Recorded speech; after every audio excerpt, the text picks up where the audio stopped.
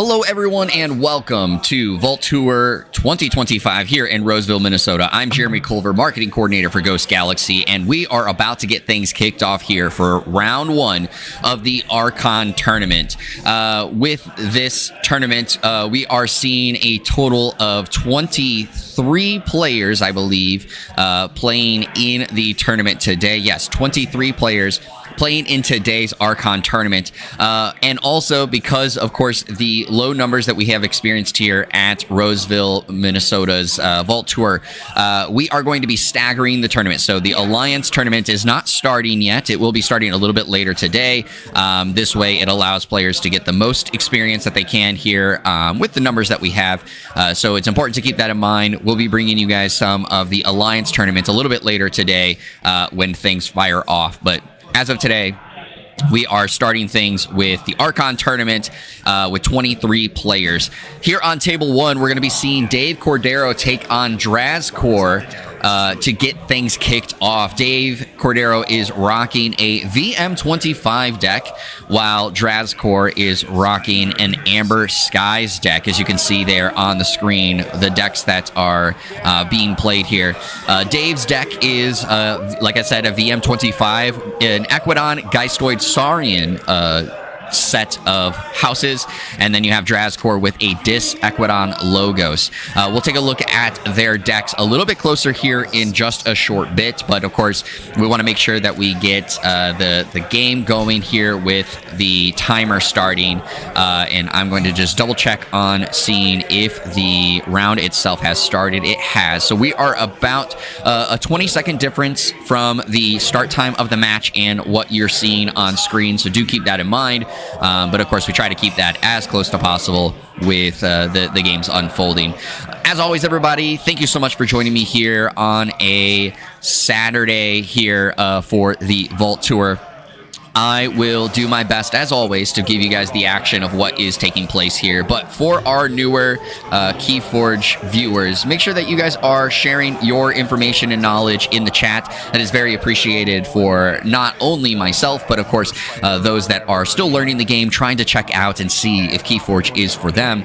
And so, of course, as the day rolls on, I'll be trying to bring you guys some community members to help with co-commentating and sharing their analysis and insight as things unfold, but I'll be here helping bringing that action for you guys to start. So it looks like Dave got turn one to start things off, going with Saurian to start playing the one, and it also during that that time it looked like Drazcor decided to mulligan, trying to bring something different than the opening hand that they drew. So we get turn one, a Sandworm coming down, getting the 2 Amber Pips right away, and then a Hoist Operations right after that. Drazcor's deck actually has 2 Hoist Operations. One of them is enhanced with a discard pip, so this is the non-enhanced version. Going to put a creature into the archives, chooses to put Dave's in there, which is going to slowly clear the board for this turn. Of course, Dave has a chance to grab that back from the archives. And Dave immediately goes into a Geistoid turn and is scrapping with Snippy, which deals the damage to the Sandworm there. Going to destroy that Sandworm, immediately puts down a Webster, a Parabite, and then a Reaver on top of it, as well as an Echo Fly. So a good hand for Dave there to establish a board presence, clear out what Drazcor had on the field, and of course also captured an Amber away from his pool, putting it on the Webster there, a beefy 8-powered Webster. Going to be hard to get that off the field easily without any kind of card effects. I'm going to take a couple of little beatings there, and of course with it having taunt, going to make it hard to get rid of that Parabite, because Parabite now increasing the key costs for Drazcor from 6 to 7 with the captured Amber on Webster there. All right, so Drazcor taking his time, looking at things, going to go into a Dis turn here, and immediately plays a Gleeful Mayhem, dealing 5 damage to clear out the Echo Fly. And just plays the 1, drawing back up.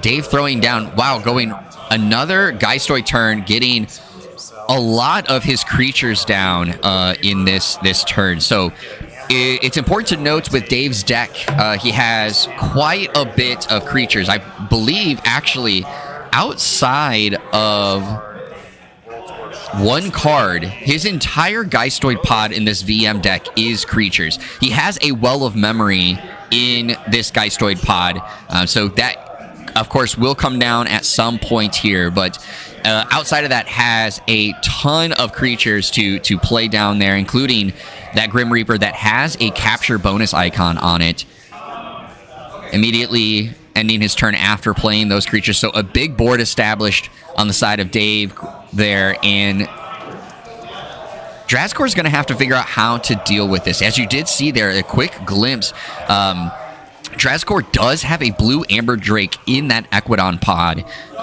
so that is something important to keep in mind, which is going to allow him a chance to try to forge that key, because blue Amber Drake has a destroyed gain 4 Amber, and forge your blue key at current cost. So there is a chance he can combo that into getting himself his blue key during a turn if he has the options to do it. But looking at that hand spread, looks like he has more Equidon cards in hand. Not sure you want to put the blue Amber Drake down just yet, but he might want to.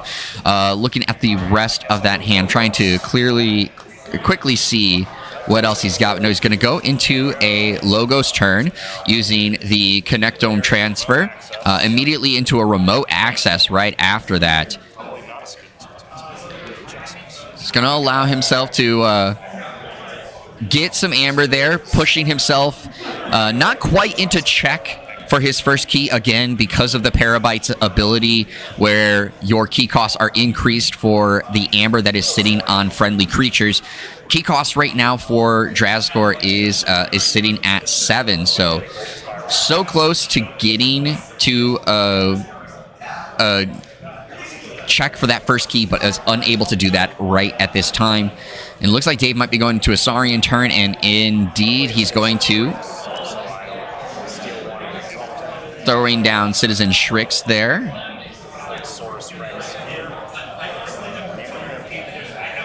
And then the Saurus Rex right after that. In the back there,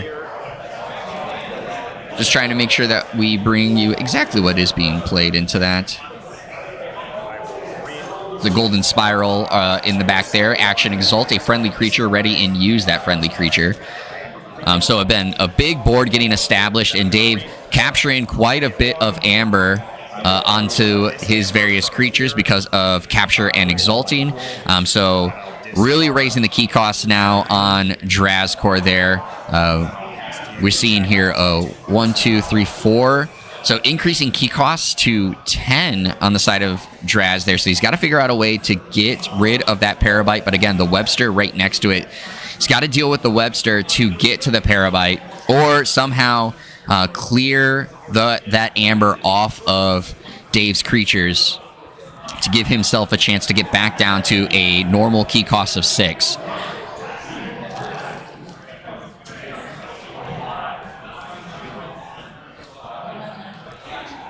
All right, so Draz taking his time, looking at his hand.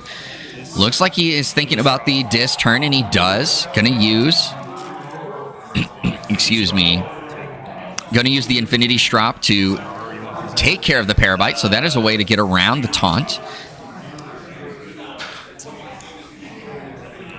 And then was able to deal an additional 4 damage to get rid of the Reaver. That is going to put 4 damage on Webster as well, because Infinity Strop's ability is play, deal 2 damage to a creature, and if this damage destroys the creature, then you deal 4 damage to each creature that shares a house with the destroyed creature. So, able to deal with the board a little bit there, and of course, coming down with the Suspendamander right after. A good way to get rid of the Cursed Relic that is in his hand from Equidon.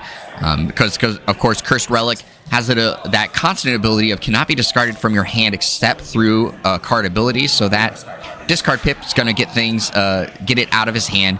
But Dave able to forge his first key, goes with the blue in this one.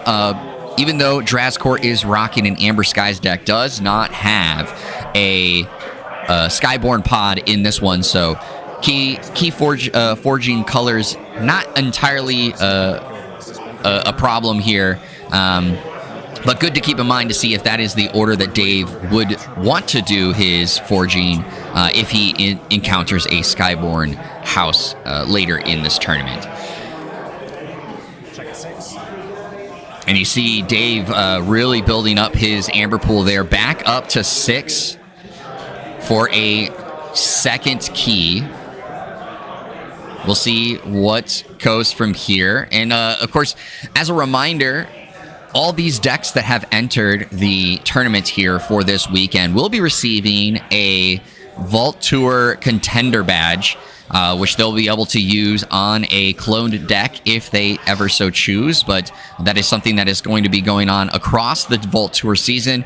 For those that enter the tournaments, their deck will receive a badge that they can end up using later. And that daughter now comes down with an enhanced 2 amber on it, so a nice one there. And Ezra Pause comes down, so Drascore is going to be able to look at the hand that Dave is rocking there. There's a de-escalation on his side.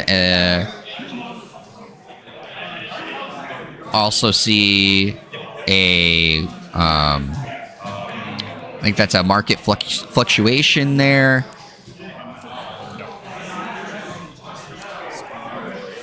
All right, so Dave's just kind of holding it down for right now. And Draz able to play a couple more of his Logos cards. And now he is at check for his second key. Dave able to forge, or excuse me, Drazcore's first key. Dave is able to forge his second key. And of course, this is a moment of the drag strip racing is going on the side of Dave, just really rushing out, getting to that 2-key lead. But it's important to note, this today is going to be a little bit different than the sealed tournament that we saw yesterday. However, we had in almost every game yesterday, one player rushing out to a lead and the other player slowly chipping away to get themselves back into the game. And with most of them eventually winning.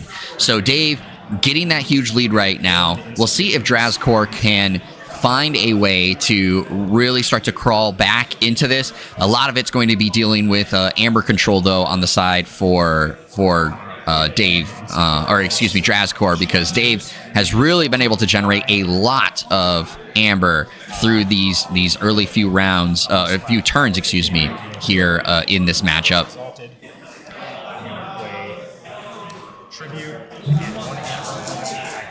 All right. And Dave able to do what is needed to get Draz off of check once again. Definitely tough for Drazcore. Dave already up to 5 amber for his third key. This deck is showing off the ability that it can have early on here in this tournament. And Drazcore's deck feels like just maybe right now the draw is just not on his side. Maybe this VM25 deck just has the kryptonite to what Drazcore is trying to bring to the table. But Dave is just flying in this matchup here. And now, of course, has enough to get 7 amber. Clearing the board on Drazcore's side. Now he's sitting at 3 amber. So Dave has things on lock if he wants to close out this game. Drazcore's got to figure out, does he have what's in his hand to stop Dave and get him off check? Also knowing the Saurian, or the amount of amber sitting on the table here.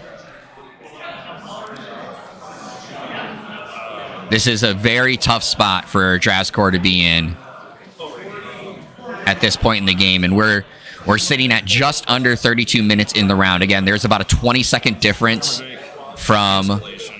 between the two. All right, so he's going to use de-escalation, and that is it. There's just not enough amber control on the side of Drazcore to end this game, and it just ended up being too much amber control and amber generation on the side of Dave that Draskor's deck just did not have the cards in hand to take it down. What a race there early in this matchup to get things kicked off here for the Archon tournament on a Saturday in Roseville, Minnesota.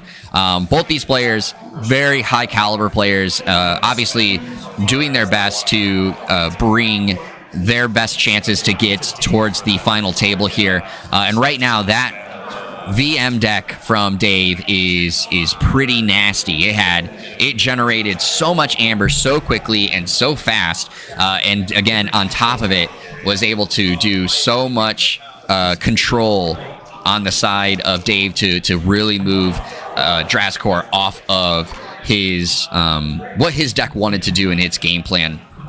So what a blistering pace that first matchup was.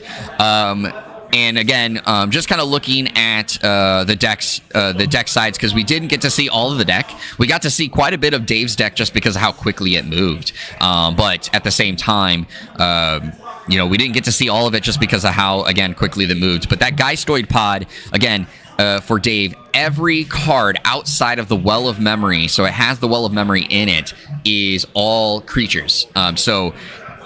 We saw Dave quickly establish his board just because of the amount of creatures he was able to generate there at the beginning. The draws just worked out with him very, very well. And then, of course, the Saurian just very much complementing the situation there, really being able to capture a lot of amber off of Draskor, putting it on the Webster there, which was very difficult for Draskor to figure out how to deal with. And, of course, the deck just did not have the things that were needed to make things work for him on his side. And Draskor, it's a good Amber Skies deck with a Gis Equidon Logos. There's a number of cards in here that I very much recognize and look at that. It definitely has the tools it needs to win, but just not the tools to slow Dave down in such a good early draw that Dave experienced there in round one. So congratulations to Dave for getting the early win here in round one of the Archon tournament at Vault Tour Roseville in Roseville, Minnesota. And obviously Draskor dropping down to the X and 1 pool early. Not something you want to experience here early in the tournament, but of course does not mean that any way, shape, or form that he has in the eliminated or does not have a chance to crawl himself back out. Of course, with it being a 2-0, has the chance to crawl themselves back through and get into the top table, or at least the top cut through the X and 1 pool. So again, very, very quick match. And I don't see any other results at this point, so unable to pass along any updates when it comes to that stuff right now. But just once again, everyone, thank you so much for tuning in here to the stream for Vault Tour Roseville. If you haven't recognized me before or haven't stopped by the stream, again, I am Jeremy Culver, marketing coordinator for Ghost Galaxy. As always, I'm going to bring my best in covering the action that you guys are seeing here with the games. We, as the day will roll on, try to grab some community members to come join in and do some co-streaming with me to bring their analysis and their insights to the games. But until then, I'll be flying solo. So as always, I appreciate you all lending your insights and advice inside the chat for not only helping myself, but also helping our newer viewers for understanding and seeing what KeyForge all has to offer. As mentioned yesterday, while we do have a lower turnout for Vault Tour Roseville than we would love to have, we do have still a lot of very high caliber players here in the tournament. Of course, some of the names that many of you guys might recognize from their successes at past Vault Tours as well as at the World Championships. We have Flaming Hobo in the field, Gorlami in the field. We also have Wookie, runner-up from last year's U.S. National Championships. We have X-Ray in here, Captain Crispy, Dr. Sheep, Mammon, Ewok, a huge again, talent of pool here for this tournament, as well as, of course, the two that we just saw on stream, Dave Cordero and Drazcor. So while the pool of players is smaller than we would normally like, does not mean that the games that you guys are going to see are going to be sacrificed at all because of that. And again, I'll be trying to bring you guys as much of the action that we can do throughout the day, so that way you guys are staying in tune to what's going on here at Vault Tour Roseville. And once again, if you missed the announcement earlier, because of our lower pool of players that we have for today, we have been able to grant the luxury and the opportunity to stagger the tournaments. We are not able to do a full stack due to the time constraints that we have here for the venue, but we are staggering the tournament, so we will be starting the Alliance tournament a little bit later today, which is going to allow some players who are eliminated or potentially qualified in the Archon tournament to jump into the Alliance tournament, and we'll see how things go there. So right now, we'll be bringing you all Archon tournament matches going on. When the Alliance tournament kicks off, we will be trying to bring you guys some of that information and news as it unfolds. We're still waiting on some results to come through for round one. So with that being said, I'm going to throw it to a quick be right back screen. We'll be able to come back here very shortly before the round ends, be able to give you guys some updates on how some of the other matches have unfolded, and then, of course, get you guys getting ready for round two of the Vault Tour Archon tournament. So make sure you guys, if it's early for you, make sure you guys have your drinks that you need to get you through the day, maybe your breakfast. I'm willing to share it with you guys here. I got my coffee off to the side here, as well as, of course, anything I need. So make sure you guys are hydrated and got your food. Get ready for a lot of great action from Vault Tour Roseville 2025, and we'll be right back very shortly.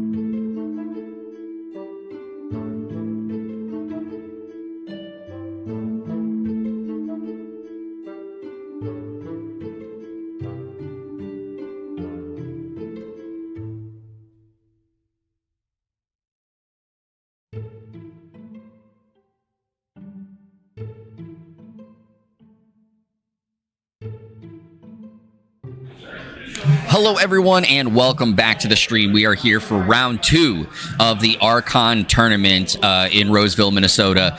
Just to give you some updates, because we are having our players sit down right now, I'm going to give you some updates on how things went in the first round of the matchups. So Sunday took on Jace 2224 and got the victory in that one. We saw Flaming Hobo take on Animal GP. Flaming Hobo won that one.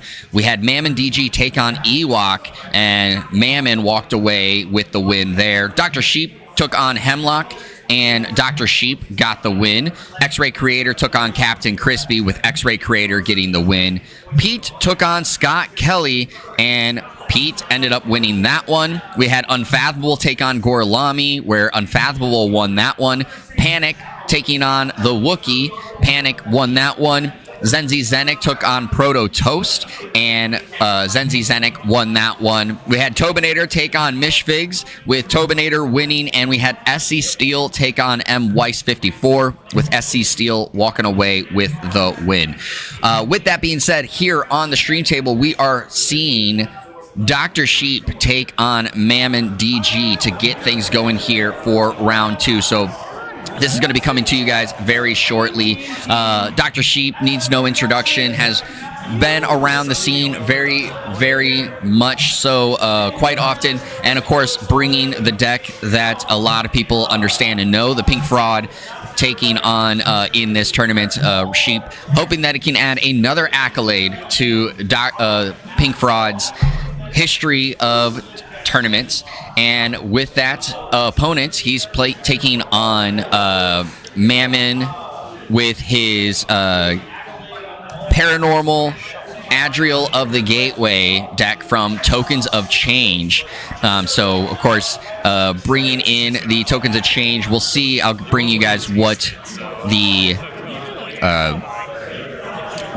token it has here in just a second. I'm just trying to make sure we get to the start of the round as close as I can in the upper left-hand corner there, so then that way there's not as much of a discrepancy.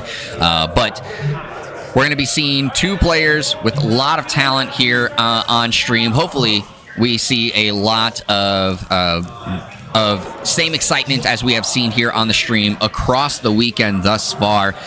The timer has started. We're about a 3-second difference, so not too far off from before.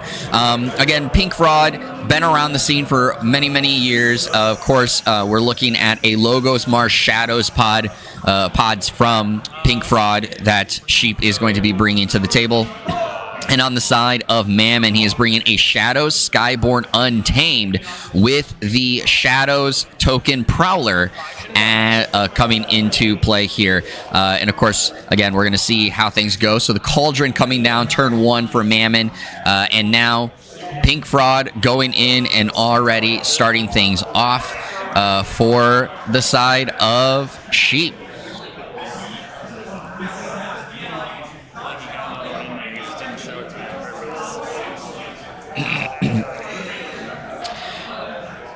All right, so number of cards going into the archives there for Sheep. We saw, of course, the Key Abduction getting picked up there out of that. Playing the Key Abduction just to get the Amber. Clearly does not have enough to forge a key at this point. But, of course, the Grabber Jammer then coming down right after that, as well as the Squawker, which is going to allow the reaping of Grabber Jammer. Another Squawker coming down for another time for being able to reap with the Grabber Jammer. And now, as you see, of course, Sheep already with 6 Amber on his side of the field. So this is going to be a quick run on the side for Mammon. Mammon now coming right back out from doing that, creating a token Prowler there. With Prowler's ability is after Reap, if your opponent has more Amber than you, steal 1. So, of course, able to capture some Amber, or steal some Amber, I should say, to be technical, away from Sheep to get towards their first key. No longer in check on the side of Dr. Sheep, and Mammon getting a lot of Amber to start things off, already at 5 Amber. And we see there with the This subtle chain, it looks like, yes, your opponent discards a random card from their hand. So able to get into the hand of Sheep, be able to move some things out, ending turn and passing it over. Needs to ready the card. But you see Dr. Sheep doing the friendly reach over and helping Mammon out there. Immediately into a Shadows turn for Dr. Sheep, doing a bait and switch. Getting some Amber pulled away. And now the routine job coming down. Those that don't remember, this Pink Fraud has 2 routine jobs in the deck here. So, of course, we'll be able to, at some point, be able to get up to 2 additional, basically steal an additional Amber away for the other routine job if it is put in there. And now, over with Mammon DG, a Skyborn turn coming in here, and you see a lot of creatures coming down. And the Cauldron putting some 2 Shadows cards now at this point under that Cauldron, getting closer and closer to being able to pop that Cauldron and play the cards underneath. And it's going to be helpful with having similar houses, of course, underneath. So now with turn passing, you saw Sheep was able to forge the first key, goes with the red forged key to get things started. We're looking at the discard pile there.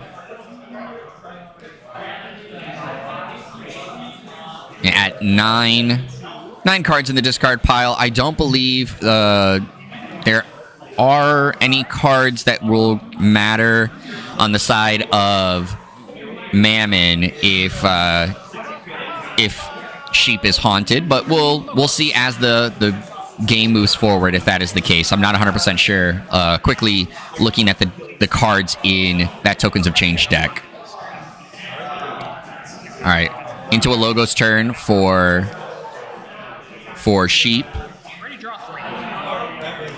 Just doing a little bit of archiving and now drawing back up to 6 cards. Now it's passing over to Mammon. So Mammon sitting there at excuse me, 6 Amber, not able to forge the key because of the Grabber Jammer. Grabber Jammer now removed.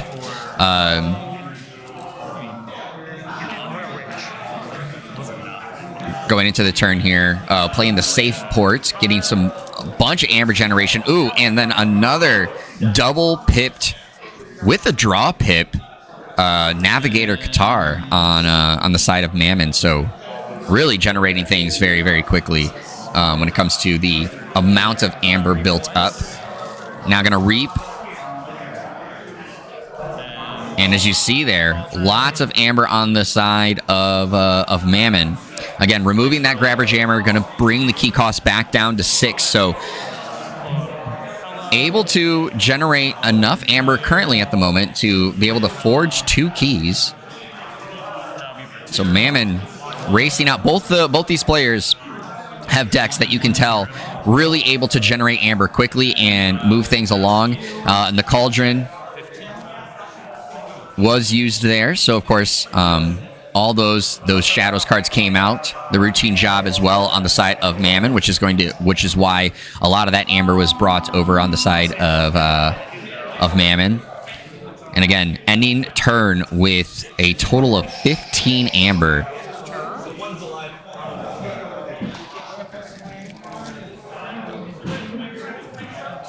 All right, now into a Shadows turn for excuse me, for Dr. Sheep.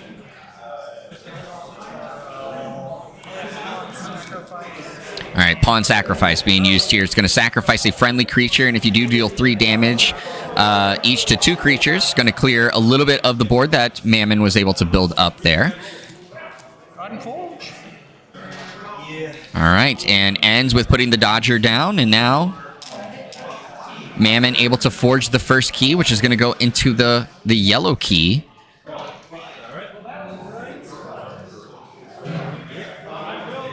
And we'll see what Mammon decides to go here. Currently sitting with 8 Amber. Sheep at 3 amber. As we know, Pink Fraud is able to close out games very quickly if able to get the cards that is needed. And Mammon going into a Shadows turn there. There's a routine job. Getting more amber on the side of Mammon towards that 3rd key. Cover operation was what, of course, allowed Mammon to get that Prowler put down in play.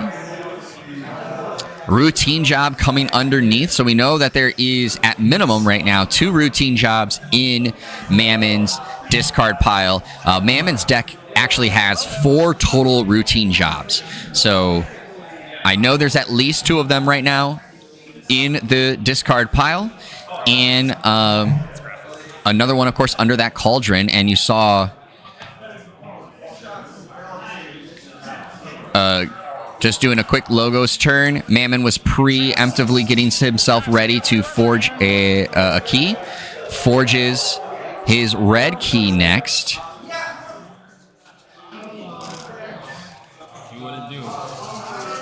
And all that amber just disappearing just like that.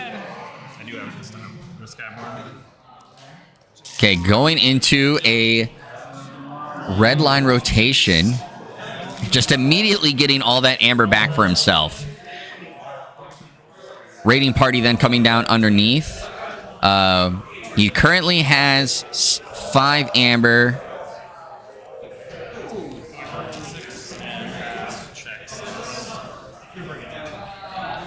He reaped with the Captain Pella, which brought out another Prowler, getting him to 6 amber towards that 2nd key. And again, this is going on at a blistering pace. We are just about 10 minutes into this matchup, and Mammon is already threatening that 3rd key. Sheep's hand just not...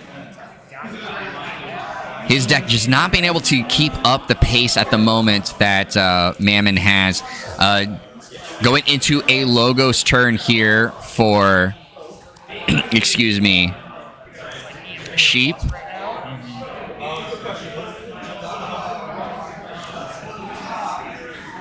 We'll see what Sheep is able to pull off after using that battle fleet. Going into the orbital bombardment right after that.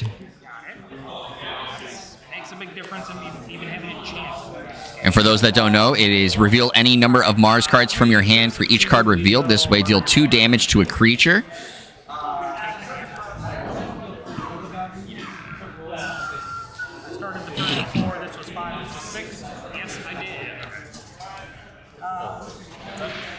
All right, so able to clear the board for Mammon.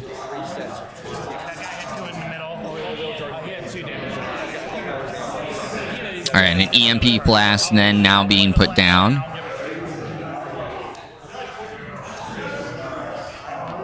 Gonna destroy that cauldron, get it out of the field.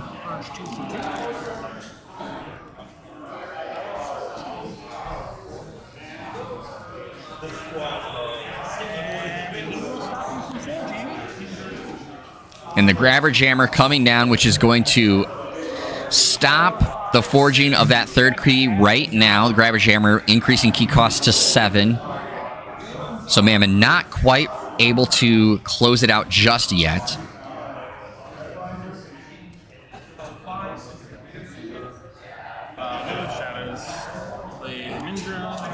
Going right into a Shadows turn for Mammon. The Mindra coming down, getting a lot of amber off of that. Immediately afterwards, of course, playing the safe house, which get the extra amber. Archive a friendly creature.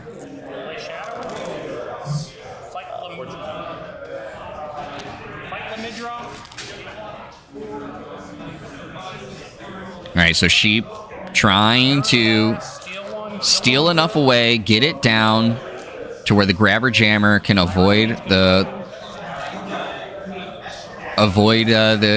forging a key, and does enough with enough steel.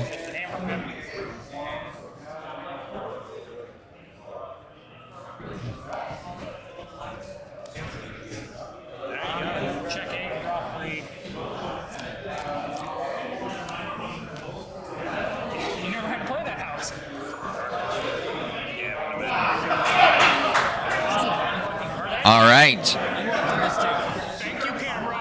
And so match is over off of that.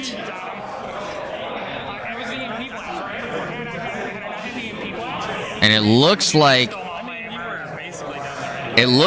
I think Sheep ended up winning that based off of how things unfolded there at the end. Of course, I cannot hear what was said at the table there, but just based off the way things looked, you know, Sheep had gotten himself enough to threaten that key, and now they're having a little discussion here. So I think that Sheep ended up getting that. So, of course, congratulations to Sheep for closing out the victory and doing what was needed to get Mammon off of that check for the third key and moving things forward, showing that Pink Fraud still has what needs to do to hold its own against all the newer sets as they continue to move forward. You know, you know, Coda, of course, being the very first set, always in play when it comes to the legality of the tournament, when it comes to what players are bringing to the table. And Sheep, of course, infamously acquiring Pink Fraud to be utilized, and of course continuing to make its case for being such a strong deck in the organized play scene. So congratulations there. Mammon obviously has a great deck as well. We saw such a big explosion of Amber from there, but this is what Sheep's deck can do. This is what Pink Fraud is able to do, is to continue to get the Amber away from the other side and not be able to close it out. And as you saw, Mammon was a little bit away from having Key Frog to where he could have potentially forged the key during his turn and obviously closed it out, but just did not have it in hand to get to that point to get the win. So congratulations to Sheep for remaining in the X and O pool, able to move on here into round 3, and Mammon dropping into the X and 1 pool. Of course, still has a chance for working himself all the way back up into the top cut. But another really fast match taking place here in the tournament so far.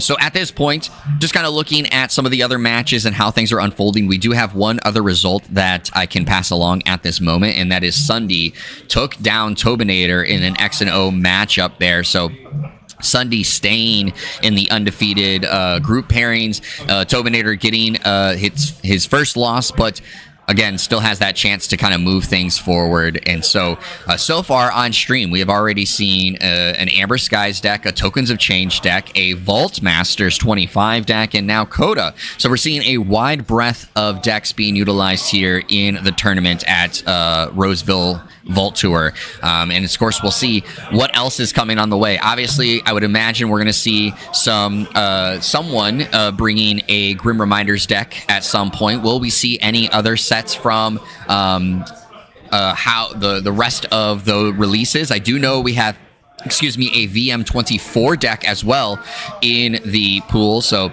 a lot of players bringing a bunch of different things to this tournament, which is a very interesting thing, because of course we see a lot of players had gravitated towards Grim Reminders in the most recent events, and now we're seeing a little bit of a diversity when it comes to the amount of sets being played at the tournament. So we'll see how that goes. Again, for those that missed the earlier announcement, there are 23 players here in the Archon tournament, and because of the low attendance for the Vault Tour Roseville, we have been able to stagger the tournaments when it comes to when the Alliance tournament will launch. So next round 3, is going to be the in a sense, the last round before we launch the Alliance tournament, and then we'll be doing the Alliance tournament starting at that point. So there is going to be, of course, a number of players who will be able to be in both tournaments, which is going to, of course, allow players here to have the best experience that they can have with the time that is allotted to us here at the venue.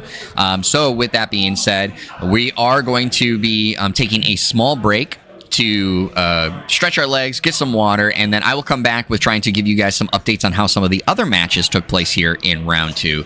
So as always, everybody, don't go too far because we have more KeyForge action coming to you guys here from Vault Tour Roseville very shortly.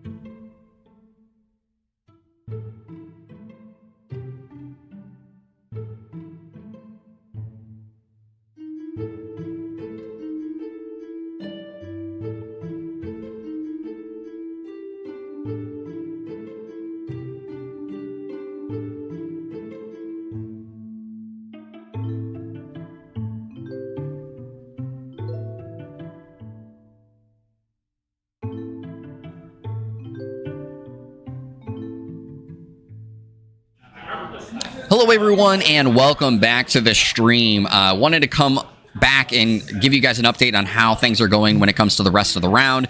Going to pass that along. I'll also let you know that we did go into a lunch break, so all our players have left to go grab lunch. They will be back here at about 1:30 to get round 3 started. But with that being said, let's pass along the matches that had taken place off stream for you guys to get an update on how things are looking. So in a X and O matchup, Flaming Hobo beat Pete to stay in the X and O grouping. In an X and 1 matchup, Jace 2224 took down Animal GP to stay into the tournament. Animal GP unfortunately has been eliminated. Proto Toast took on Hemlock in an X and 1 matchup. Proto Toast won that one, staying into the tournament. Ewok ended up facing Mitch Figs, and Ewok was able to get the win, staying in the tournament. Mitch Figs has been removed from the tournament. In a X and 1 matchup, M-Wise 54 took down Gorlami, so Gorlami has been removed from the tournament. M-Wise staying in the tournament. Drazcor, which we saw in the first matchup, took down I Am the Wookiee in an X and 1 matchup, so Drazcor staying in. Wookiee, unfortunately, being eliminated from the tournament.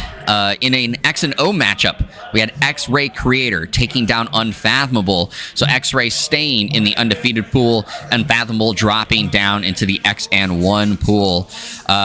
We obviously saw on stream Dr. Sheep take down Mammon DG in an X and O matchup.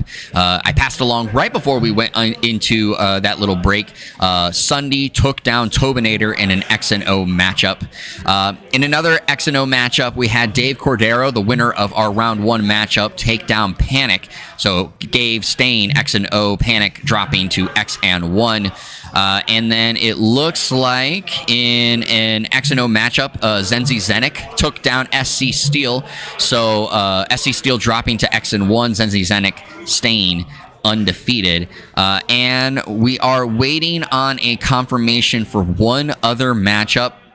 We'll see if that result comes through here very shortly before I pass along that update to you guys. But that has been basically the match pairings for round 2, passing along what has happened at this point.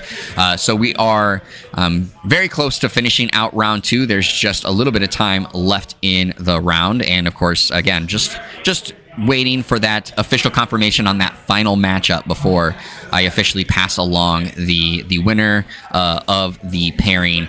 But again, we are on a lunch break. The players have been told to be back here at 1:30 to get things started for round 3. So we'll be coming back, of course, around that same time to bring you guys the round 3 action. And again, just kind of waiting. I'm going to refresh the page and see if there has been a result that comes through in that final matchup.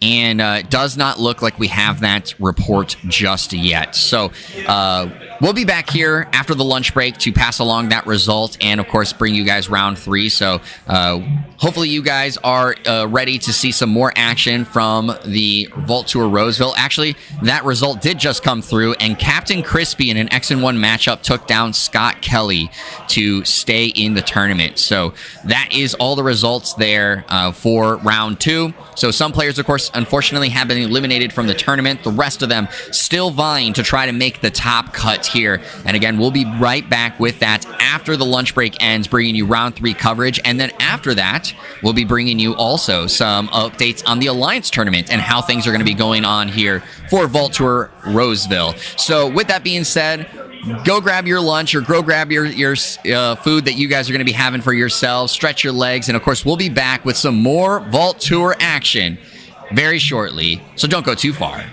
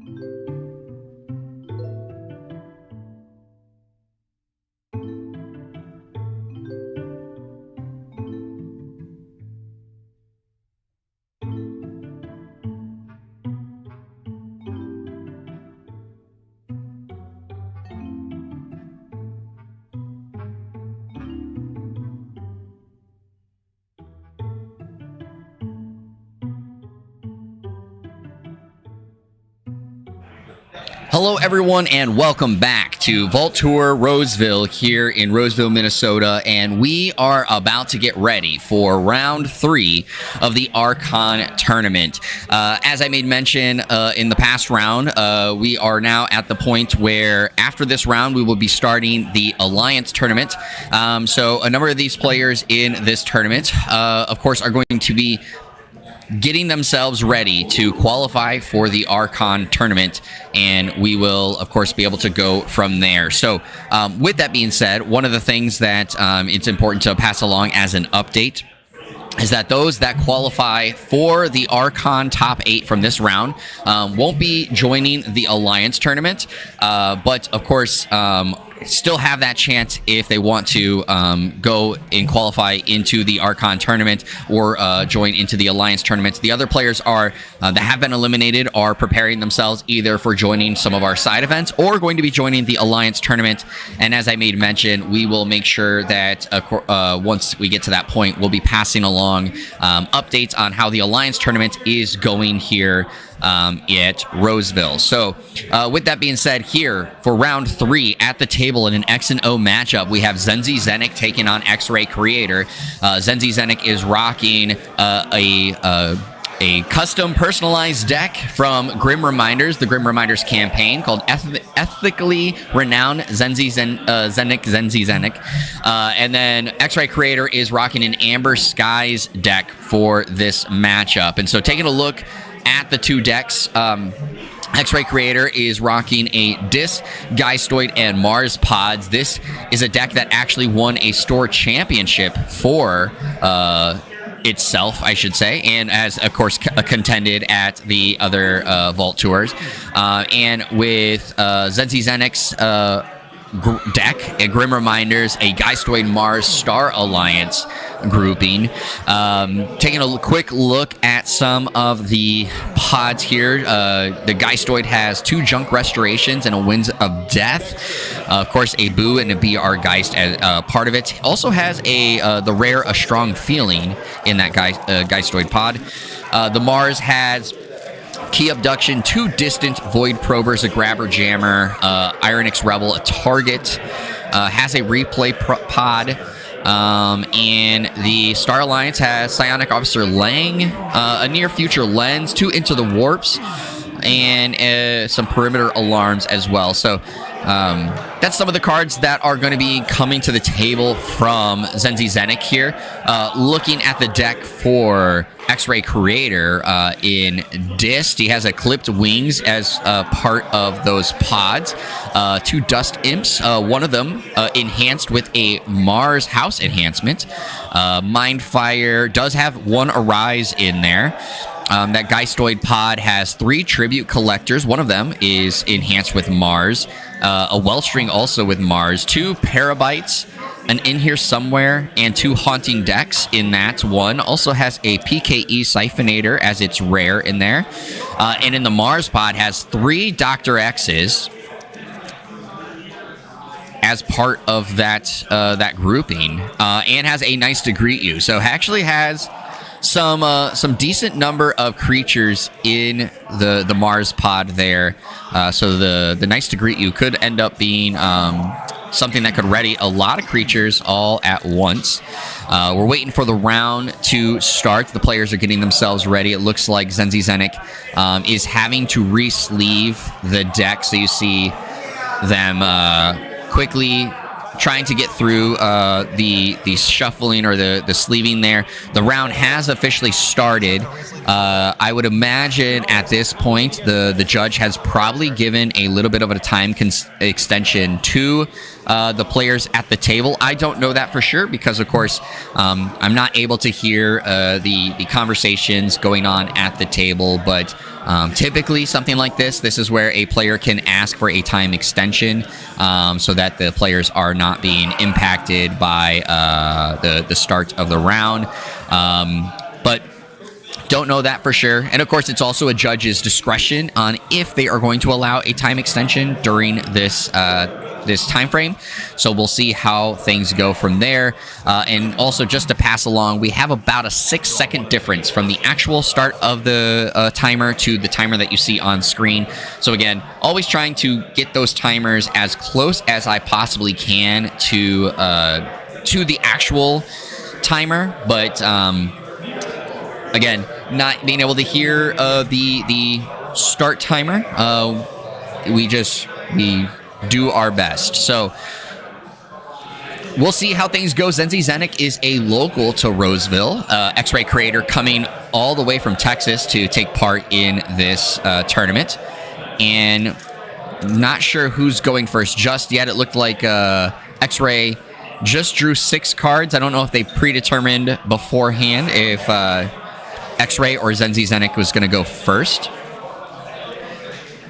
But we're about to get things started here for Roseville's Archon format. And again, the winner of this will be qualifying for the Archon top cut. So this is an important matchup from the two of these players. And it looks like it was X-Ray Creator was going to go first. Decided to mulligan, so just drew 6 cards here. So we'll see what X-Ray decides to start with, and is going to just drop down a Tribute Collector. This is not the one that is enhanced with a Geistoid pod, so, or excuse me, a Mars pod I meant. So that is important to note. And also you see there, the Tribute Collector is rocking one of its accolades, so this is a copy deck that is being utilized. Zenzi Zenik came down right away with the Drunk Restoration, being able to discard the cards into the discard pile, trying to get themselves to a haunted status very quickly. And I don't think ended up taking any of the cards. Immediately goes into a boo right after that. So going to be discarding the 10 cards that is worthwhile to get themselves haunted. And that Soul Vial also coming down there. So those that don't know, the artifact Soul Vial is each friendly creature with amber on it gains destroyed. Archive this creature. So important to keep in mind. X-Ray going into this turn, and immediately going into DAT.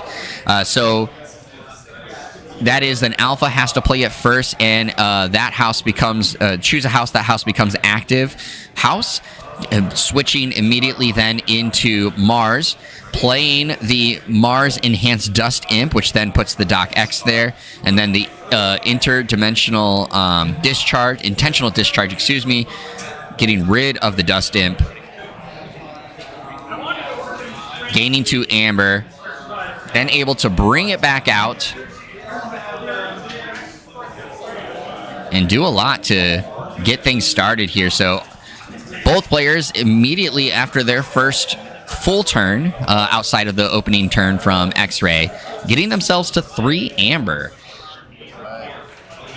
And I appreciate all the kind words in the chat from you guys. I do my best with bringing you the commentary that I can provide. And as always, just encourage you guys to share your thoughts and information and knowledge in the chat to help our newer viewers out. But I will do my best to bring you guys my KeyForge knowledge when it comes to all the things that we're seeing here.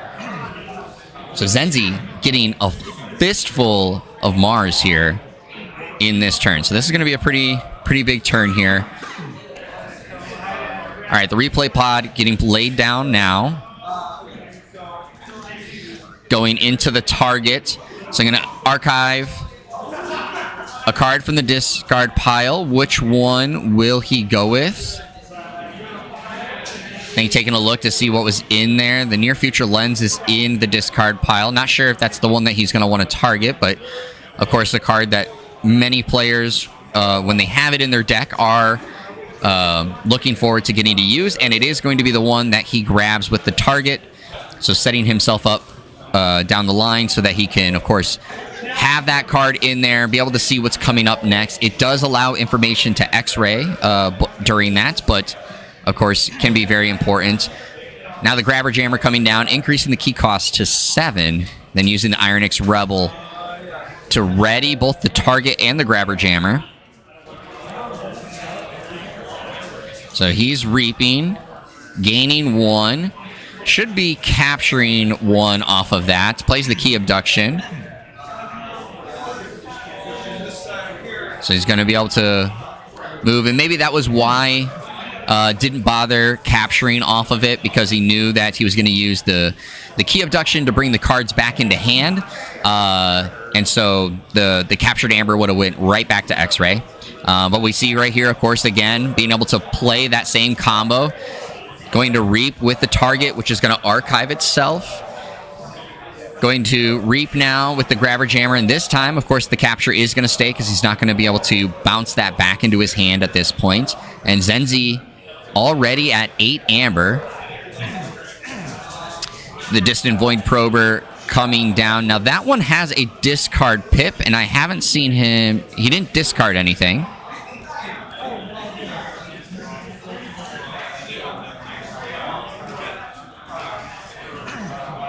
And I'm assuming because now that I realized he had emptied his entire hand, so he didn't have anything to discard, and that is why he didn't discard anything off of that. So a good play from Zenzi there, playing everything out in his hand. Again, his entire hand was Mars, so makes a lot of sense of the turn order and the way that he played those cards so that he could set the Distant Void Prober up as the last card so he didn't have to discard anything. And again, ending his turn now with 8 amber, threatening that first key.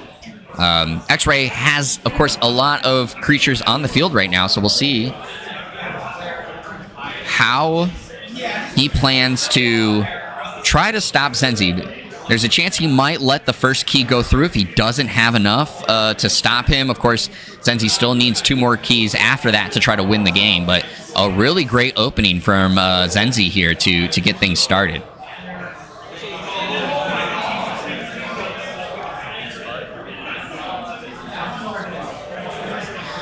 All right, so going into his Yandalix there, scrapping it, so each friendly creature, Mars creature captures 1. So that's going to get some amber off of the side of Zenzi. And again, that Dust Imp is enhanced with Mars, so that's why it was able to capture as well. And then uses the Doc X to bring Yandalix out, which of course then means he does have to discard a card, and he decided to discard the Vlad. Varid, not Vlad, Varid. Arise getting removed as well.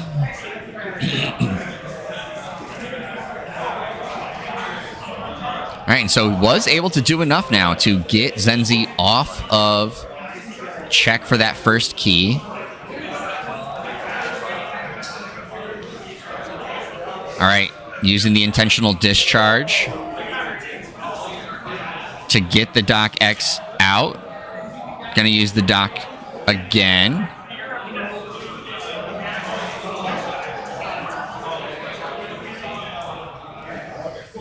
All right, and immediately then brings out Zwinks the Bold, which is going to fight into the Ironix Rebel with that 2 armor. So now an enemy creature is going to capture 2 from its own side. What is he going to put it on? Right now, indicating the Grabber Jammer, and looks like he does set it on the Grabber Jammer. So the Grabber Jammer sitting with 3 amber on it. And uses the Dust Imp to Reap.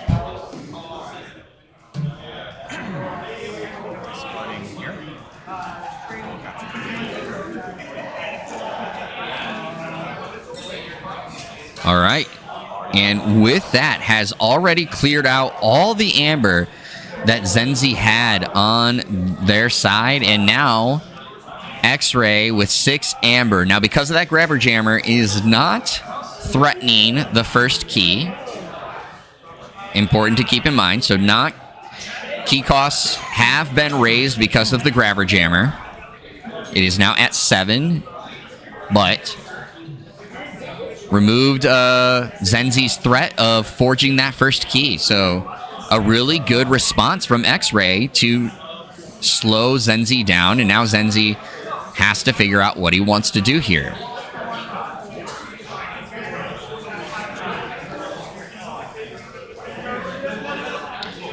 All right, Zenzi asking to take a look at the discard pile from X-Ray, trying to see what is all in there at the moment. Does have a number of Mars cards in the archives at this point. And decides to pick up the archives, has brought it to their hand. Gonna go into a Mars turn, so reaping with the Distant Void Prober. Now, key costs have been raised even more because Zenzi is haunted at this point.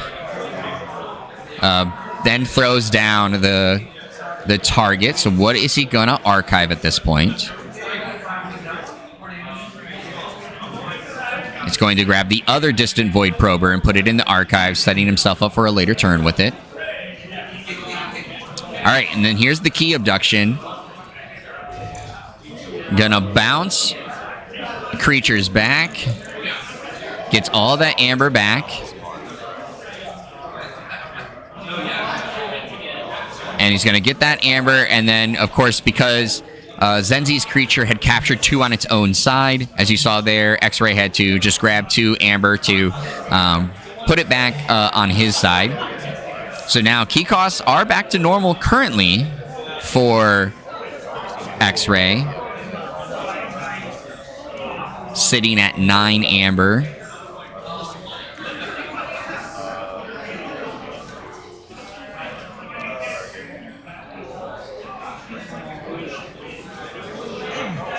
All right, and then, of course,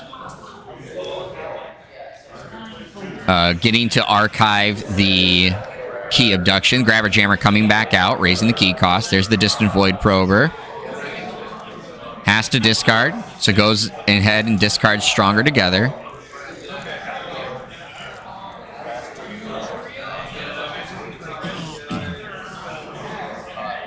And that's going to ready. Now, it is going to cost 7.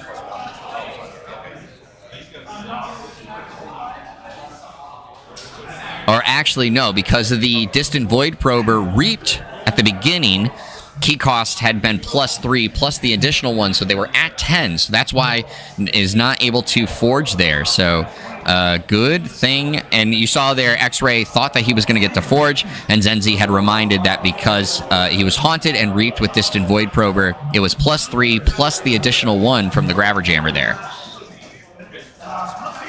So did not have enough, did not have the 10 that was necessary. Would have been an expensive key to get there, but did not have enough to make it fully happen.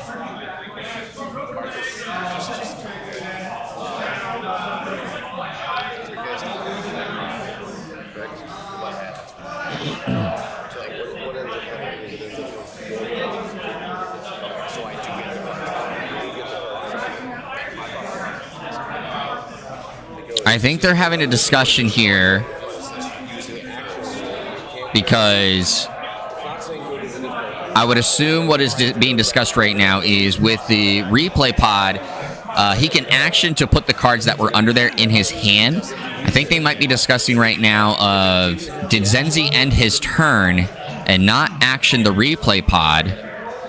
And it looks like they're going to allow it to go through by purging the replay pod.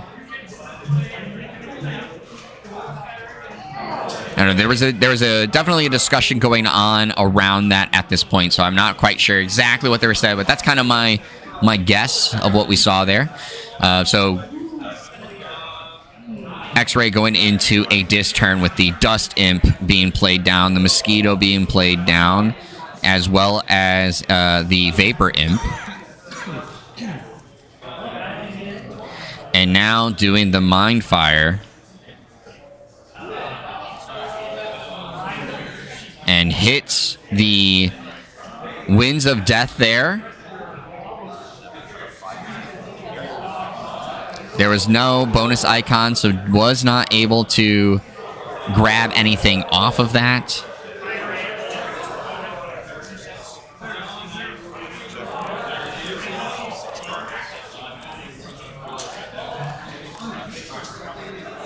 All right, thank you for the information, Harmed. As I mentioned, we were unable to hear the desk audio, so wasn't 100% sure. Harmed says they were discussing if Rebel goes to hand after playing Poltergeist on the replay pod, and it does.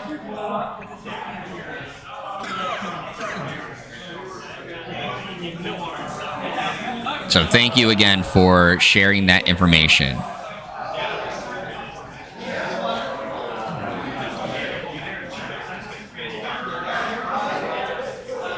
All right, so a number of Star Alliance in hand, dominating the hand that Zenzi has.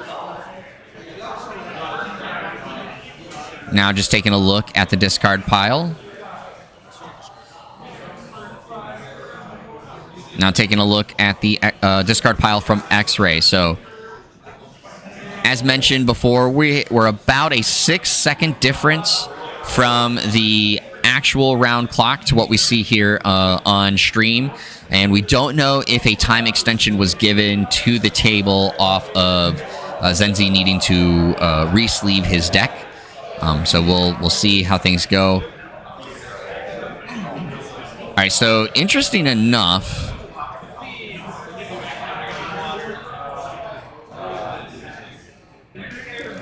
okay, going to Reap with the 2, and he threw down the Ironix Rebel first. Okay, uses the key abduction. 2, 3, 4, 5, 6, 7, 8, 9. All right, so that is enough to forge that second key. The key abduction coming in to make it happen.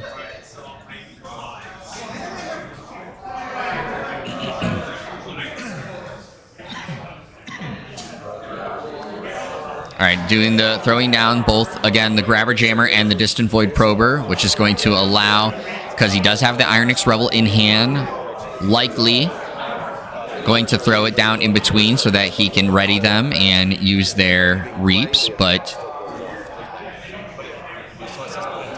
looks like they're calling a judge over now. You can see the shadow.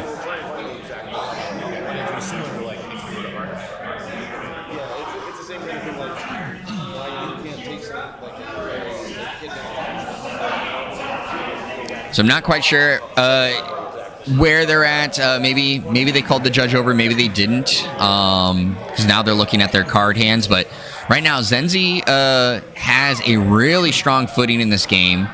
Goes into another back into the turn, so maybe they've resolved whatever they were paused for there for a second. The Distant Void Prober coming down. This one has a discard pip.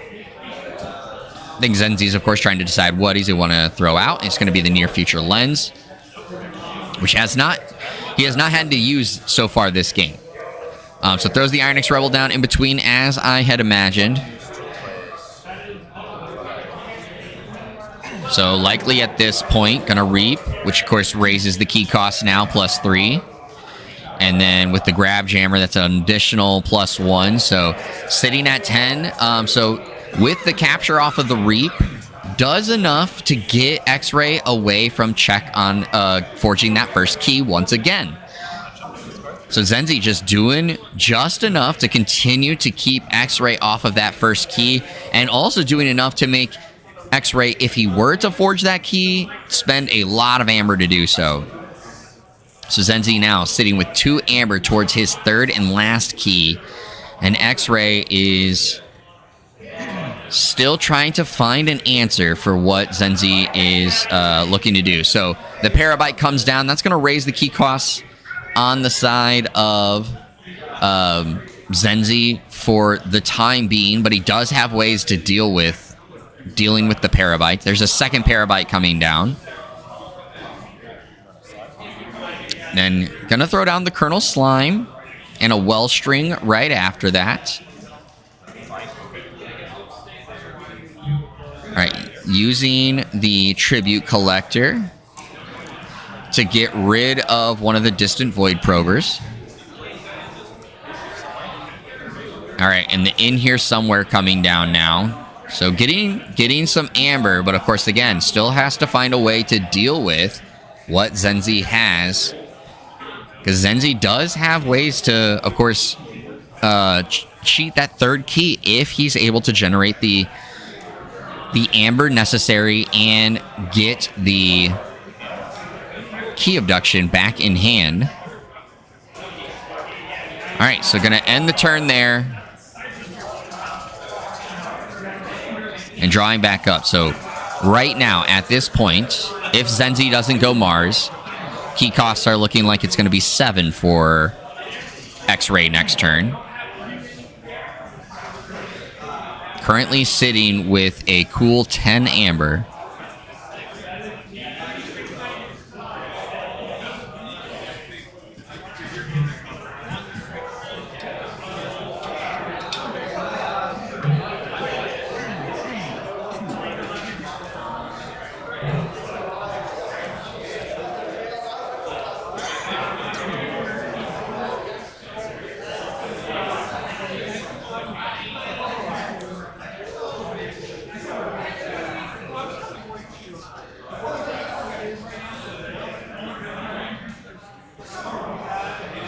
All right, taking his time, looking at his hand. He does have a 3-3 split between Star Alliance and Geistoid. Taking a second to look at the discard pile of X-Ray.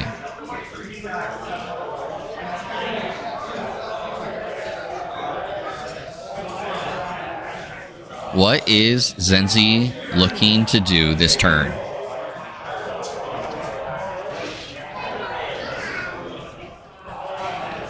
So there's a BR Geist in hand, so that might be why he keeps looking at X-Ray's discard pile, trying to see, does he want to use it on himself? Does he want to use it on his opponent?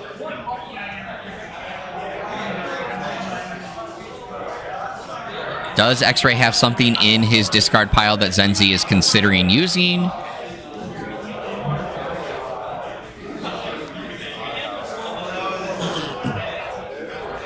All right, currently hovering the Daimo. That card has each friendly creature with amber on it gains destroyed. If you are haunted, gain 1 amber for each amber on the creature. All right, so goes into the BR Geist. So he's going to gain the amber off of it. What card is he going to go? So it looks like he actually has decided he's going to go with his own deck, and he brings out the target, which is going to allow him to now archive something off of the target. And I think he's currently considering what does he want to do, and it's going to be the Winds of Death, which makes sense, again, based off of the board state that you're currently seeing. Might want to clear out that board.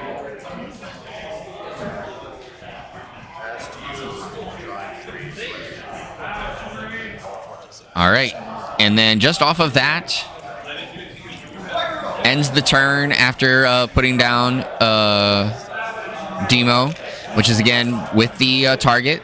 Key cost there was 7, so an additional amber necessary to forge the key, but X-Ray is on the board with his first key, but does have to know and think about that the Winds of Death is sitting in archives. So X-Ray needs to potentially deal with that. All right, and X-Ray is going to pick up his archive here. It's been a while since X-Ray put some stuff in the archives, so I'm not quite sure what is remember what was in the archives at this point.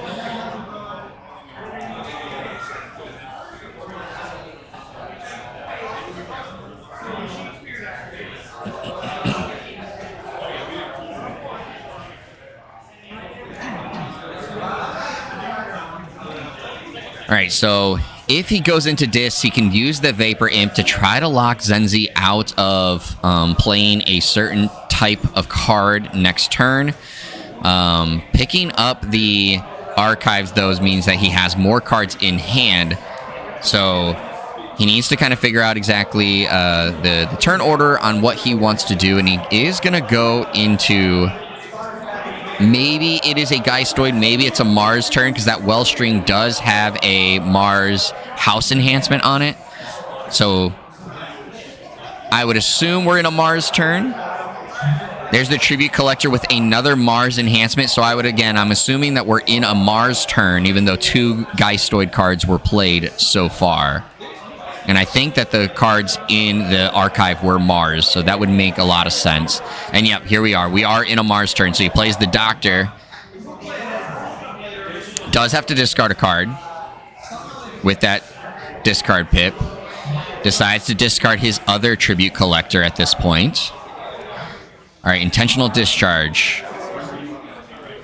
Gonna bring back to hand, which is gonna ready the Doctor.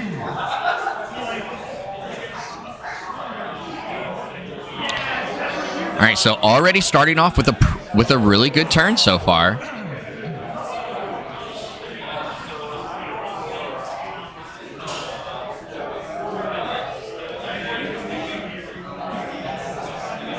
What is he gonna bring out from his discard pile after reaping with Dr. X?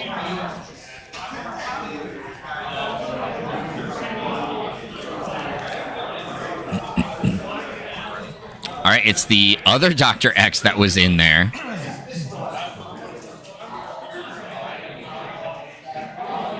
So he's gonna reap again.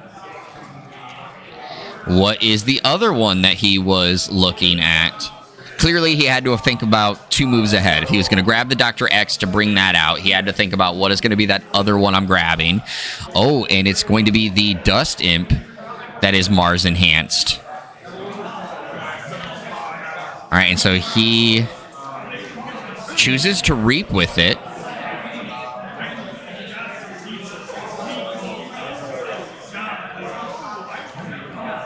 All right, and brought back the tribute collector that had the Mars enhancement.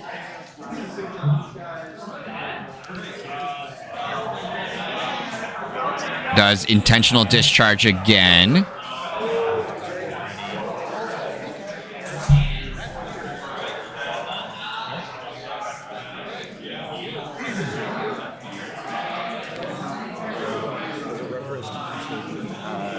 And he readied the well string.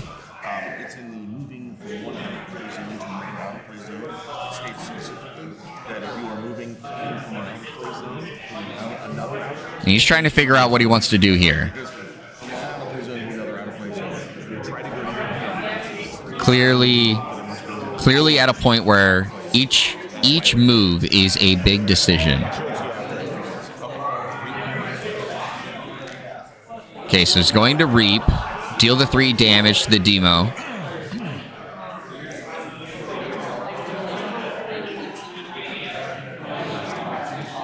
Oh, and there comes the Nice to greet you, so that's going to ready all the Mars creatures.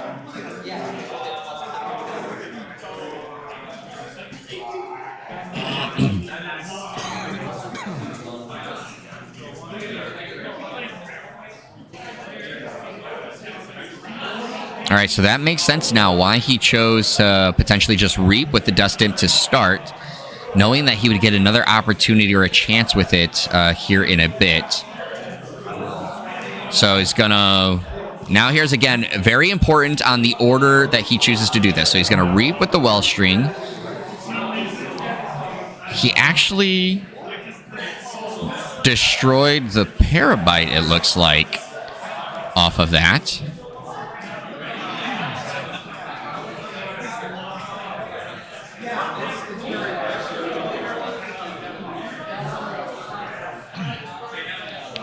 Reaps with the Dust Imp again. Going to use the distant, or the Tribute Collector to destroy the distant Void Prober.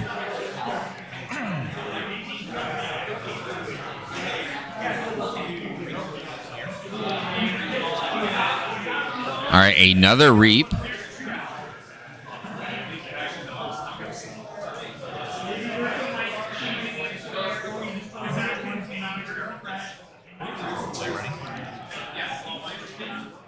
All right, Swinks the Bold coming out now.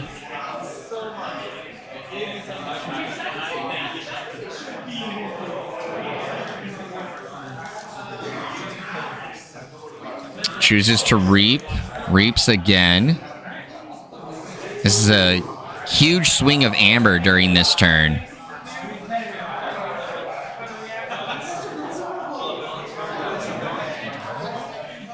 And now I can't see what card he brought out. His board is too big.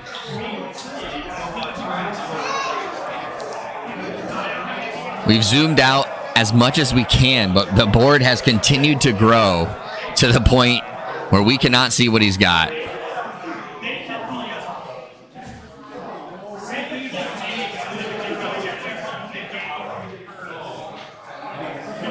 At this point, the key abduction right now has at least been reshuffled into Zenzi's deck. It's unsure if he drew it back after shuffling the deck, but it is not in Zenzi's discard pile at the moment. It could be in his hand, it could be in his deck. That's where we know right now the key abduction to exist on the side for Zenzi. All right, so he's going to use the Haunted House. I'll be astray going into the discard pile. And now taking a look at X-Ray's discard pile. So a big swing in amber there for X-Ray. Currently with 12 amber. All right, so here comes the Winds of Death. At least being picked up, I should say. Picked up from the archives. We'll see what he decides to do. Of course, the Haunted House is an Omni. As I imagined, I thought we were going to be into a Geistoid turn. There was not enough to have target archive itself. So you see there, getting the target destroyed so that he can archive it. And you see all those creatures, including the Ironix Rebel, going into the archives here.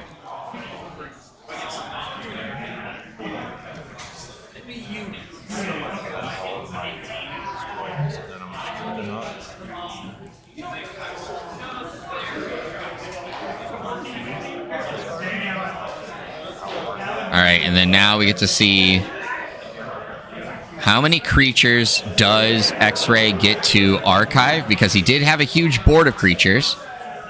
A decent amount. A total of 5 creatures. 5 creatures also on the side of Zenzi. Again, Zenzi does have the targets as well as the Ironix Rebel in there, so there is a little bit of combinations.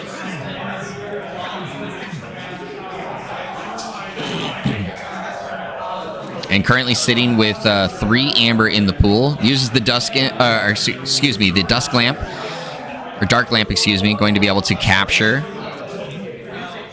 making it elusive now. All right, so able to forge the first key there. And now we have 10 amber on X-Ray's side.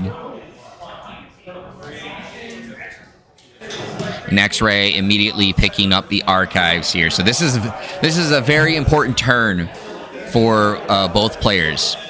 If Zenzi can find a way to get towards forging this key during his turn, maybe he has a shot. And that's going to be it. Ended up using the PKE Siphonator to, of course, remove the archives, which, of course, made it to where it was nearly impossible for Zenzi to do it, and clearly completely impossible because the handshake came out after that. So what a great match that we saw here on stream. Both players played extremely well. X-Ray really crawling back from the drag strip race that I always use as a metaphor when we talk about KeyForge on how Zenzi wanted to play, really skyrocketed towards the front.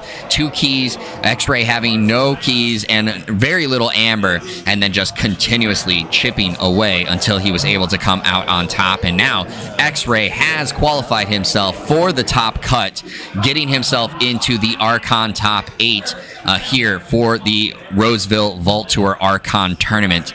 While that's being said, congratulations to both players. They played extremely well. Zenzi still has a chance, of course, to move into the top cut here in the next round. But let's take a look and see if there have been some other results across the tournament coming through while we did that. So during the pairings or the matches that we were seeing off stream, Drazcor took down MY's 54 in an X and 1 matchup, so Drazcor stays in the tournament. Unfathomable took down Captain Crispy in an X and 1 matchup, so Unfathomable is remaining, having a chance to continue to go forward. Let's see here. We had some results come in as I was speaking. We had Ewok took down Proto Toast in an X and 1 matchup, so Ewok has a chance to continue to stay in as well. Sunday in an X and O matchup against Dave Cordero took down Dave Cordero, so Sunday has qualified for the top cut. Dave dropping to X and 1. Jace 2224 from the Warforged Cast podcast took down Pete in an X and 1 matchup, so Jace staying in here. Flaming Hobo took down Dr. Sheep in an X and O matchup there, so Flaming Hobo has qualified for the top cut. And then we're waiting on the official results from the other two matchups that were happening off stream, so we'll see what those results look like, if they're going to officially be finalized. It looks like maybe one of them has. I'm taking a quick look. No, we're still waiting on those two to come through. But let's just talk again about what we saw there on stream. Both players playing really well on their respective decks. Knowing exactly the ins and outs of what it needed to do to try to push into the victory. And I think one of the things that held Zenzi back from being able to get to that victory was he did not have a way to get the key abduction back into hand after reshuffling. And that, of course, led to kind of opening the door of being able to affect the archives. And as we already knew, with X-Ray Creator having a Amber Skies deck and the number of cards that can disrupt the archives there, as many of you pointed out, the PKE Siphonator was sitting in the hand. I think that X-Ray, of course, kind of knew what Zenzi was trying to get towards, used the Winds of Death, gets those cards in there, but then, of course, can follow up right after with PKE Siphonator to remove all the archives from that Winds of Death. So did not get nervous at all about what kind of steps were needed for Zenzi to win the game, because he, of course, had the answer sitting in hand. And again, X-Ray played very, very well. You can tell why this deck was one of those that won a store championship for itself, and of course now qualifying for the top cut, so big congratulations to them. Again, we did have some results come in for the other two matchups there. So we had in an X and 1 matchup, Tobinator took down SC Steel, so Tobinator staying in the tournament. And then we had one more matchup here. It looks like Mammon DG took down Panic in an X and 1 matchup, so Mammon staying in the tournament, has a chance to move into the top cut. We'll see how things unfold from here. So with that being said, as I had said earlier, at this point, the Alliance tournament is going to be firing here very, very soon. So then we will now be giving you results, not just from the Archon tournament, but also the Alliance tournament. We will be showing off the Alliance tournament from, or the Archon tournament at this point, because we are going to have a play-in to get into the final spots for the Archon top 8. We'll bring you that matchup before we start going into the Alliance matchups, but I will still bring you guys the updates and results of how that tournaments are unfolding when it comes to the Alliance side of things. But during this small time, I'm going to get some water and take a quick break. So hopefully you guys get some water, stretch your legs, and get yourselves prepared for some more KeyForge action, some play-in action here at Vault Tour Roseville very shortly. I'll be right back, and we'll see you here in the Crucible very, very soon.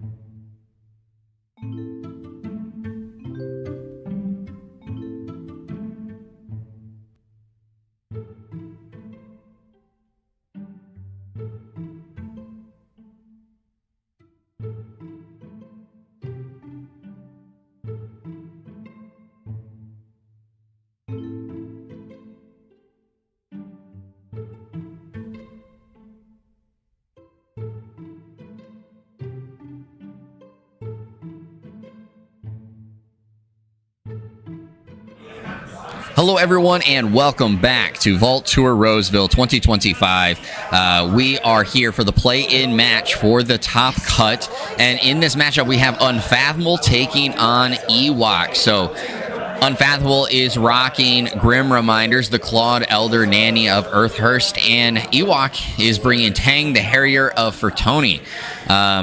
We'll take a look at their decks here very shortly. But again, we are at the play-in stage, so one of these players will move on into the official top cut here at this point.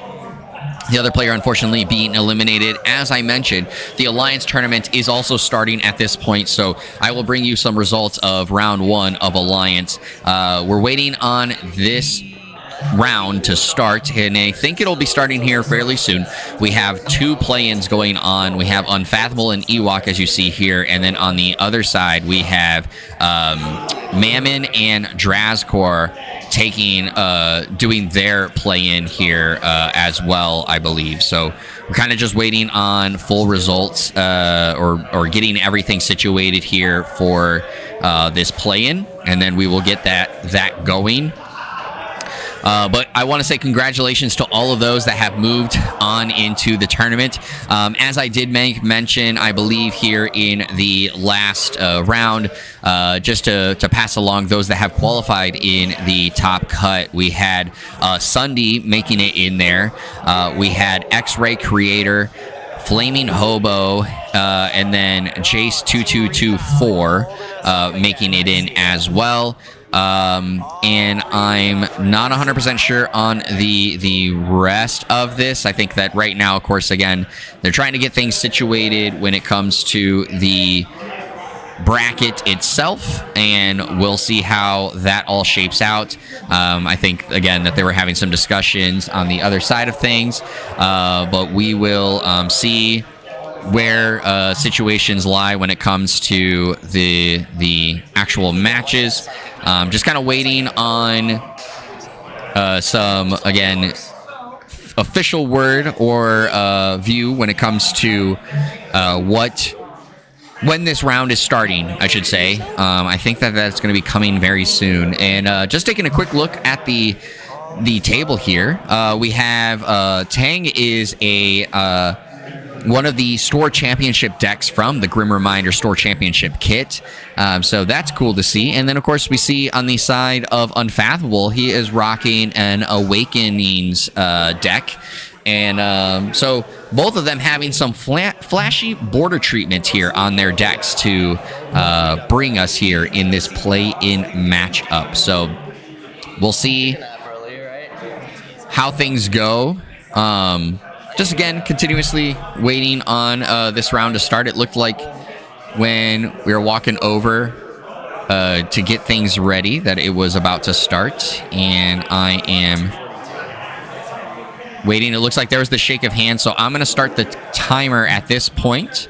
And as always, hopefully we are about at the timer of the actual round.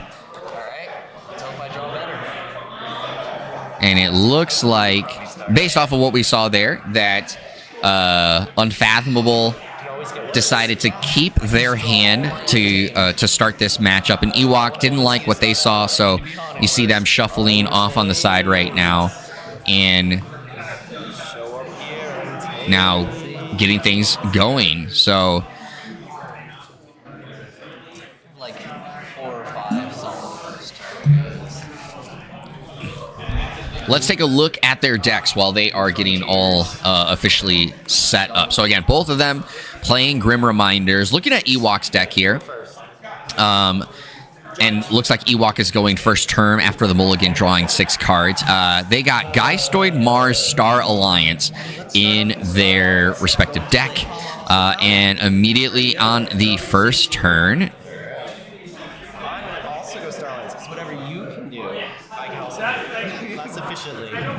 oh, that's Chief Engineer Walls. Oh no, that's not Chief Engineer Walls. Which one is?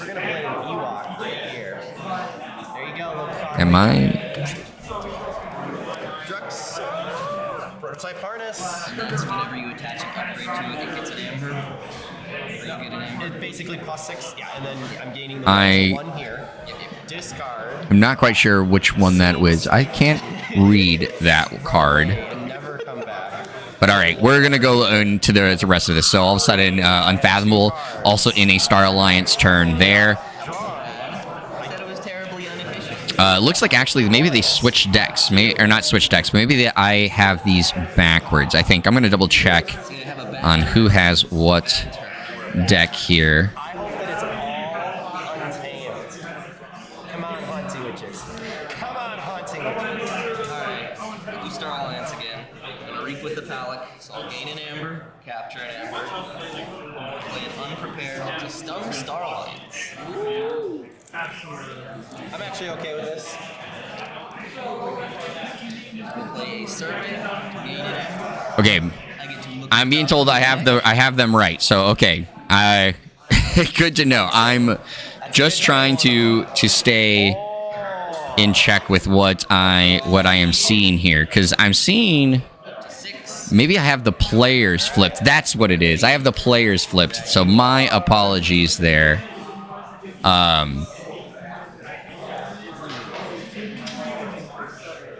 That is what is causing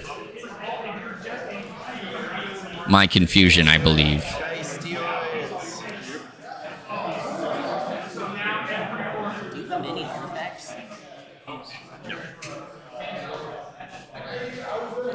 Yeah, I think I'm definitely having these confusion, the confusion here, because I have the right decks in the right spots, but the players themselves are actually flipped. They're not the right decks, but the right decks with the right players, just not in the correct spots, because the players are not in their correct spots. So we're gonna make we're going to make some quick changes here on the fly, and I appreciate you guys bearing with me while we correct this. No wonder why I was sitting here very confused at what was being done and not seeing the cards at the deck that I was preparing to talk about. So there we go. All right, we have flipped them. They are in their correct spots now. Now we are fully on the same page and radar of who is playing what. Now I will not be as confused. So, okay, back to what we're looking at. So, Unfathomable here on the bottom side of the map. Ewok there at the top. And now we're ready for the rest of this. Smooth sailing from here. All right. Geistoid. 6. Remove this stun.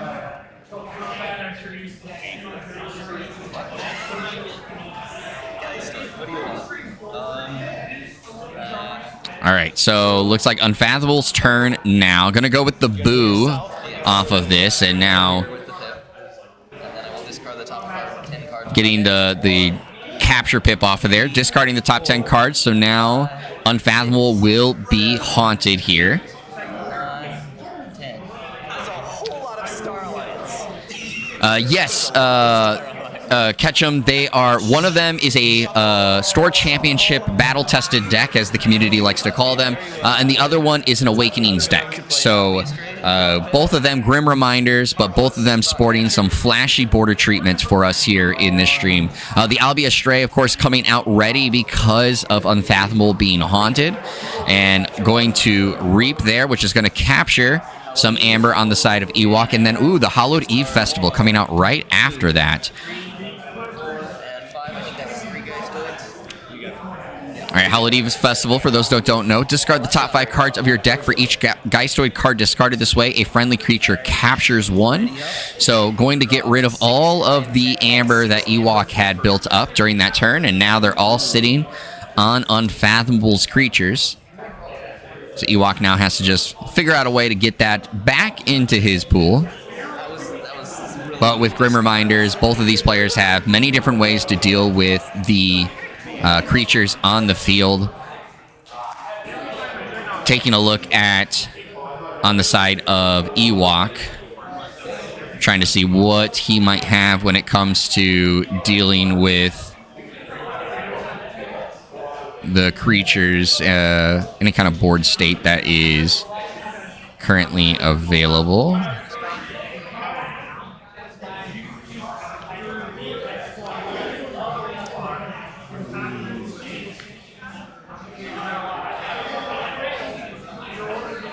I believe that card that's face down, I'm assuming, is Ewok's Archives. But I'm not 100% sure on that.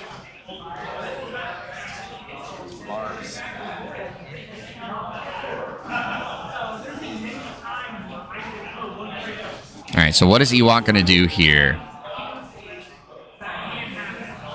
You don't seem to be happy with your moves.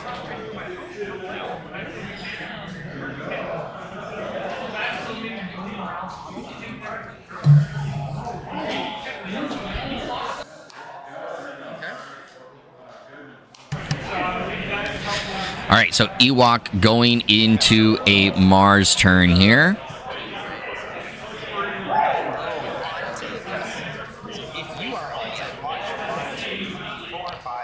All right, the Don't Believe Your Eyes going to have a creature capture 2 from its own side. It's how you never play it, yes. This should have had advantage. You miss it with the other turn. If it did, it's a +6 power. That is the end. All right, and so 2 of the Dr. X's being put down on the field for Ewok, as well as... Which card is that? The Shrink Ray Technician. Okay.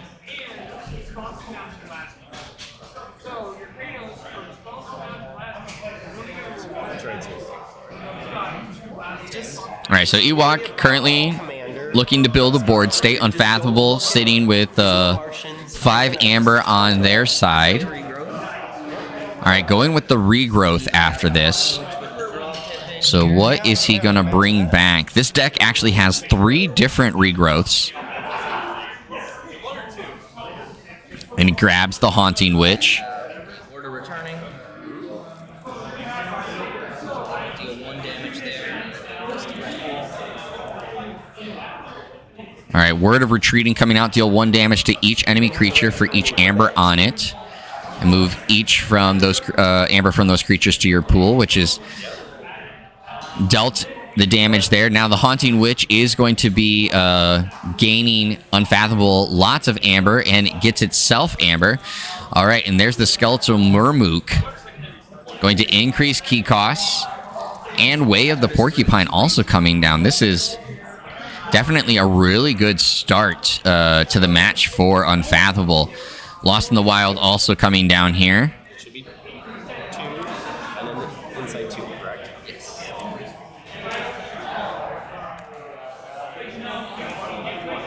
All right, and that's going to leave only the Shrink Ray Technician for Ewok, but does put him in Haunted status with the discard of the upgrade there. Haunted, move over here. These are now for rule of 6 here. Please, rule of 6.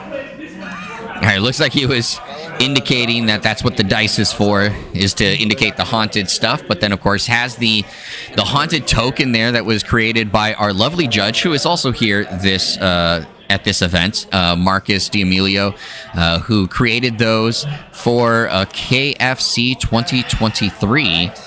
And so sporting that here in the matchup, and always a lovely way to help us understand and keep informed about when both our players, or the player in specific, I should say, this one, Ewok, being able to indicate when it is they are haunted. All right, so Ewok using the UFO at this point. Just regular See when he strikes. Oh, very first one strikes the Mars creature. Now, he's already haunted, so it's not a huge deal. You would normally want to, of course, if you weren't haunted, hit a few cards before you get to Mars, ideally getting to being haunted. But at this point, already haunted, not a huge deal.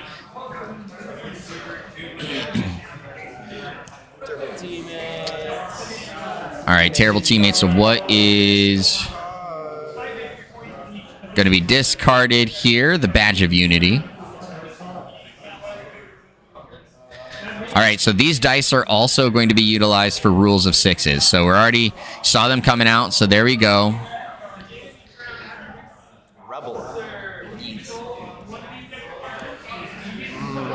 So we've already had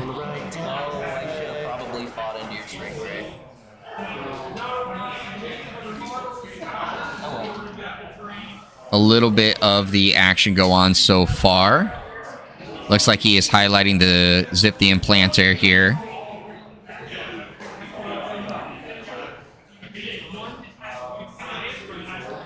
And he's also looking at the Distant Void Prober, so maybe he's just trying to decide which one he wants to bring back. So he's going to use the Shrink Ray Technician. Get his amber back by taking off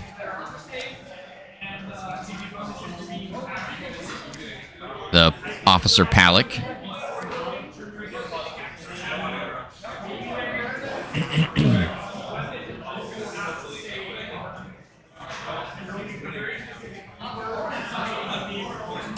All right, so Reaping with the Doctor.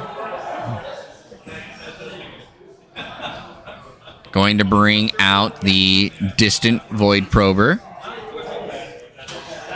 Makes sense. Going to try to make it a very costly key for Unfathomable here.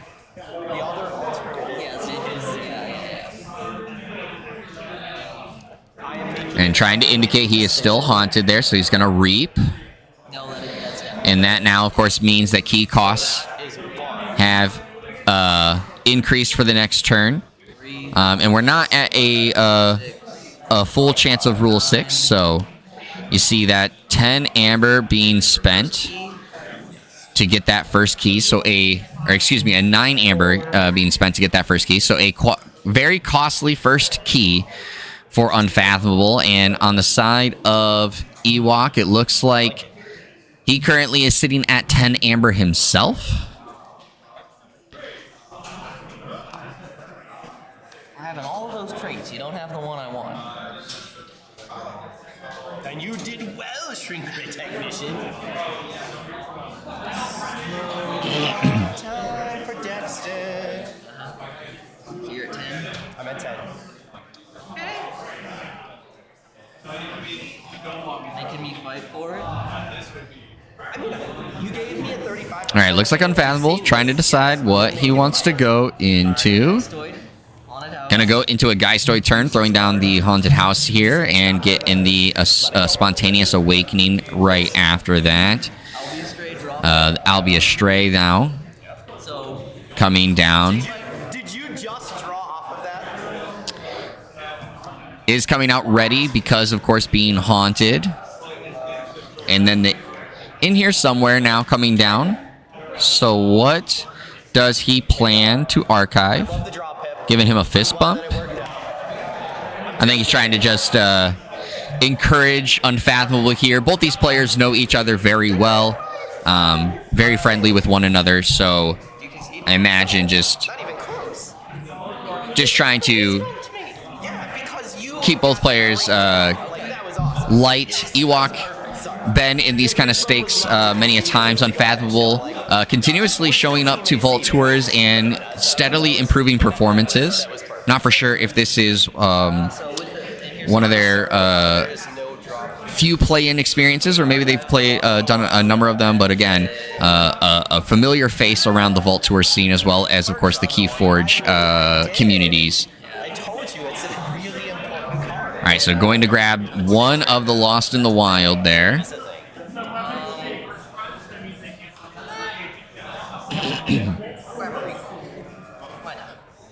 And a Regrowth going into the archives. What do you want to hit? How do you want to do it? Okay. All right, so fighting into the Distant Void Prober. Wants to take it out. We'll take the damage from there. And going to forge that first key. All right, so currently sitting with 4 amber. That amber off to the side. I'm assuming Ewok put it there because plans to generate it fairly soon, so is going to be expecting to re-grab that. And didn't feel like it needed to go all the way over to the to his amber pool stock at this point in time.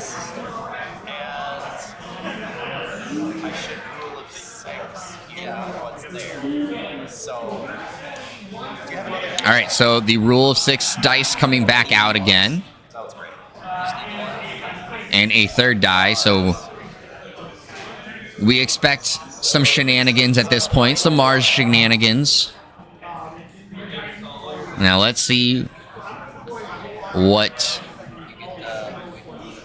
is done at in this turn.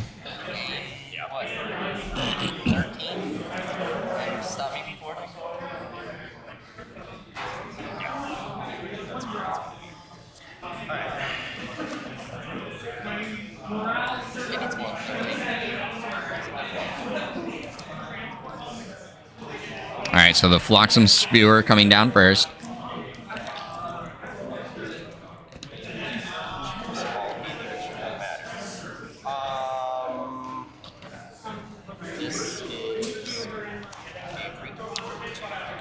All right, going to reap with the Doctor.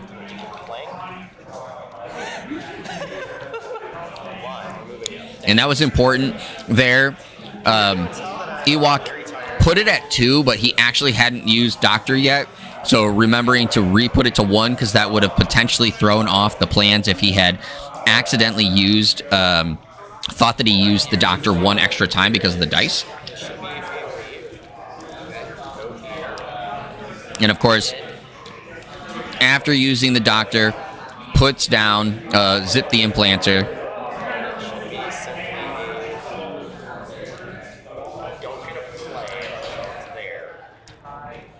So it's 1, 2, 3, 4, 5. Because if I take the reap now, I don't get. All right, and I think he was just kind of talking through what he is looking to do. So he's going to reap.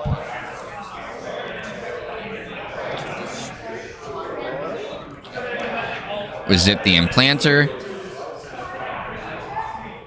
which is going to destroy the Ironix Rebel.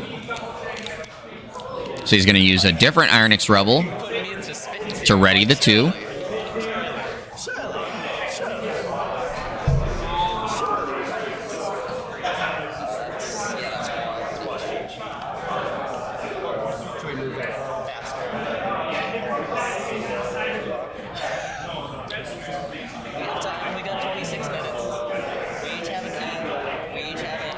Reaping with the implanter.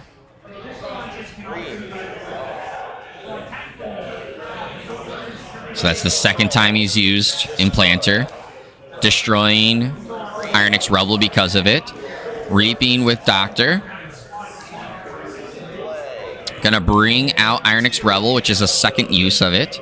Just gonna ready those 2 on the side.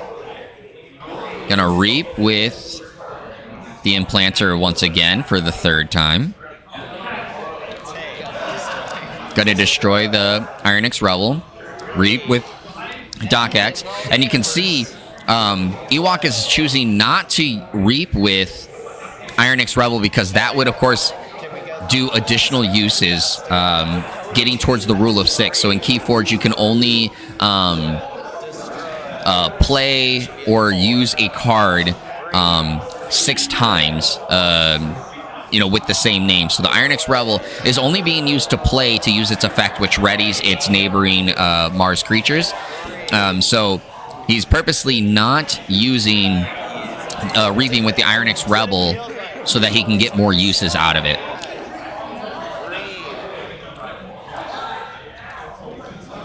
So gaining a lot of amber off of it. Here's the 5th, which is going to be the kind of the final time. Oh, okay. I'm a little surprised by that. Just because he won't be able to use the Doctor or Zip off of that. So I thought he would choose to reap with it, but maybe he just wants to play. But that would just... Maybe he's going to play them the Rebel in a different spot? I'm not quite sure.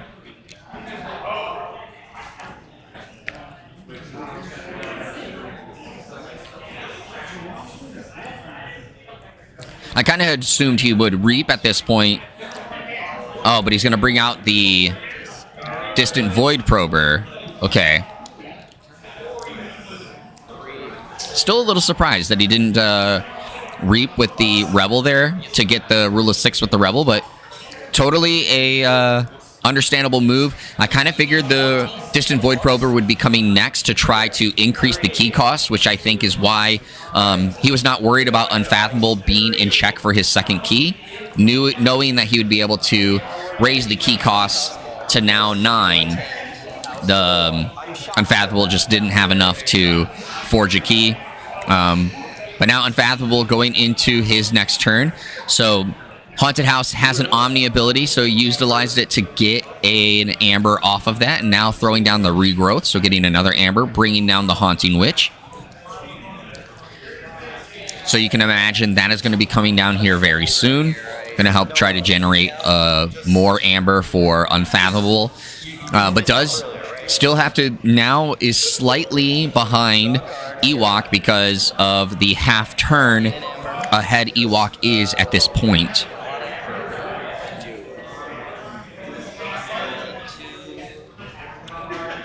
right, so the Haunting Witch came down.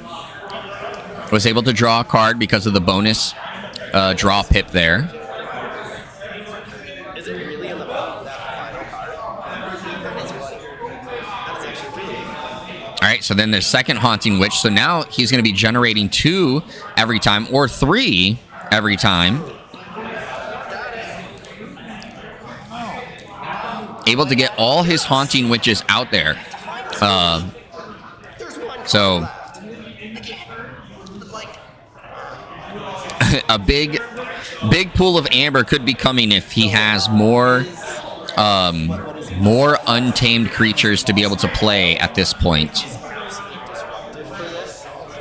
And so that is. All right, goes with the Lost in the Wild off of that. We're gonna go 4. Yes. Keep the rebel. And that's going to remove a number of the creatures Not heavy. back into the deck. The Doctor does still get to stay. You better cut these good. Let me find my charm. And Unfathomable doesn't have much of a deck, so that means he's going to be drawing those Haunting Witches fairly soon again, being able to generate some even more amber. If he was cheating on it, man, I don't even think sure.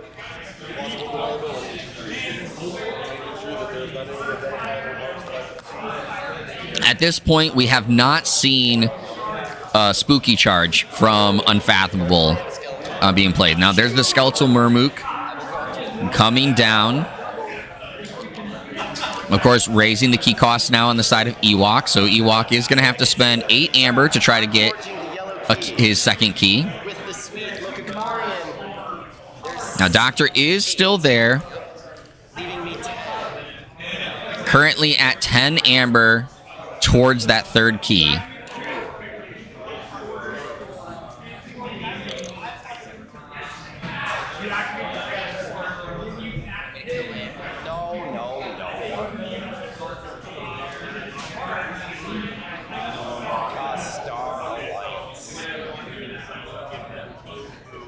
Let's start. All right, Rogue Operations coming down. 2. So that's going to remove 2 amber.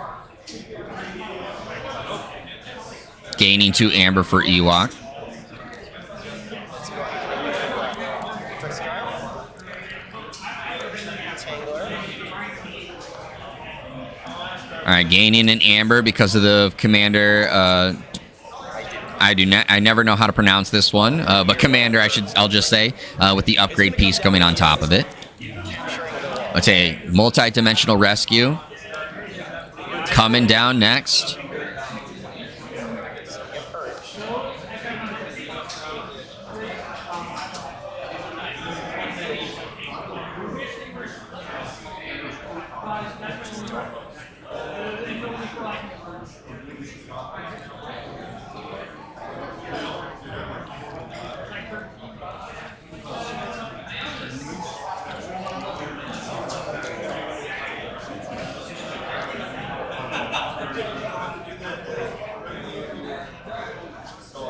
All right, we'll see what Ewok ends up bringing back from multi-dimensional rescue.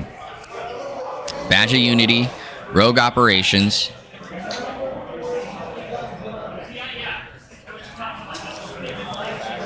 and Haunted House.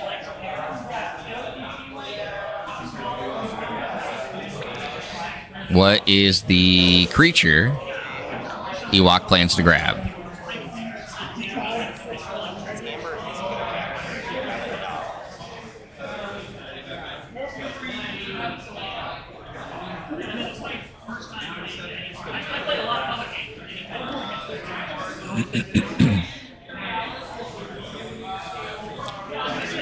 All right, Ewok seems to be taking his time trying to figure out what is the creature he's going to grab.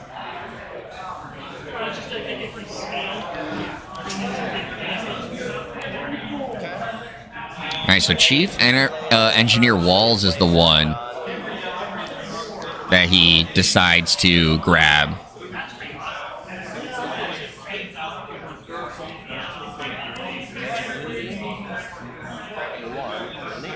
All right, Badge of Unity coming down.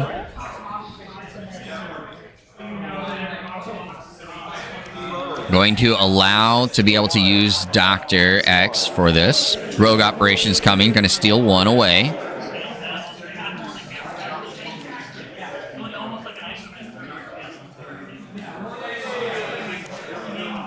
All right, Chief Engineer Wells comes down again.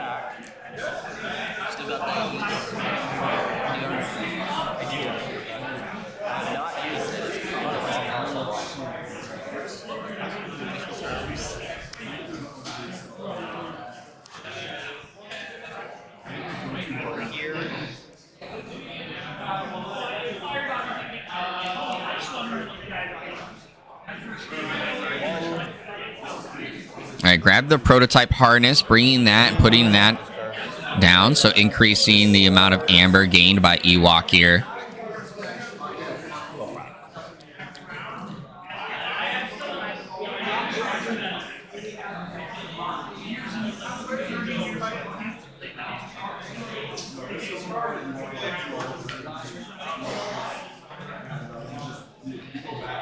All right, what does Ewok want to do here?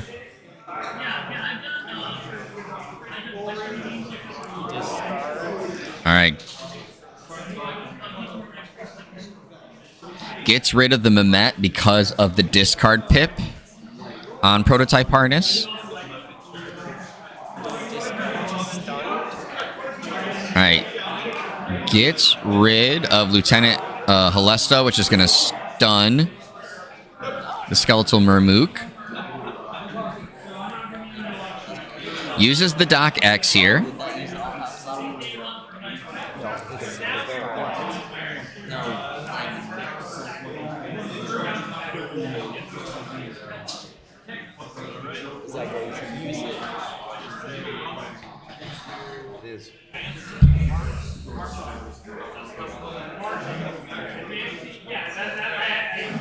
What does he plan to do here?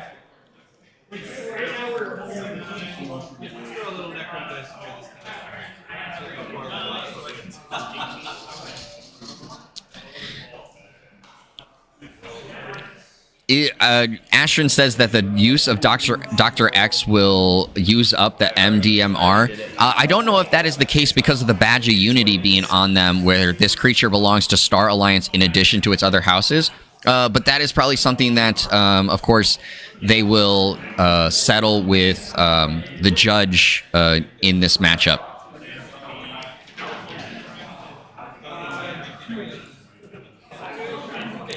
And that might be why there's a bit of a discussion going on right now. Then loses that this is Mars. Yes, you are correct in that regard, Astrid. Because of the play there from the Ironix Rebel, that will trigger.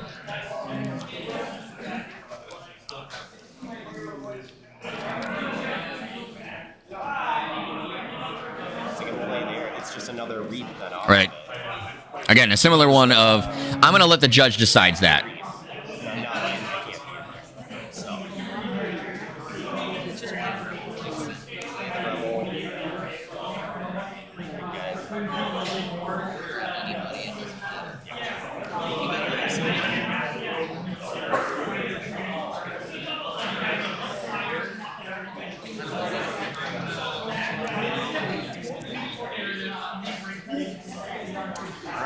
All right, and that's going to end the turn there.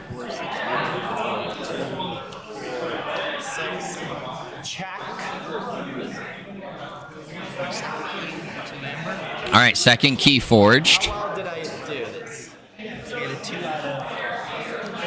There's 2 cards left. There's a Haunting Witch coming down. There's a second Haunting Witch, so now 2 amber. Going to use that to get rid of Skeletal Mermook. Oh, that must mean he did not have the spooky charge in hand. And that means that's game. Unfortunately, for Unfathomable, did not have the spooky charge. And just did not have a way to get to pulling off the in-turn second key forged. And that means Ewok 2 out of 4. 2 out of 4. goes into the top 8 moving forward. 2 cards that I. Unfortunately for Unfathomable, that Spooky Charge was just buried in the deck and did not have a chance to get back to it. There's also that chance because of when he played the Lost in the Wild and had to reshuffle the cards in, he might have just continued to accidentally push that Spooky Charge further and further down into their deck. But played extremely well from the both of them. But obviously, a congratulations to Ewok for moving forward, and a big pat on the back and congratulations for Unfathomable to make it all the way to this point, getting so close to that the play-in top cut top 8 matchup there. But unfortunately, just was not able to finish it out. And of course, that's the unfortunate thing when you play a card like Lost in the Wild. It can help you in certain situations, but when you're really searching for that one card, putting more cards back in your deck could mean that you shuffle it down, and now you unfortunately are trying harder to dig through and draw back into the card that you're looking for. But again, congratulations to Ewok, congratulations to Unfathomable for making it all the way to that point. And giving you an update on the other play-in game that did take place. We had Mammon DG taking on Drazcor, and Mammon was able to win and pull that one out and is now into the top cut as well. So a big congratulations to Drazcor for making it all the way to this point. And again, a congratulations to Mammon for being able to move into the top cut. So that means your top 8 now as follows is Sunday, Ewok, Jace2224, Zenzi Zenik, X-Ray Creator, Mammon DG, Flaming Hobo, and Tobinator, getting all the way to the top 8 of the Archon tournament here at Roseville Vault Tour 2025. Real quick, let's take a second to look at what is going on in the Alliance tournament during that matchup. There was of course, Alliance round 1 was taking place. So we have a few results for that one. And I'm going to also pass along how many players were in this tournament. It looks like 11 players were in the tournament for Alliance. With the staggered start, of course, there were some of those players that could not be in the Alliance tournament, as well as those that had already qualified for Archon. And so let's see here. We had Dave Cordero took down M. Weiss 54 in their first round matchup. And Captain Crispy has taken down I Am the Wookiee in their first round matchup. Let's see here. We had some other results just come in. Dr. Sheep took down Scott Kelly in their first round matchup. And let's see here. We have Panic took down Pete in their first round matchup. We're waiting on the results of one other matchup, as well as to pass along that there was a bye because of the 11-player thing. So SC Steel got the bye in the first round of the Alliance tournament. It looks like there is about 10 minutes left in that tournament. So the first matchup, or the one matchup we're still waiting on, might be slowly looking to wrap up here very, very soon. But yes, that's the situation when it comes to the two tournaments. So with that being said, I need to take a small break so that way I can stretch my legs and get some water. So again, hopefully you guys are excited for the rest of the action that we're going to be bringing here very shortly for Vault Tour Roseville. Thank you so much for spending your Saturday with me, and I'll have more action from the Vault Tour here to you guys very soon. So don't go too far.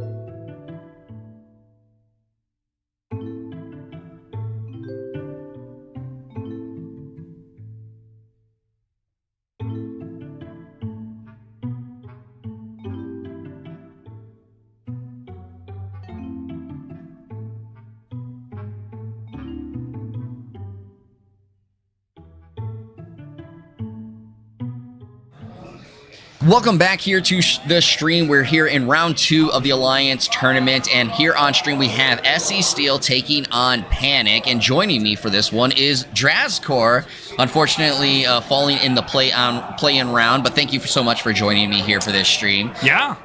And obviously, you know Sydney very well here, SE Steel being on the many of the podcasts, and of course good friends, and obviously Panic, a local here to the Roseville area. I know that you know Sydney very well, so she's the Alliance player. Let's talk a little bit about what we see here from her deck, and of course, at the same time, you know, your expectations off of it. So, an Amber Skies Dis Equidon Geistoid set. Yeah, first, it's really cool to see Amber Skies, right? One of the newer sets, and there's some really cool stuff in here. So, really, what we see here from Sydney's deck is there's a lockout that she's working towards. So she's got a corner of the market that's in Dis, and then she's got in Geistoid, she's got that in here somewhere, and so she's trying to basically continuously archive the corner of the market and then just play that corner of the market as much as she can. She's got the corner of the market just got played. Yeah, because the Shard of Resurgence, not the in here somewhere. The Shard of Resurgence is also in Dis. That's what it is.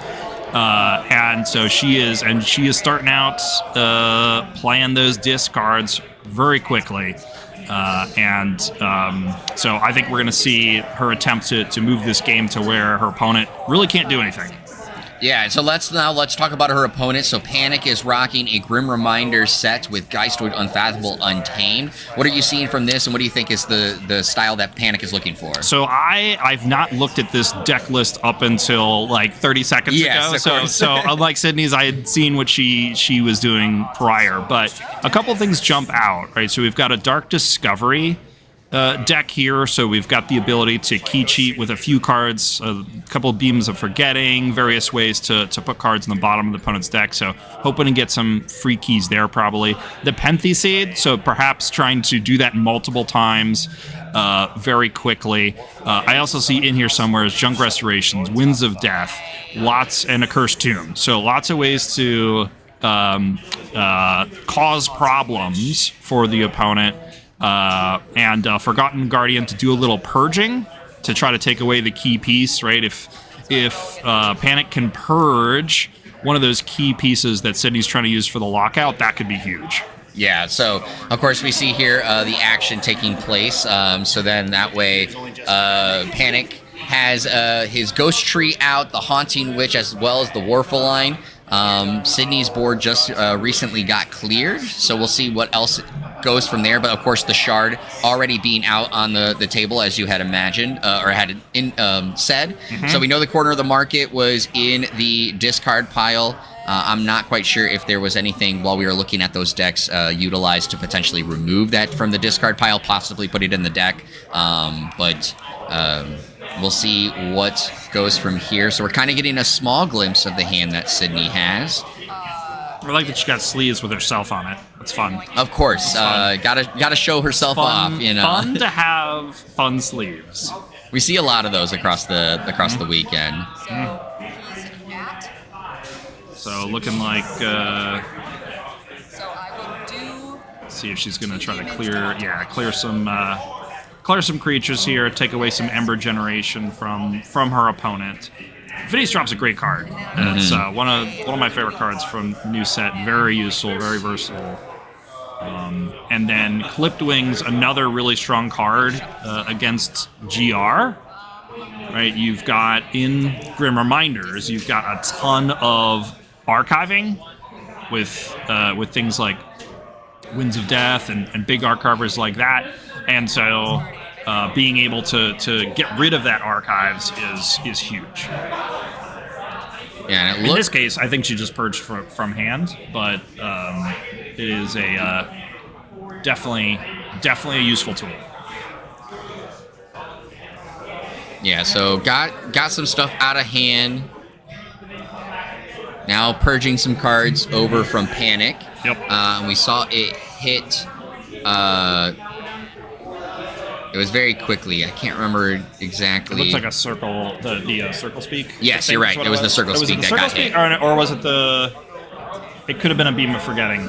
It did flash really quickly. No, I think it was the circle speak. You think it was the circle speak? Yeah. It was one of those two. There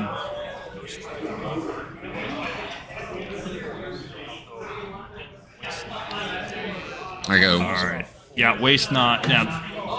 Ghost tree real big, waste not, draw a bunch of cards, try to get to your key pieces to make a lot of ember. So.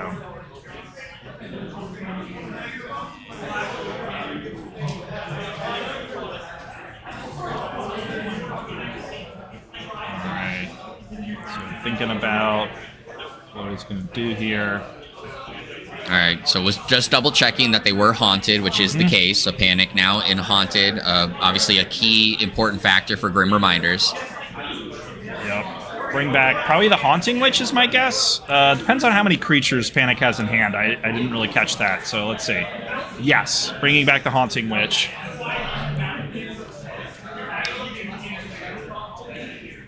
And always the one thing that we saw, even in the last matchup we saw in the play-in match, Haunting Witch, when it comes down, gets you Amber for playing it. So now, of course, every creature on top of it getting more. Here's the Guardian, looking to purge. So go ahead and purge the Dust Imp. What he really wanted to purge was the Corner of the Market, or does he? I don't know if he has artifact control to be able to blow up the shard, which you see here. Scanning this list real quick to see if there is artifact control. I don't see artifact control, just scanning it. So that is an advantage for SE Steel here. She does have the Corner of the Market in her hand, as well as the Shard of Resurgence. Yeah, had just archived it, so just picked up her archives, which protected against being purged in that last one. Yep.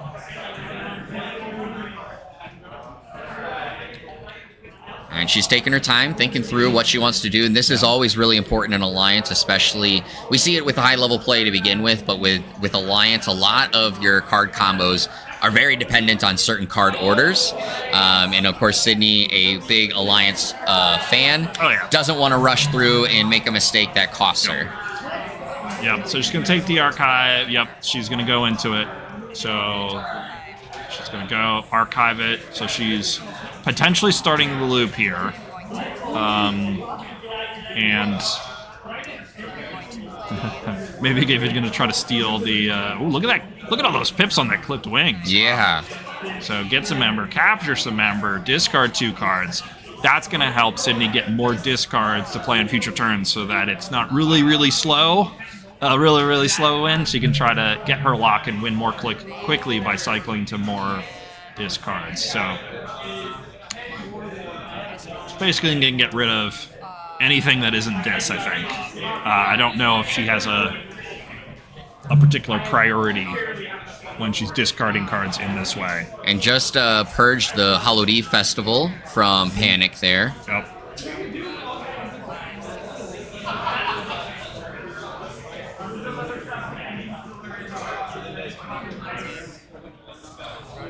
So I'm just quickly scanning her dis list to see the types of things she's trying to draw. So she does have that Legacy Infernus, which is really cool. We've seen those 2 clipped wings now already. But she's got a pair of Vapor Imps as well. She's got some draw pips on a Slayer, a discard pip on a Slayer. So she's got some fun stuff to get into. Now the question is, does Panic have a way to break out of the lock that Sydney is threatening right here? So Panic's not going to be able to play cards, archive cards, and those cards on board. To me, I don't necessarily see a way to escape this. Yeah, so we saw the Corner of the Market again being utilized, then immediately the shard being used to put it into the archives. Yep.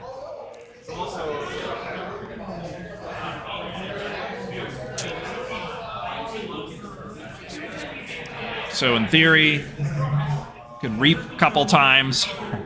The Nepenthe Seed, can bring back something. I don't know that there's anything that Panic could bring back that would be particularly helpful here.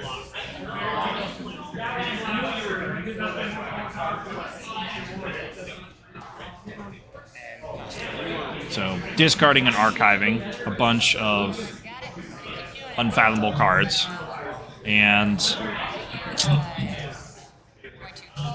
Right. no, I think Sydney's just going to keep doing it and say, "Hey, do you have a way? Do you have a way to stop this?" Yeah, with the draw pip there. Mm-hmm.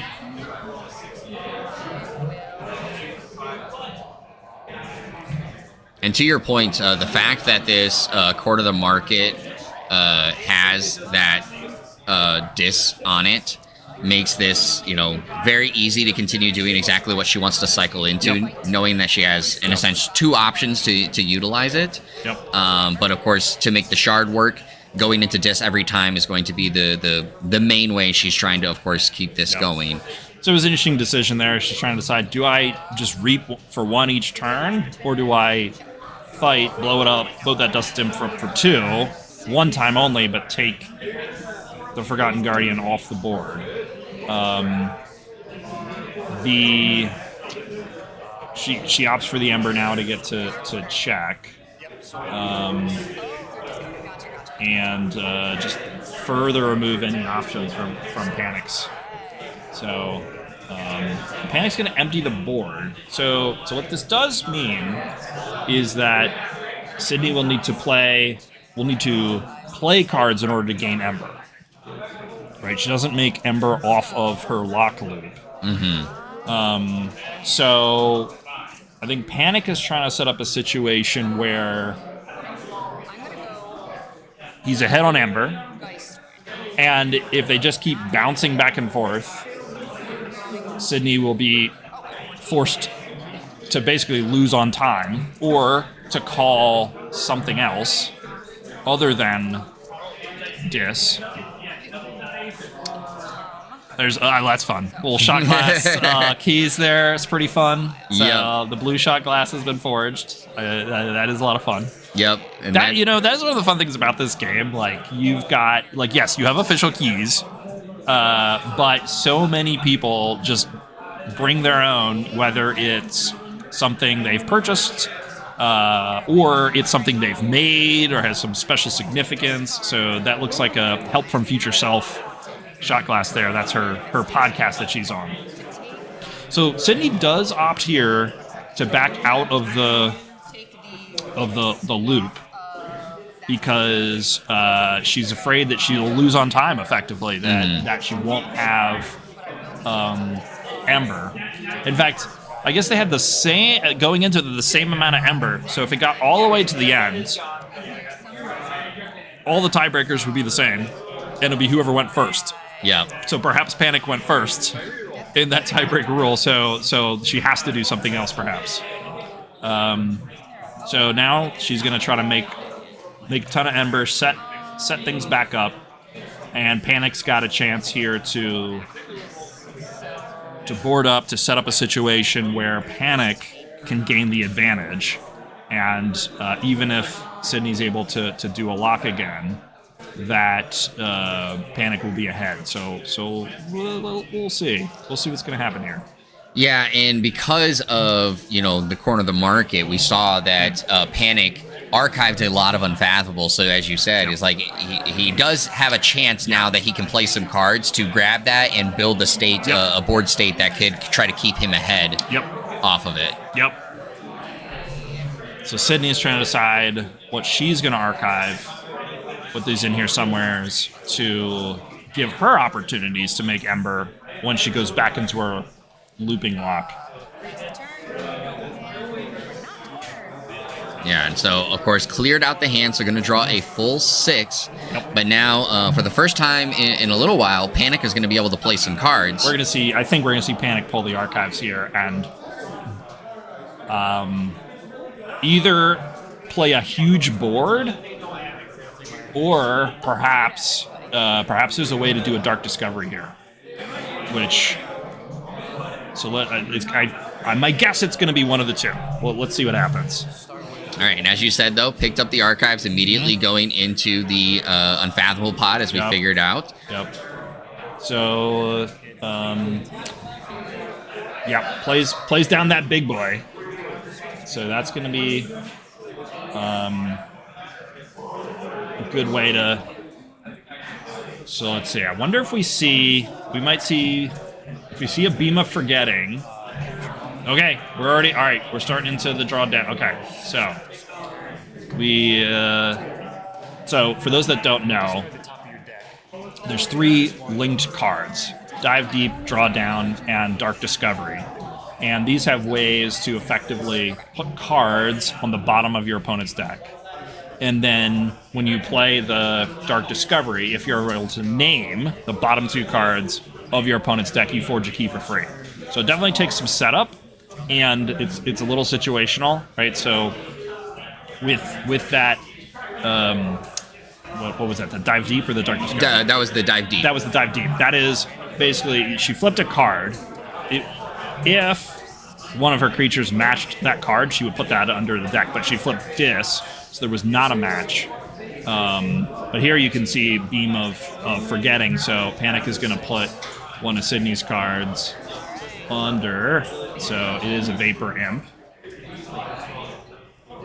So that's good for Panic in a couple ways. Let's see, going to bring back, bring back Beam of Forgetting. So I suspect we're going to see going to do this again. I suspect we're going to see the Dark Discovery and a free key. That is my guess.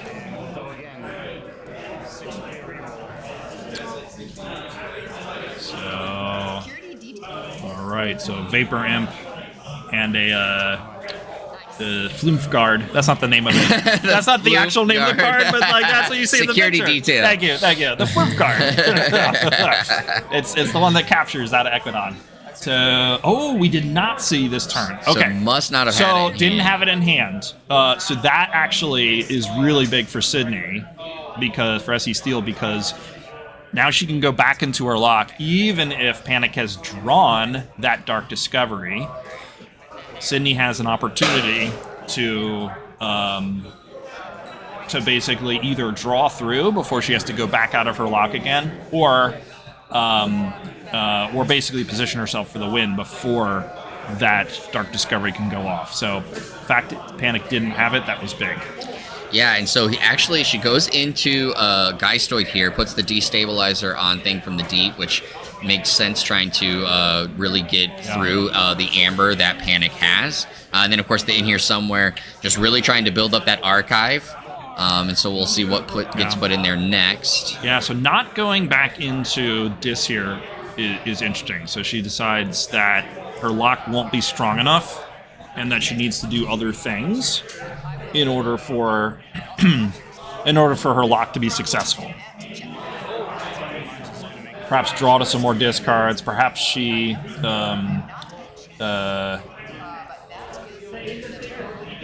getting a check is very valuable, so she does do that. And getting the Atomic Destabilizer out will be a problem for Panic. Now, because the Atomic Destabilizer does capture, Sydney's actually won't be in check by the time it swings back to her turn, even if Panic basically leaves the board state where it is. Yeah. Now, there's how many cards left there? It's a little hard to tell, but doesn't look like there's too many cards left in deck. So there's a decent chance Panic has drawn the Dark Discovery at this point.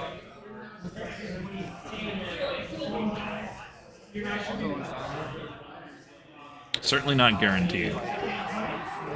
And also with the Tangimangi, I suppose, there's a key cost increase as well. So Sydney's not going to be forging this turn. Yeah, and was able to get rid of some of Sydney's Amber to begin with. So definitely not forging. And as you said, the Destabilizer is going to capture some. Oh, no, that's drawn down. Yeah. So this is one of the other cards. Hey, you're going to give your opponent 3 cards, 3 top cards of your deck. They're going to chuck one into the discard pile, put one on the bottom of the deck, put one back. So again, another way to set up cards. Now this is where practice with this sort of deck comes in, because I remember there's a Vapor Imp and I remember there's the Flumph Guard. But what order did they go down in, right? If you're putting more cards in the bottom, I think it was the Vapor Imp, then the Flumph Guard. I think, yeah. So this is where paying attention is very important. Yeah, and also knowing the name of security detail. Security detail. Yes. We'd be struggling a little bit if it was Flumph Guard here, you know.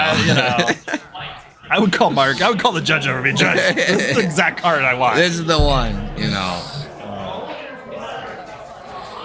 Soon we're going to see you putting up a petition for renaming it Flumph Guard. Flumph Guard? Yeah. Now, let's see what Sydney does here. So going, I mean, she could go back into the lock. The challenge is that she's behind now. Yeah. So she's got to figure out how to get ahead from a lock. And there's a board of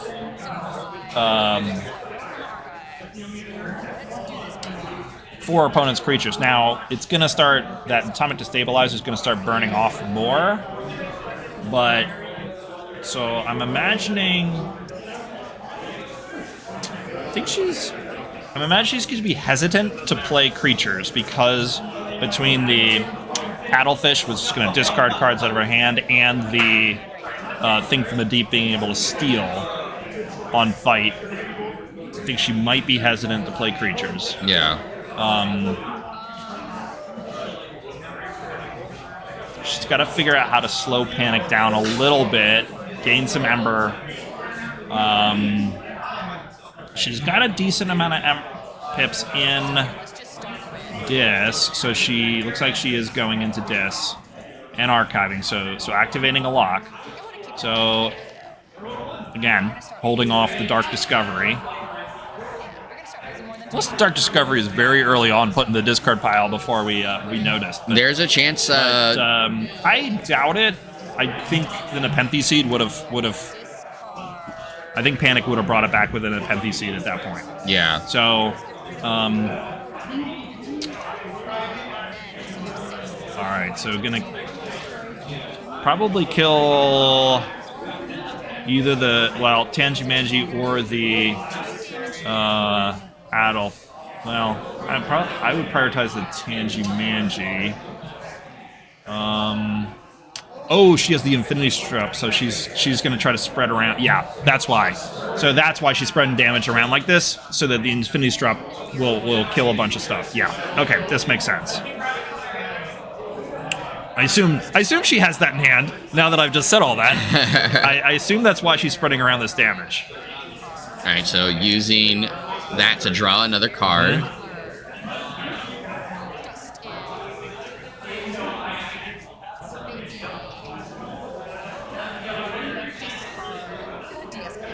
Yep, just getting rid of stuff that's not in Dis. Doesn't matter what it is. It's not as valuable as Dis. Just the Mind Fire.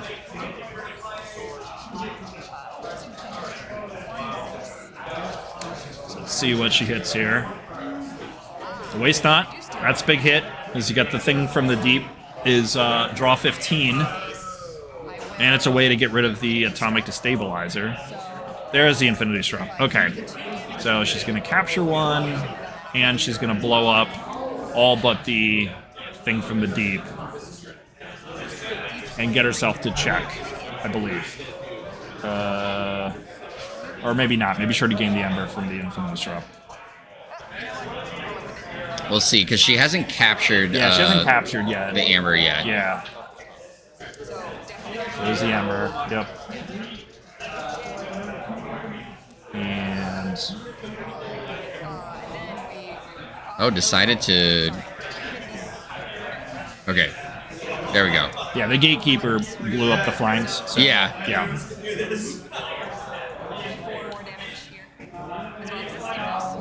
All right, so now here. Just making sure there's the right damage count on the Thing from the Deep. I think that's what they're doing right now. You fought something. You fought that too before, and then you also didn't you also fight a 3? So it should be a 9. So another interesting question is, does she have one more capture or key crease in cross or anything like that?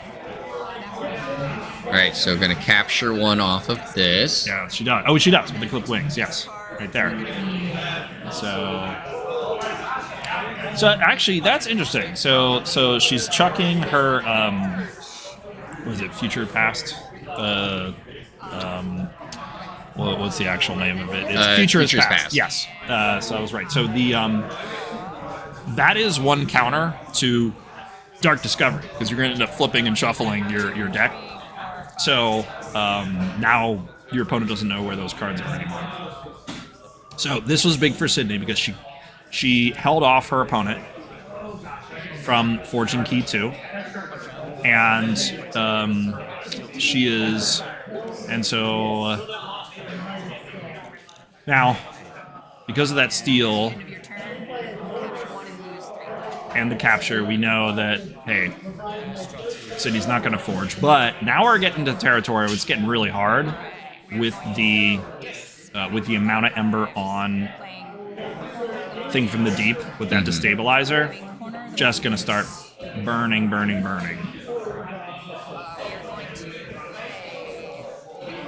Yeah, and she, of course, purged a card with clipped wings. It moved so quickly, we didn't get to see what was purged. So hard to say if it was a key part of Panic's combo or not. Yeah.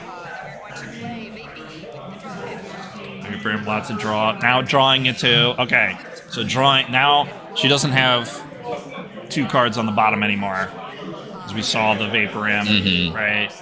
And then the security detail. Yes. I'm told. And then she draw the rest of it, and more clip wings, more purging.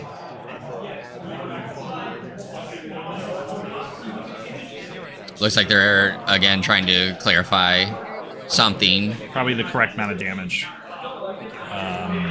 on Thing from the Deep.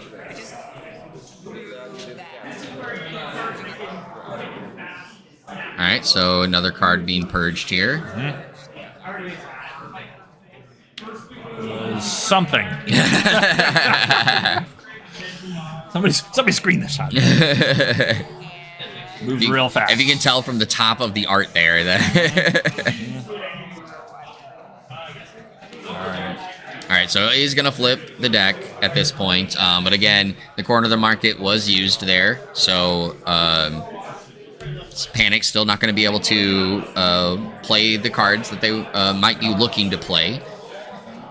And this is going to be a game of attrition, right? So SC Steel's making sure not to put out big things that the Thing from the Deep could die from.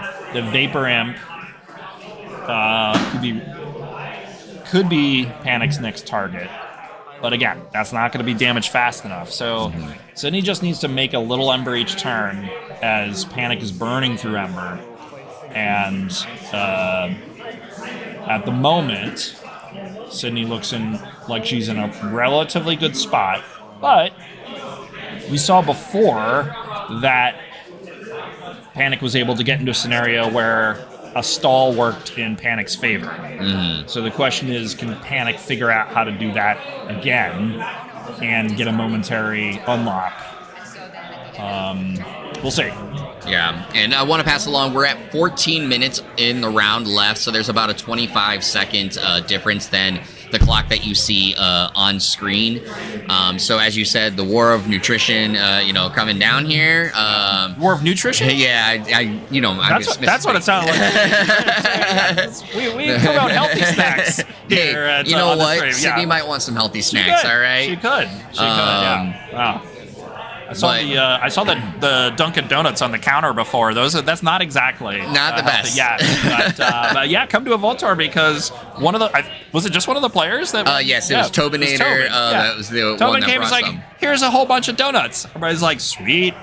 It was pretty delicious. So yes, not guaranteed that you'll get free donuts if you come to a vault, but you will have fun.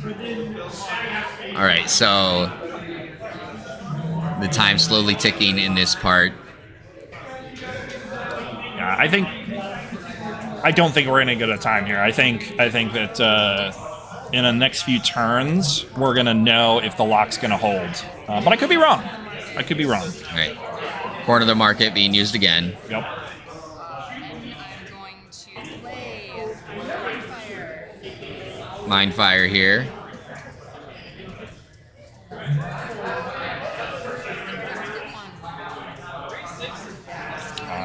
In here somewhere. Steal.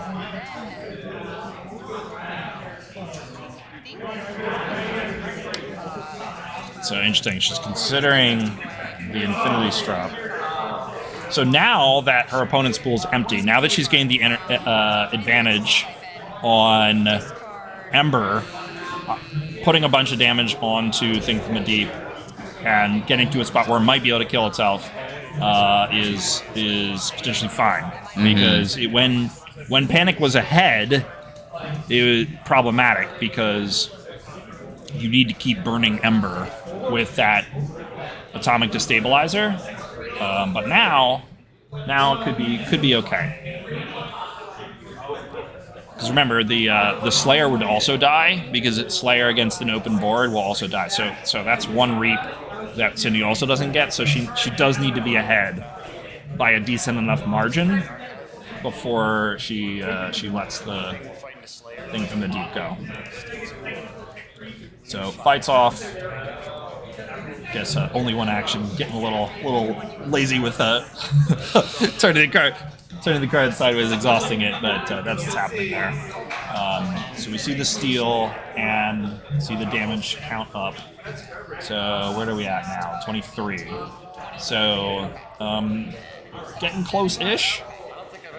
Though certainly with just the dust imp on board, still not enough to kill it. And fighting the dust imp will give Sydney some Ember. But she seems. Is it just gonna be a reap or? Oh no, she's got a bunch of discards. Yeah, okay. Yeah. So this, yeah, we could see her starting to pull away here. Nothing to capture, but she does get a draw. All right, and what is going to be purged this time? I guess a card. You are right. That's a regrowth. I'm so helpful. So helpful. Oh, second one. Oh, yep. Again, helps her cycle, get back into more discards. Now, these houses she's selected. Oh, and pretty actually good. removes the archives at this point. Shuffle those back in, yep. So, okay. So that is a good defensive play in that she's thinking to herself, I might need to unlock in order to win. So she opts for that over purging another card. Mm-hmm. She finds more value in taking away that archive. I suspect she's not going to unlock, but as a contingency. Now,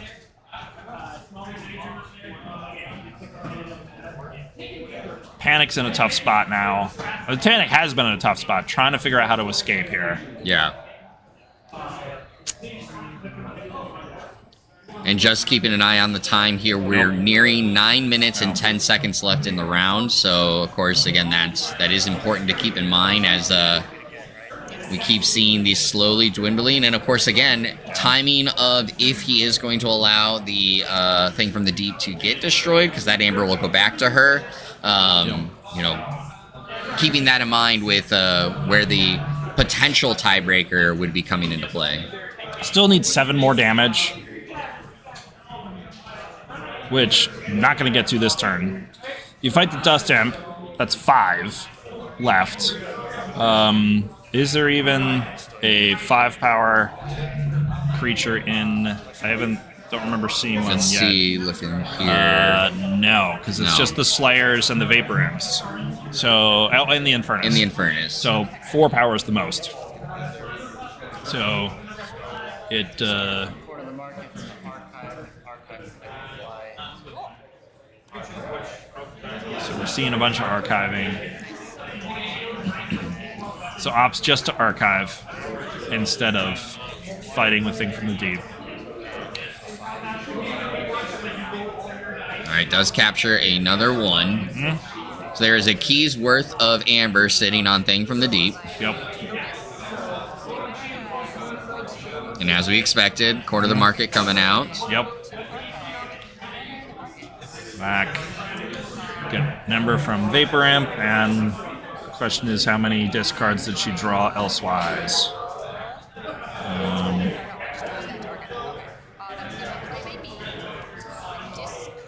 Vapor Imp, continue to discard non-discards. All of them look like they are.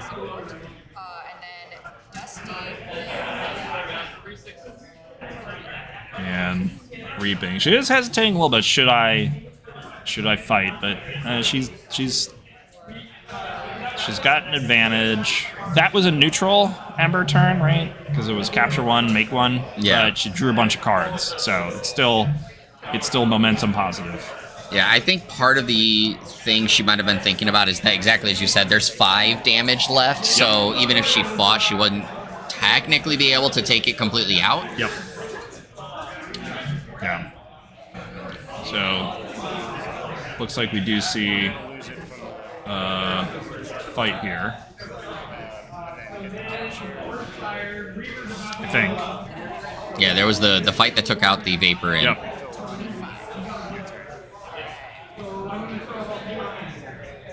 And of course that Ember's burned away.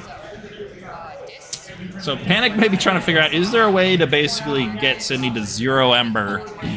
So we go all the way through tiebreakers, and we were assuming before that Panic is first player, so has the final tiebreaker. So as Panic's thinking through what can I possibly do without panicking. Yeah. Yep. There's the That could Infinity be in Shroud. mind. Yeah. So we're getting very close here. So actually, if decides to reap with it instead, because it does mean, of course, at this point, there's only 2 damage left. Is that right? 24, 25, 26, 27. So it should be 3. Oh, 3. 3 left. Yeah. So, but a Slayer, right? A Slayer is sufficient if a Slayer gets play. So that is important.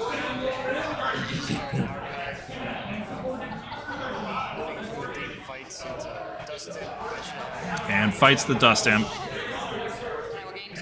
Gets the Amber back. It's gonna go away. Yep. So it looks like check, but it won't be. Because it's stolen and then captured. And then burned. So Sydney still has the advantage. There's 1 damage left on the Thing from the Deep. And I think Sydney is still in pretty good position. Now there is an interesting question of would she consider just not playing a creature and just looping? No, because her Ember will get captured. And then she could get back down to that 0. So she has to make Ember. Yeah, and, or to your point, has to find a way to remove Thing from the Deep. Because it's doing a good job in what... I don't know if she needs to remove Thing in the Deep. She just needs to keep making Ember. If she could just keep playing actions, then... And stay ahead on Ember, she just can't be in a situation where she gets to 0 Ember.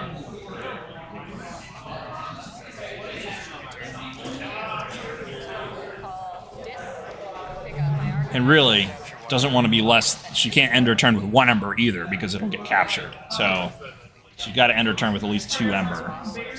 so it looks like they, similar to what you said earlier, they're kind of skipping some steps because they're just like, okay, I'm going to do this cycle again. Yep.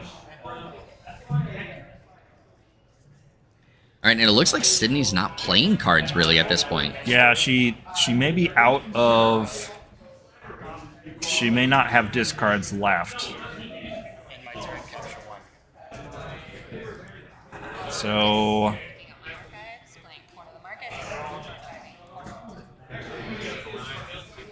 Sydney's playing like this is okay. So it is also possible that Sydney was first player and our guess before was incorrect. And perhaps Sydney could be saying, hey, you know what? I'm actually okay because I was first player. That is possible. Or she's going to wait for the right moment. Wait, give up all the ember, burn time, and then blow up. Let's see. We're now at the waiting game to see exactly what you just said. I mean, what is the guess? Yeah, so she is continuing to do this. So I'm assuming that she was first player. I'm assuming as well. Now, she did just pick up her cards.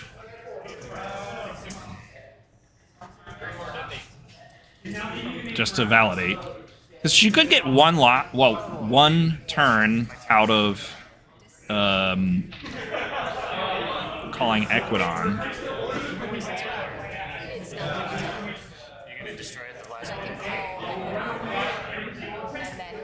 Yeah, they're having a discussion here. So there's an interesting strategy kind of going on here. Yeah. Unfortunately, I'm very sorry. You know, Panic ended up picking up the archives, but I do wonder, I wonder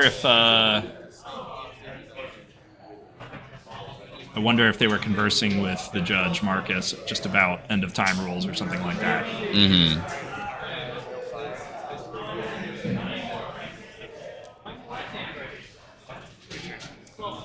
End of time rules are really strange. It is also possible that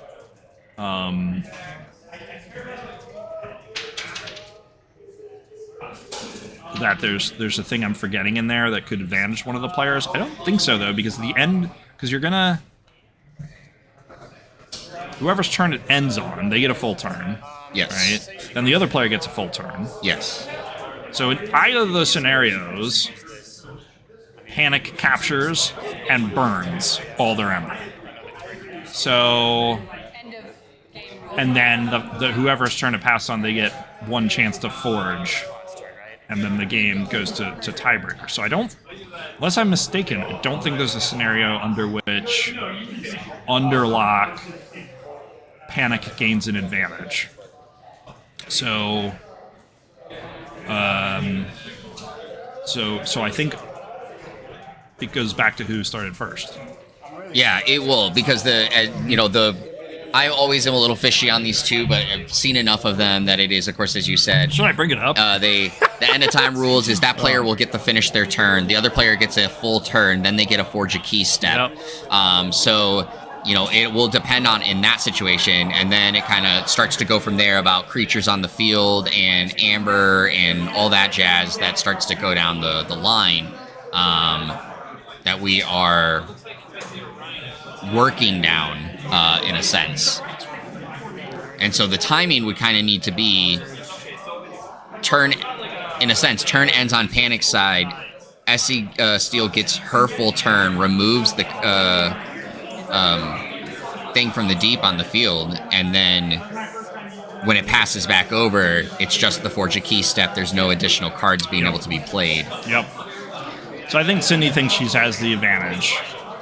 Okay, so it actually goes into... Okay. So she decides... Yeah, so we reached time somewhere in between there. So there was Yes. a chance it did end on Panic's turn, like I said. Sydney then went into her turn to finish this full turn. Panic is not going to be able to forge a key. And then she's going to win on the forge a key at current key cost as part of the tiebreaker rules. Yep, and that's it. That is exactly what happened. There you go.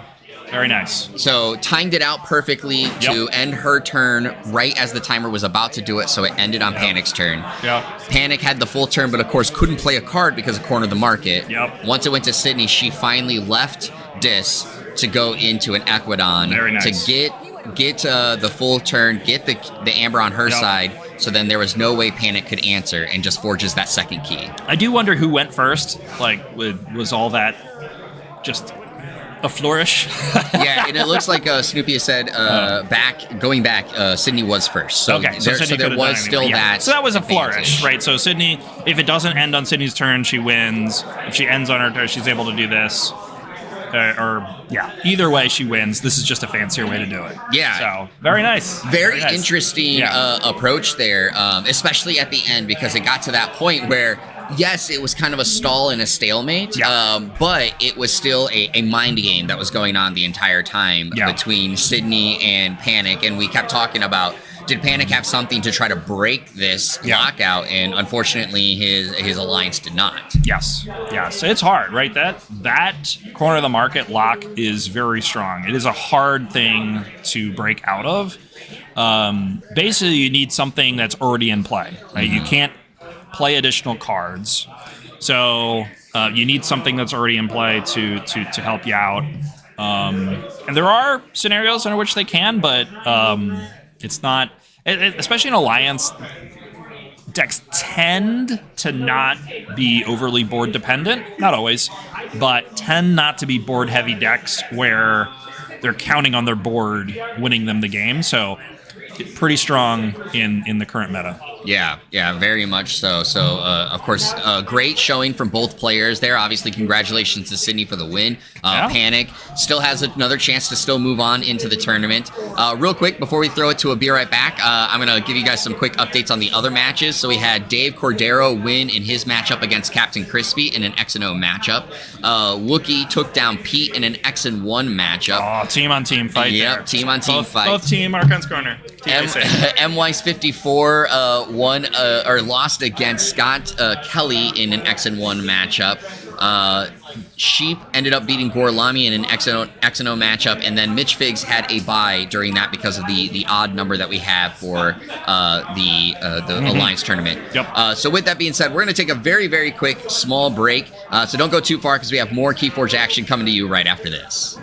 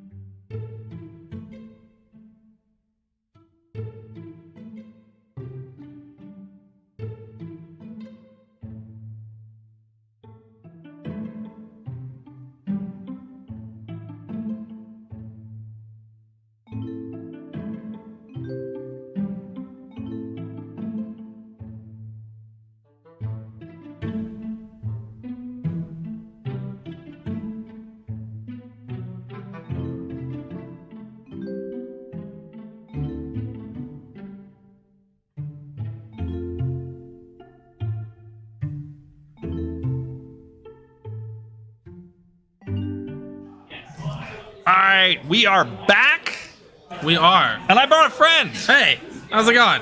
Who are you, friend? I am Flaming Hobo. Awesome. Who are you? I'm Draskor, and we're here to watch the play-in round for Between Alliance. not Jeremy and also not Draskor. That's right. That's right. So we've got Panic, who we just saw in the last match, so we're going to see Panic's deck again, and then we have the Wookiee, who also has his own face on his sleeves, just like Sydney had last time, perhaps a little more outrageously. The Wookiee's playing I take no responsibility for Yes. The Wookiee's playing a Coda, old school Coda, and we're gonna see some Logo Shadows Untamed shenanigans. So should be a fun match. this. Logo Shadows Untamed? Mars? Logo's Mars. Untamed. There's Mars in there. You're right. Did I click on the wrong? Maybe that's incorrect. Did I click on the wrong deck? Because there should, it's definitely Mars in there. Yeah.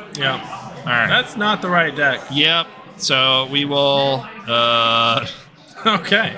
We will get. We're this. gonna click on that deck. We're gonna. Yep. Let's see. Let's validate. Get it corrected. As we are waiting for folks to. No. That's funny. Yeah. So we're gonna see. According to what we clicked the link in the tool, it does say Shadows Logos Untamed. I am guessing that the Shadows, it's the Mars, Yeah, it's not the the Mars Shadows. pod in that Shadows. And so the wrong, So all right, I'm gonna go and we're gonna update this to Mars. So all good. Because this is like the quad mega mouth thing. All right. Right? This is like the quad mega mouth I think double so. or triple battle fleet. Yeah, this deck. EMP blast. Yep, this alliance was used at Worlds last year, I believe, last year or 2 years ago. So use it world. I know it's the one that Z1 Vegas with a couple Oh, years the ago. Vegas one. That's right. Vegas. That's right. I think we did see it at Worlds as well, but it was the Vegas winner. That's right. That's right. So I don't know anything about Panic's deck. I saw him get locked out and not be able to play cards. I saw Thing from the Deep and Dark Discovery. But it had a Dark Discovery, had lots of ways to go ahead and try to put the right cards, the cards that were desired in the bottom of the deck. It's got double Beam of Forgetting. It's got the Nepenthe Seed to bring back a piece that could again put what they're interested in on the bottom of the deck. Also have those in here somewhere as Junk Restorations to really get a lot of efficiency. The Hunting Witch. The Forgotten Guardian's a nice purge tool to purge a key piece from the opponent. It looks like it can make a decent amount of Ember. But, of course, last game, we didn't really see much of that. But now, we're starting. So the Wiki's starting right off with an Archive out of the gate. And let's see, Panic starting with some efficiency. oh, this is where. Okay. Yeah. I like this Over little here, screen. You're like, can you zoom? It's like, no, there's a big monitor right there. I for whatever reason, this chair, I had that moment at first when I was sitting in that chair as well. And it's like, oh wait, we can see. There's a second monitor kind of back over here for us. That's way easier to see than the little screen over here. So And here's somewhere Millen 5. So what does he look? What is if you're Panic? What are you looking for? I'm- right. Like obviously you have to go fast to outrace. Yep. So I think it's GR putting a bunch of stuff in your discard pile. Has a Winds of Death in deck. I don't think I saw it get flipped there. So archiving a ton of cards out of Winds of Death can be good. He's got the Haunting Witch. Also Thing from the Deep. Yep. So it's got some good creatures. With 2 waste knots. It's kind of Yes, cool. 2 waste knots. Draw 15 cards because why not? So, also potentially, I think hoping to get in a position where another in here somewhere can archive key pieces of the Dark Discovery. So interestingly, opting to play the Echo Fly instead of scrap it. So that's always No, an it was interesting played off decision. of BR Geist. Oh, there you go. Okay, that's why. Okay. Instead, I was just gonna say instead of getting the BR Geist, but yeah, it was played off of it. So Kitchen the Curse 2. So we don't specifically have, just because of the way it was entered, we don't specifically have the Mars list out of what the Wookiee has. If I can find it. But it's, yeah, if you can pull up that deck, I bet you it's that one. So interesting question is how much. Dandy Master Vault here. Yes.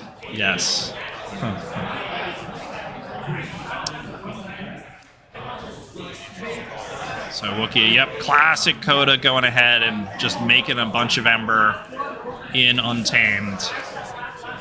Bouncing, replaying cards, getting himself to into check. Let's see, does he have either of the big key cheats in Untamed?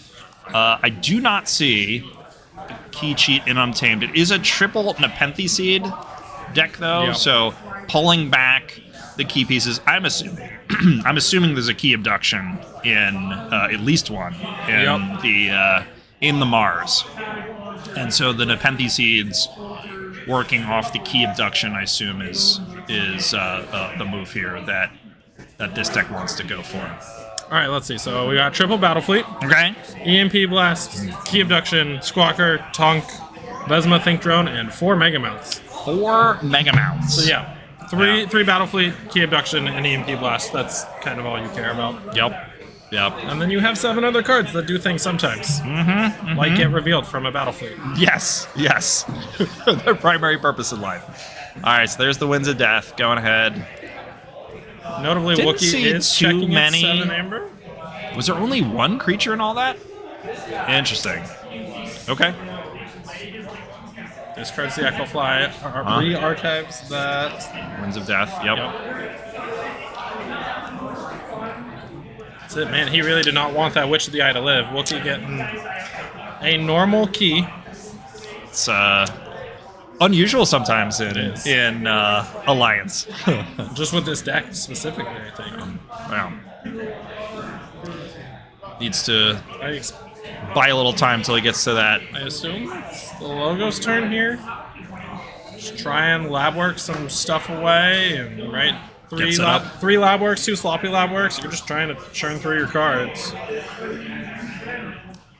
Looks like he drew back into Untamed. You know, that's funny because I was going to say, I don't think he's going to go Untamed because he just drew like only 3 cards. Yeah. There's no way. But sometimes.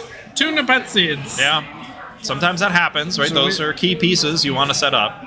Do we have any artifact control on I don't Panic's remember side? seeing artifact control. I believe the answer is no. It's this one over here. Yep, I believe the answer is no, but let's double check here. He has a Mimicry. So he can mimic the EMP blast. Yep, and that's it. Yep. So, tiny little bit. Forgotten Guardian could purge something. Yep.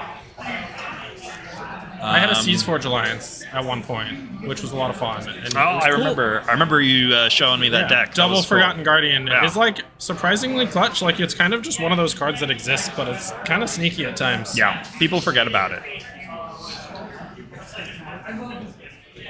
We did see the Forgotten Guardian come out in the last game, but Panic wasn't able to hit one of Sydney's key pieces. So, okay. Mimicry, the Nature's Call. Do So, it. Replay that Forgotten Guardian. Yep, purge something else. Yep. Nature's Call. In the Amber. Want to taunt? Is he haunted? Yeah. I think so. So, Yeah. I mean, like, that's pretty good burst, Yep. too. This is like Coda level shenanigans that we're seeing here. Yeah. So what do you think gonna purge here? Gonna purge the Nature's Call, maybe? Assume the Nature's Call? Yeah.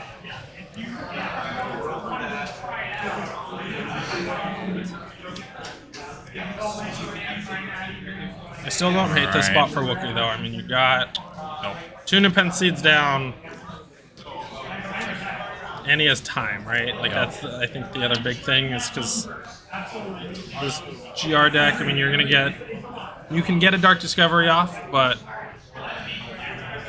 you're not going to be able to key cheat twice. Probably not, right? Panic doesn't have his Nepenthe Seed out, and doing 2 Dark Discoveries in a row, I think, is a little tricky for the deck. Yeah. Possible, but yeah. Yeah, because you have the 2 Beam of Forgetting. Yes. So possible, but not likely. So I think. Do you think this is the turn goes into Logos? Probably. Okay. Okay. All right. So Battlefleet got.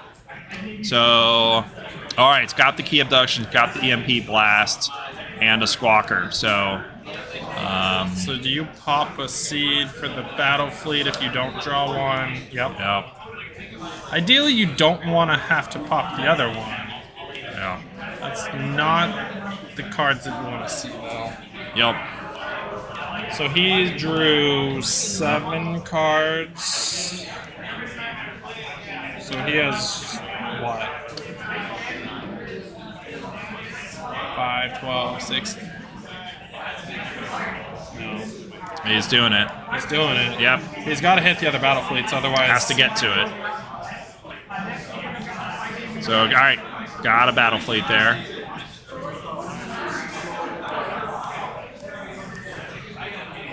Going for broke. Well, so why did you Nepenthe that battle fleet then if you had one in hand?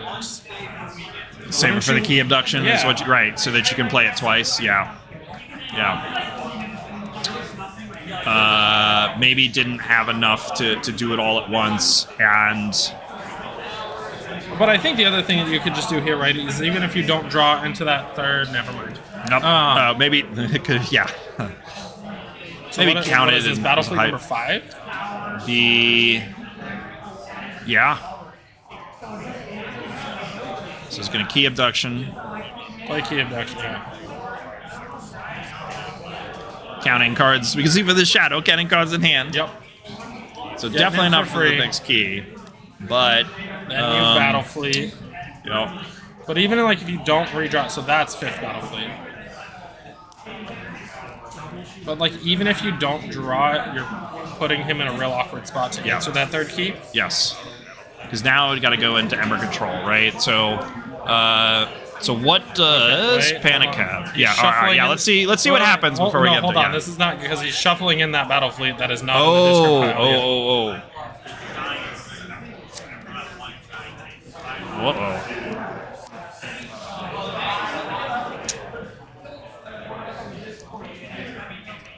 Whoopsie mistake. I will say I don't think it's gonna matter. There's also no way to walk back on this anymore either, is the real issue. I mean, you could just go and pull the one out. But even then, which one is right? He's drawn Yeah. 4 cards. Yeah. Right. Yeah. He Yep. didn't draw a battle fleet, it looks like. Nope. Now he's playing stuff. So he's going to make a bunch of Ember. So let's look at Ember Control in Panic's deck here. So I see a Tangy-Mangy. Okay. I see... And that is if Wookiee's haunted though, right? It is, yes, it is if Wookiee is haunted. Right, Trawler is if you're haunted, Tangy-Mangy is if your opponent is haunted. The Mimicry, but we already saw that, right? No, but there's no discard pile. Right? That's the thing right now, is yeah. there's no discard pile. I see... I don't see much of anything. So there's very little Ember Control that Panic has. So Panic could YOLO that. No, he doesn't have the Nepenthe, so we can't YOLO that Dark Discovery. Oh. So 8 Amber. Hollowed Eve is a thing. Yeah.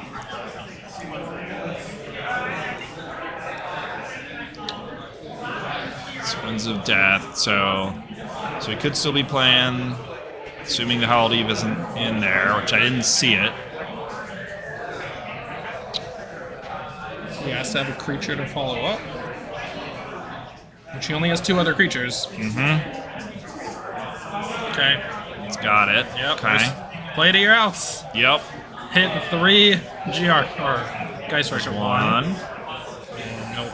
Ooh. Nope. one. Now there was the Tangimanji, so one. That's And that it. was the game. All right. Congrats to Wookie. Yeah, big bursts. Old school Coda big burst takes the win here. I feel like we've seen a lot of that this weekend, not just in Alliance, like in Archon too. It's been a lot of rush. A lot of rush. Definitely seeing in Archon some big steal, which is a form of rush, right? Yep.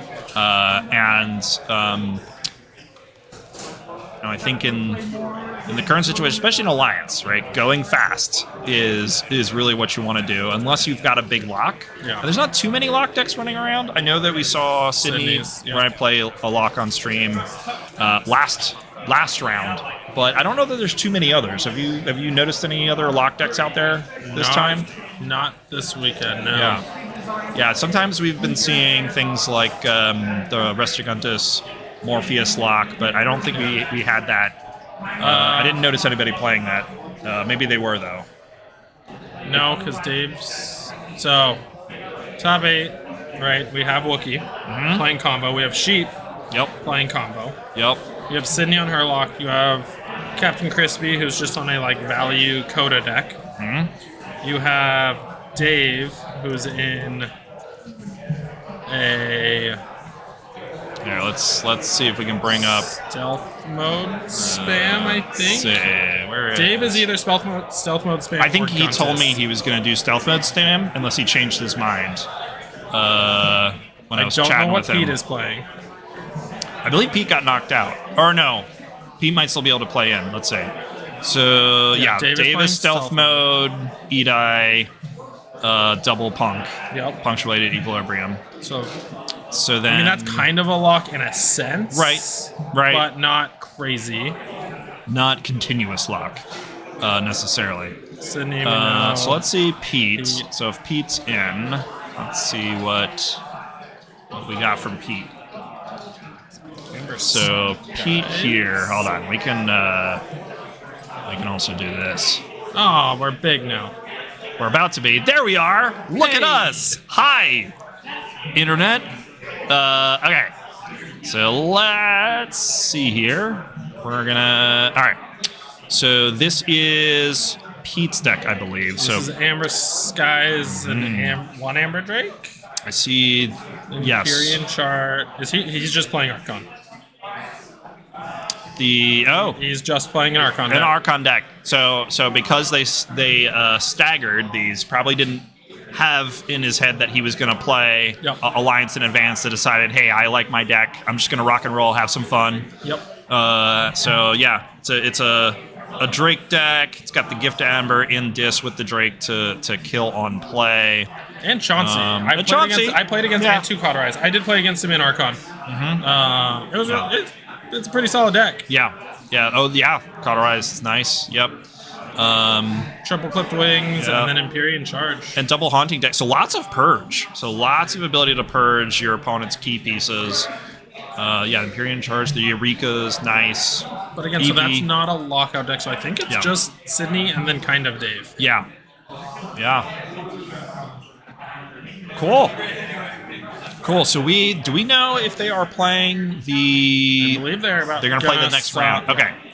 So if they're gonna play the first round of this or Archon, probably one of the two tonight. So Yep. maybe what we'll do is we'll pause, go on a little bit of break, figure out what they're doing next, Yeah, get that let's loaded do it. in, and we'll see folks again before too long. And then maybe some prophetic visions after that. Who knows? Oh, yes. All right. All right. See you folks in a bit.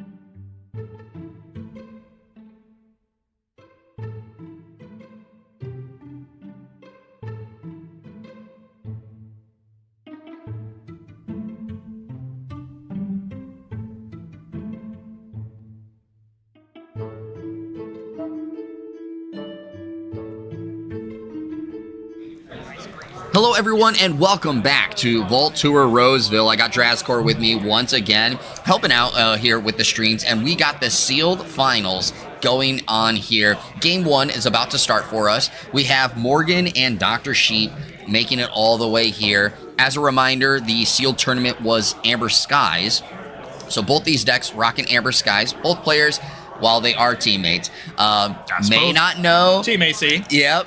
May not know exactly what is in the other person's deck because deck lists are hidden, but we're seeing Equidon, Geistoid, Logos for Morgan, and Brobnar, Dis, Logos on the side of Dr. Sheep. For our newer players, when you see these combinations of house pods, what are you looking for in an Amber Skies deck with these pods? Yeah, so so they both have logos. So let's start there. There's lots of great speed in Amber Skies with logos. And so anything that increases your hand side, moves lots of cards, is going to be really valuable out of logos. So I'm expecting that. Just remember, folks get 3 decks. They get to pick houses, pods from those decks. So you can pick and choose a bit. And so by picking logos, that tells me they've got some speed, they've got some efficiency. Now then it starts to split. So we'll start on the bottom of the screen. So Dis doesn't actually stand for disruption, but maybe it does. So here, I think Dr. Sheep is hoping for a bunch of, I'm thinking he's brought a bunch of disruption in this house, ways to prevent his opponent from playing certain cards, certain types of cards, attacking the hands of the opponent, or disrupting their archives. Amber Skies has really strong disruption. This is really strong in this set. Brobnar I think is solid, right? So big boys, beefy boys in this set. When this set has a little lower creature control, so just having a big board of guys can be really strong. Geistoid, lots of efficiency in Geistoid from really for the reprints from GR mostly. There's still some other good new stuff, but in here somewhere is Junk Restoration's very strong. And then Equidon. Equidon's sometimes really strong in the set, can be a little hit and miss. So I'm interested to see what Morgan has there. But really what you hope for in this situation across any house is house pips. The ability to use your cards in other houses gives you a ton of flexibility. Yeah, so we already saw, of course, the logo start, Morgan going first, just playing that single card. A little bit of action from Dr. Sheep in their turn, putting down the Chauncey, but then Morgan immediately removing that, and now we're seeing a pretty sizable Equidon turn now coming from Morgan. And you're seeing the versatility that comes from Equidon, which is why it's a little hard to know what you're going to get, because there's just so many different things, right? You see some Ember Control on one card, you see Burst on another card, you see Creature Control on another card, so lots of versatility in set in that house. All right, and turn ending, Morgan drawing back up, and now we're heading over to Dr. Sheep, and you see a split of 3-3 in the hand, and with no board presence at the moment, has a lot of options. Going to go with the Berserker Slam. Yeah, taking care of the hero. That card's real strong, basically exalting opponent flank creatures and capturing one on Reap. There's a lot of cool stuff there. Ooh, nice, Cauterize Vitality. Strong card to both take out a problem and generate a little Ember Control in the process. Real strong card. Yeah, and of course, as some may notice, that has the Brobnar pip on it, which is why it was used during the turn. Yes. So, of course, one of the things that a lot of people really seem to look forward to or look at when they were looking at their pods is, where did some of these bonus enhancements get dispersed? Does it work with the pods that I am looking to select? And obviously in this scenario, depending on if this is from the same deck or not, Sheep was able to see a little bit of efficiency in this disc pod. Yeah, finding your house pips in interesting spaces can be one of the most fun things about opening an Amber Skies deck and then playing around with it, seeing what it can do, where it's not going to be able to do that in most other decks because you can use it out of a different house, I think is really fun aspect of the set. There's the efficiency from Morgan archiving on play of Skippy the Glorious. and also articulated Ren really great from a perspective of increasing hand size, being able to draw up, then look at hand, then exhaust one of your creatures to draw another card is pretty strong. So some good efficiency there from Logos. Yeah, and of course it's a little hard, but I think that Brilix Ponder also has an Equidon House enhancement pip, just based on the color of it. So, it looks like. Again, some efficiency there, depending on what turns and things that Morgan decides to do with that card. And now passed over towards Dr. Sheep. Nearly a fistful of Logos, so I would assume we're going into a Logos turn. See, it's probably just a discard on the Effervescent Principle, because 2/2, it's going to hurt just as much to burn your opponent's Ember as yourself. Oh, that's really nice. The worm tunnel with the capture pip on it, so you can capture and immediately burn that Ember, draw 2 cards, is real nice. Plus a draw pip to boot. Yeah. So yeah, he's hesitating if he wants to play the Connectome Transfer, which is a really cool card. It's sometimes a little mixed bag from a perspective of archiving both your opponent's and yours creatures, so it sort of depends on what you have versus they have. That might have been a good hit on the draw there. Yeah, because that was not in hand before the Brilix Ponder was scrapped. That could be great. That could be really big. So does decide to go ahead and play the Connectome Transfer, which I think makes sense. You're putting away 2 opponent's creatures that, for your 1, felt like the right play to me.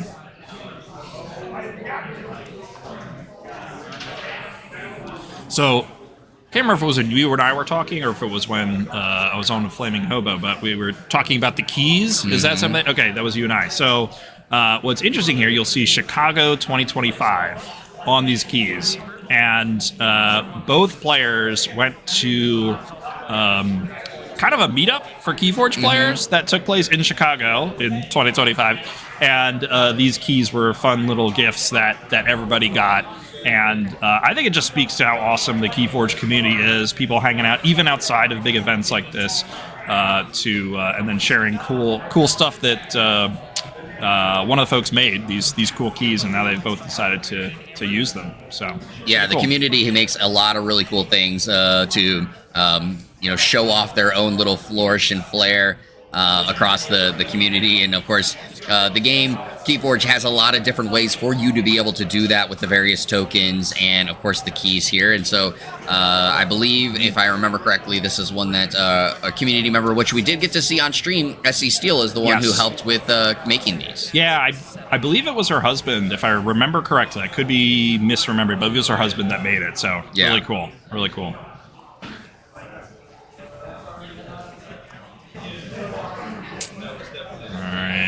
All right, so Morgan. Strider. Just notice in the chat, Strider mentioning that obviously I did not spell the houses because they're spelled correctly. Yes, Jeremy did do that. I wasn't going to call it out, but I did. Yes. Yeah. I mean, I was putting letters in all sorts of weird places. To be fair, Equidon, unspellable. Geistoid, pretty hard. Dis is about the only sure thing. Just blame it on autocorrect. There you go. Yeah. All right, the Mindfire coming through now. See what we get here. Mindfire is an interesting card. Sometimes it gets nothing. Sometimes it's game-changing. So all right, that's a good hit. So in here somewhere, really strong card. Being able to steal an Ember and get rid of it could be a big deal. So that was a good hit on the Mindfire. So, the Infernal Terran. So playing, stealing to take off check. He might have been hesitating there to think about if he wanted to ditch the rest of his hand and by scrapping versus playing, but I think this is... You only needed 1 to take off check. Couldn't quite tell. There may not have been enough out-of-house pips for it to be interesting to chuck his hand, so... Infernal Terran's an interesting card because it's strong if you scrap it or if you play it. So both stealing in different ways. So All right, the Chauncey there being played with the discard pip, so throwing out Bosch into the discard pile. And there's the Gift of Amber still sitting in the hand. That would be the last discard, and there it goes. Of course, coming down. So is he going to blow up his own stuff to burst here? I don't think he wants to attack his opponent's creatures because it'll get Morgan back in check. He's killing his own stuff. That makes sense. I know early on in the game, I would have hesitated to blow up my own stuff, but bird in the hand versus two in the bush, right? Take advantage, get that ember right now versus maybe a chance you get more ember later. Often, especially when you're playing against strong opponents, right? The top table, the decks are strong. Yep. Sometimes you just got to push. You just got to get there. And with these houses, it's unlikely that Morgan has scaling ember control, meaning unlikely that she would be able to steal more ember because, or prevent more because he's made more ember. Whereas if Skyborn were in play, he'd be more worried about that. Yeah. All right, Junk Restoration, great card. I think Morgan was hoping to see on that flip a Geistoid card, but not seeing it. So Morgan's thinking about, is it worth taking one of these cards into her hand for a later turn or not? Yeah. So in a sealed situation, you don't know the value, right? What's the middle Equidon card when you play creatures? Contract Execution. Yes, that's what there it you is. go. That's a card where if you knew your opponent's deck list, you'd know the value of that card, because if your opponent has a whole bunch of really small creatures that you can ping away with it might be really good. Whereas if your opponent doesn't, then it's almost definitely you don't want to put it in your hand. So Morgan decides here to forego taking any of those cards and just goes and plays some creatures. Yeah, and the Ezra pause there is nice in value when you can see your opponent's hand, but of course, because you don't know the full breadth of the deck list, there's that whole trying to remember later on. Normally, of course, you might want the Ezra pause to go, okay, there's a card I don't want to see. Maybe I want to play it now to see, is it currently about to be played? Big move just happened right here. So we had the Quantum Compass stolen. So Morgan taking that Quantum Compass and using it, that's a big deal. So that's going to slow down Sheep's engine and speed up Morgan. And Sheep has no creatures on board at the moment to respond from a board perspective. So big move and goes to check. And I'm seeing in the hand real quick, there is a second Gift of Amber in Sheep's situation because he has one in hand, and I think he has another Infernal Terran as well. I believe I had seen it. Two of them, wow. Oh, Help from Future Self. All right, so big efficiency play to get that Time Traveler, get some Ember, draw more cards. And it has a draw pip on the Time Traveler. That's really cool. That's nice. So being careful not to shuffle the Help from Suit Yourself into the deck and just shuffle the rest of the cards. I think Mark is double checking that. Oh, did he grab his hand, put his hand or something? No, I think Morgan wanted to look at the discard pile before it did happen, and Sheep had picked up to start to shuffle. And so they were trying to separate that. Yep. Okay. Which is fair, right? Your opponent can observe your discard pile at any time, so reasonable requests. Yeah, definitely making sense of, like, especially again, because the deck list is hidden, trying to take that quick. Okay, before you shuffle everything in, let me try to refresh my memory on what you got. What are the key cards I have to remember? Yep. Yeah. Yep.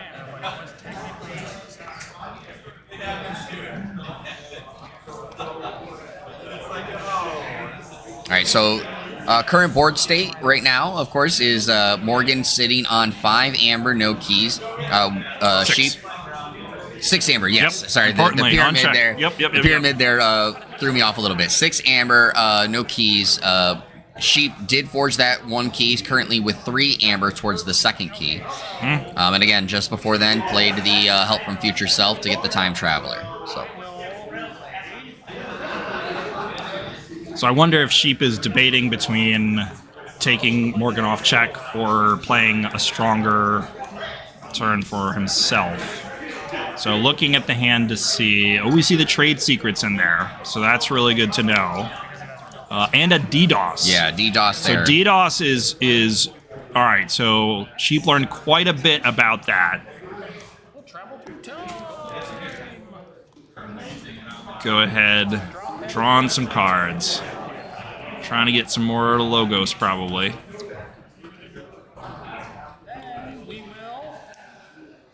Let's see here. Alright. This is really good. Connectome transfer, taking back that quantum compass, and that archive. Yeah, that was a really, really strong archive there. A great way to be able to deal with the animating force. Did Morgan put that? The creature in the right pile? So the animating force went into the discard pile, and the other one went into the archive. It did go to the archive. Yes. Okay.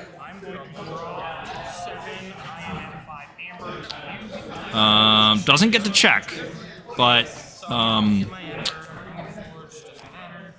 strong turn from Dr. Sheep.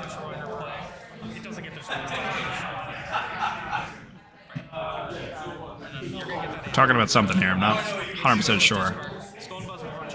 I think they're trying to decide with the Equidon there, because if I remember correctly, it kind of bounces.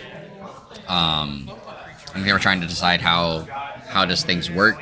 So right now, of course, one of the things that is really good with it being the finals is we have our judge right there, able to walk through. So it looked like they had a little bit of a question off of that. It might be language.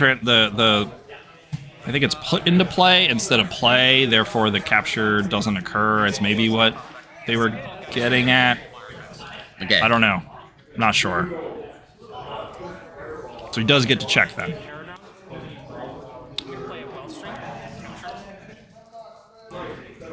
And able to pull Dr. Sheep off of check. Oh, a number of capture cards here.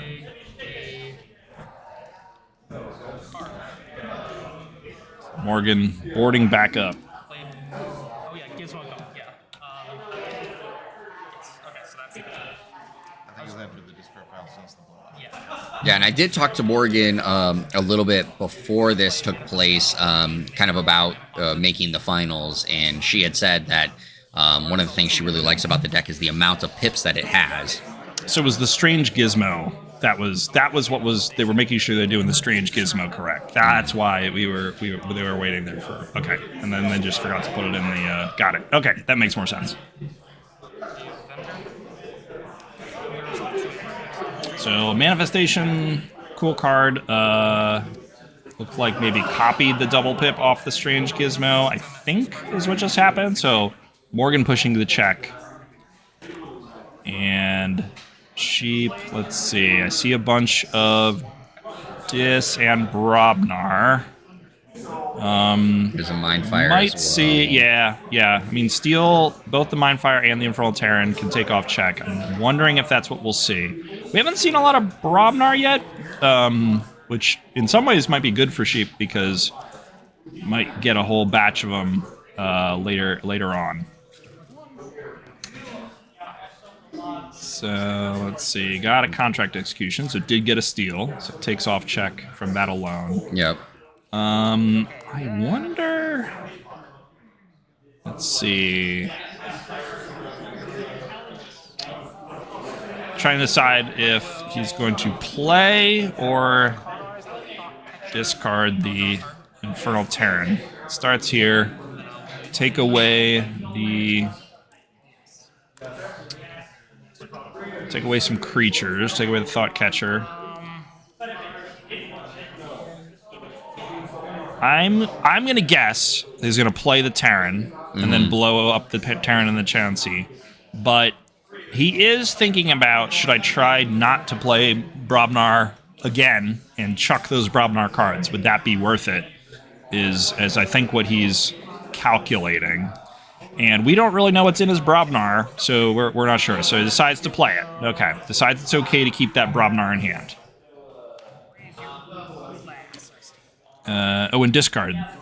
Interesting. Discards the raise your glass. It's still got the amber. Yep. And then, okay. Gonna discard both. I missed the discard pip on the Chauncey. And gonna burst here. I think. Yep. Okay. Yep. Destroying both. Yep. Right, you can think to yourself, well, why not kill the opponent's creature with Ember on it? But remember, the well strings are there, and they can reap and kill your guys anyway. So I think that was a good play.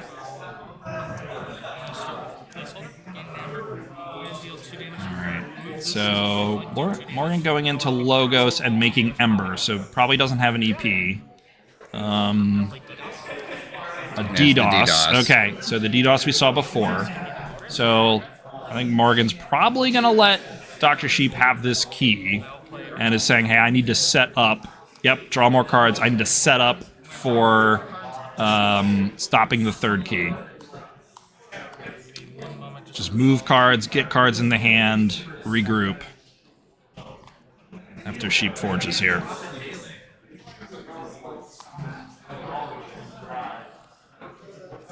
All right, currently looking through everything. Of course, we will have the KeyForge tier very soon.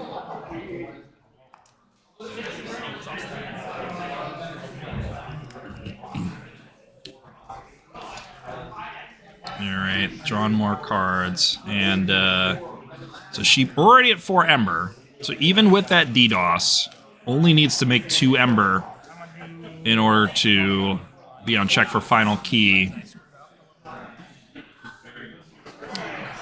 Checking the discard pile. Perhaps counting if he's haunted or not, although he doesn't have Geistoid. Oh, maybe just counting what he might draw based on what he's already played. Yeah. Yep, that's probably what he was doing there. Yeah, because then he looked at his archives too, trying to go, okay, Yeah. what do I got in here? So this is a slightly awkward time to have all those Brobnar creatures in hand. I saw at least two big dudes. All right, looks like picked up the archives. Yep. And, yep, just get some... Play the Smith for 1.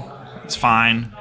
Just get to check. Put pressure on Sunday. There you go. Take out. Yep. Continue to burn some Ember. Yep. Chuck those boys. Chuck the big boys. That's fine.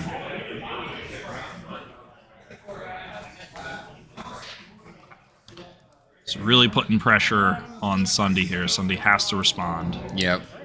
And that the Geistoid creatures, I believe it's after fight to capture, if I remember correctly. So by not playing creatures, might have discarded those creatures anyway, even without the DDoS because of that. Okay, trade secrets. So we had seen that before. So discarding 2. Yep. So stealing 2, getting into check. So that was a good trade secrets there. And she opts to play the Skull and Buzz instead of discarding it for another steal. I guess there's an Ember and a capture, plus there's a little efficiency. So yeah. So I see probably why Morgan wants to do that. Yep. Get more cards that are gonna put you in position. Mm-hmm. I think the Skull and Buzz is put into play, so I think the Code Monkey play effect won't trigger, unless I'm forgetting the text of Skull and Buzz. So, if it doesn't trigger, it's not the optimal card to put under there, but, sometimes you just gotta move through your cards to get to your better cards for the situation, even if it's not perfect. Yeah, we talk about, of course, at times, you sometimes just want to play cards for... That way I could draw back up, get through my deck a little bit faster. Yep. Again, with it being Grim Reminders, that would have been something that's kind of counterintuitive. You want to stay haunted as long as you can. Of course, here, not as much. Morgan does have Geistoid, so Yep. there is still the haunted aspects, but All right.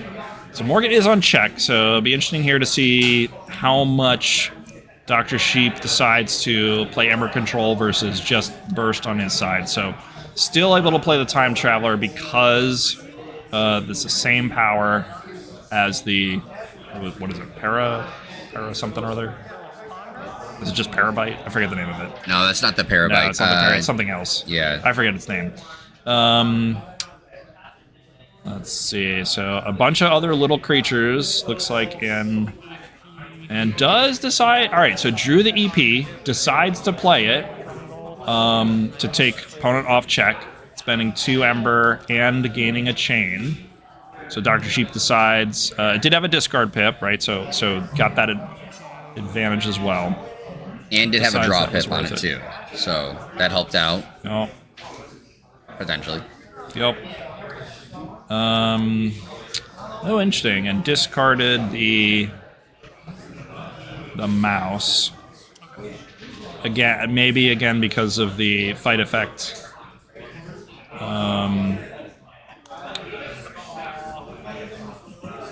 Or maybe just had to. It seemed like he had enough other cards that there was other options. But okay, interesting. So we could see another strange gizmo here on Morgan's next turn, perhaps. So that's something Sheep has to take into account.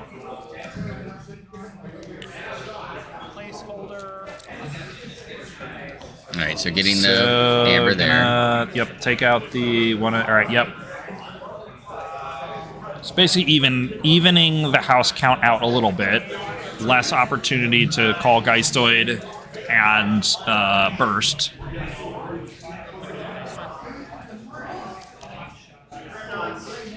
All right, and passed over to Morgan, so sitting at 4 Amber.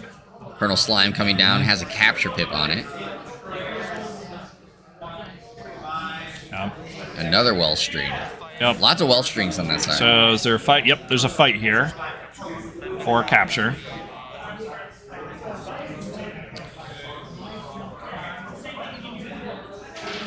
So there's one more Reap on board.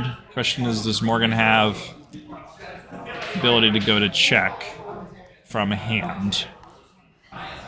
We did see the hand. It was too quick, so it does not. Yeah, I didn't remember specifically what was there.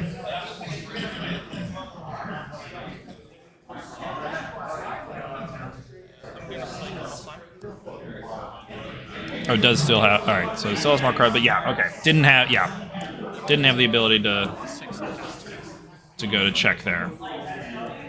Yeah, and quite a board's now established for Morgan off of this. So that was interesting turn, interesting choice, right? So Morgan took care of Sheep's board.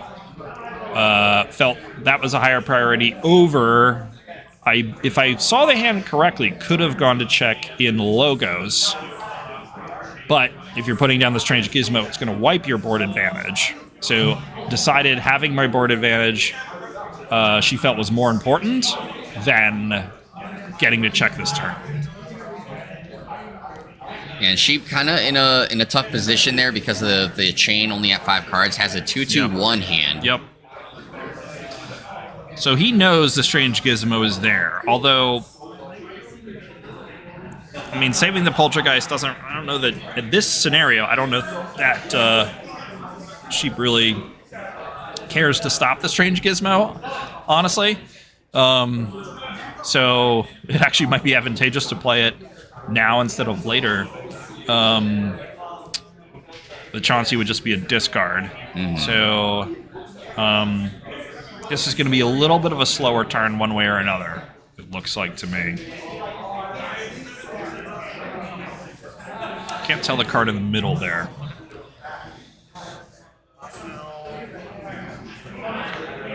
Let's see.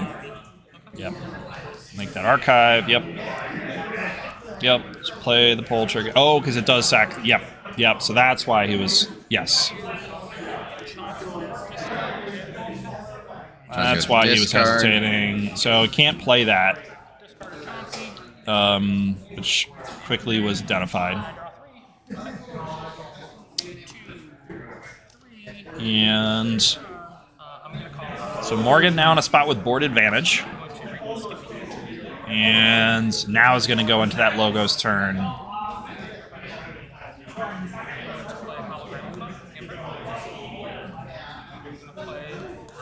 Probably, I'm going to guess Morgan's going to discard the Strange Gizmo. Yeah.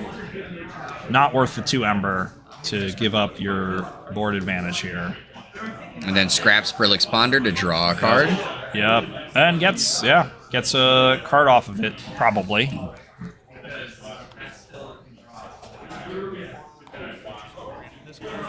So, gets a discard, extra Ember. So, what's that? 3, 6, 9, 10. 10 now. So...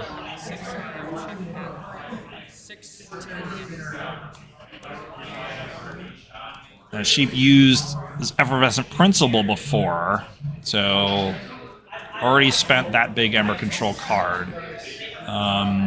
Do you see the Delta P? Yep, so Delta P, this is going to wipe the board. Yeah, I kind of figured that was going to be coming, and I think they're now having a conversation about... ordering, yeah. Yep, so he wants to do the Skull and Buzz first, to then play the Code Monkey, to then be able to kill the Code Monkey. Yep. Which makes sense. As the active active player, you do get to do that order, so. And that gets rid of the DDoS. Accidentally put the Skull and Buzz on top of the deck, which I sometimes do. Morgan will figure that out pretty quickly. Yep. Goes to draw and goes, wait a second. She'll get there. So, Infernal Terran, so 1 steal. So gets the check. Is going to give up the key. But that board clear took away the comeback engine that Morgan had at the moment. So, question is, now does Morgan have an EP, an Effervescent Principle, or another big steal out of Equidon? Another Trade Secrets, there we go. Or maybe that was the same Trade Secrets. Oh. That's in the wrong spot. It doesn't matter. It doesn't. I was about to say the same thing, but once they fist pumped, I was like, okay, that's probably what part of the situation. I was just like, so. All right, so that means Dr. Sheep takes game 1 here of the sealed finals. What did you think of the matchup and how things played out? That was a fun match. That was fun to watch. There was lots of back and forth. You could feel the interesting decisions that each player was making. There were some different choices they could have made. They're probably going back and thinking, hey, did I do the right things to lead myself to victory at these right moments on both sides for the next matchup, right? So, and I think that's going to lead to an interesting next game, right? Obviously, it played out in Sheep's favor. He did play that Effervescent Principle for a relatively low payout at that one point. So this is victory. So to him, oh yeah, I did the right thing, and I'm just going to do that again. Or will he say to himself, oh, but then I saw what she did. I was just able to overcome it. Am I going to hold on to it a little longer next time? I don't know. I don't know if Sheep's going to make an adjustment there. Certainly, Morgan has got lots of good cards in there, right? So I think Morgan's got the ability to win at times. I don't think this is a lopsided match. So. A little more out of those trade secrets could be a really big deal. When she used those trade secrets, it was a lower steal than I think she was hoping to set up. So I think there's some places where we could see some different lines happen in this next game. Yeah, so it looks like our players are taking a quick stretch between there, which we do allow during the finals. And as you did allude to, there's also a chance that they may do a little bit of switching of pods because this is sealed, so they do have their other pods from the decks at their disposal. So we'll see what all transpires here very shortly, but we're going to take a small break, and we'll be right back with the sealed finals Game 2 at Roseville Vault Tour.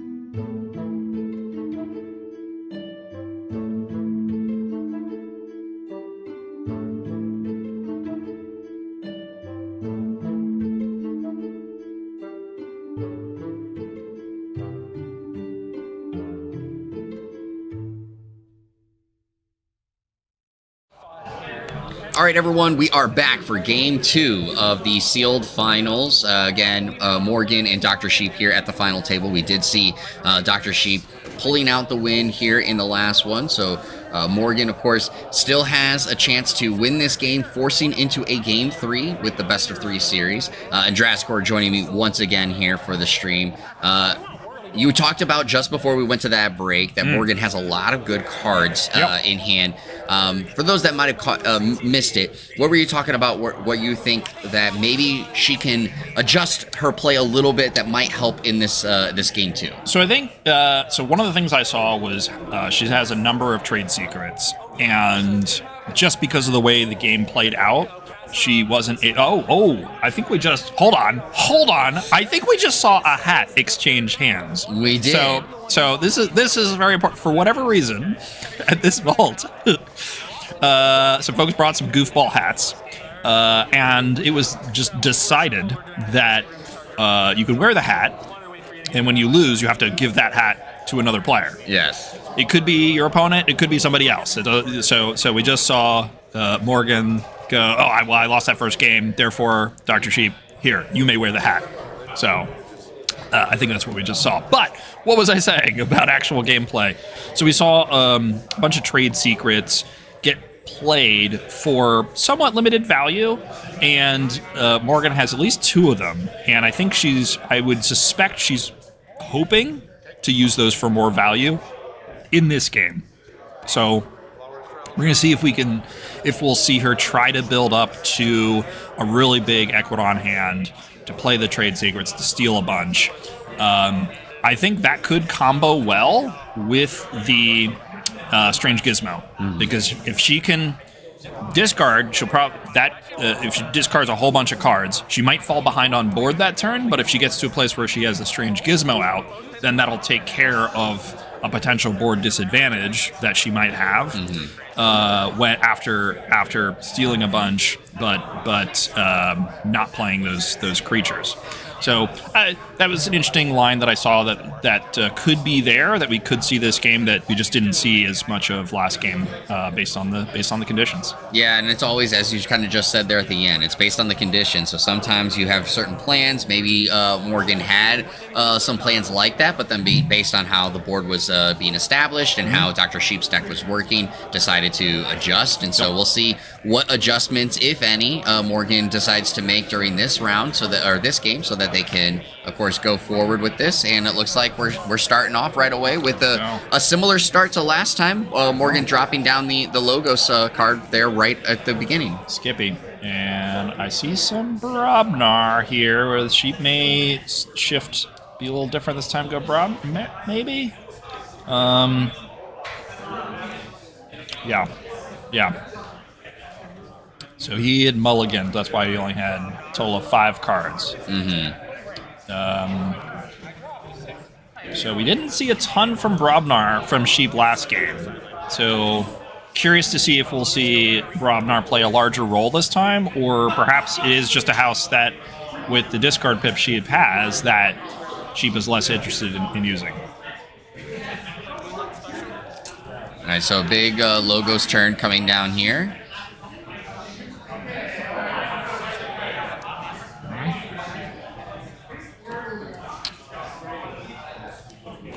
Again, I wonder if Morgan's hoping that she's archiving Equidon cards with these Skippies. Again, it's only hoping. Right? Yeah. You can't guarantee when you're relying on Skippies, when you're relying on things like draw off the articulated Wren or the Ezra Pause. So you're hoping that these things happen, but can't guarantee it. Oh, and there's the Everresting Principle. EP, so she not waiting for a huge EP play, but just taking advantage where it is. So that worked well last game, and I think he's thinking to himself that's going to work well again this game. So here we go. Help from Future Self. Great card with that Time Traveler. And his Time Traveler does have that extra draw. So yeah. A lot of value. A lot of value there.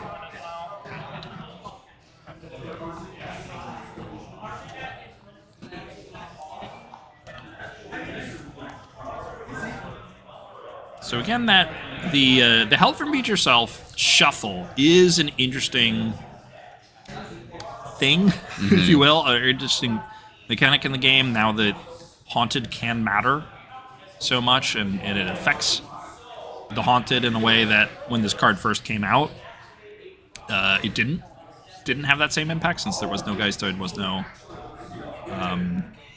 haunted mechanic at the time. This particular matchup, I'm not sure if it's going to make much of a difference, but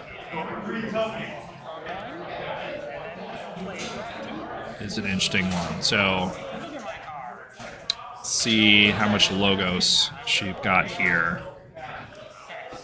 Nice. Archiving the Time Traveler with that Connectome transfer. That is good. Yeah. And now Morgan. Sometimes Morgan goes by Sunday, but Morgan has the Skippy in her archives, and that. Okay, I think she pulled. She pulled the archives, which to me means she probably had Geistoid in the archives and not Equidon. But we'll see. So, counting cards decide if she wants to pull that in here somewhere, or if she wants to go for one of the creatures in this scenario. Yeah, trying to figure out, of course, the different value there. Ends up grabbing the Wellstring off of this. Yep. So without Winds of Death being in set, I think it's less important to build a really big discard pile than it was in Grim Reminders. So I think that is a much more reasonable call in this set, whereas I think if we were in GR, you might have seen a different call. Yeah. And similar to last game, though, Morgan setting up quite a board off of this, getting both Wellstrings down, so some extra capture there, the Thought Capture, as well as the Paradrone from there. So really establishing a board, and here comes the Mind Fire from Sheep.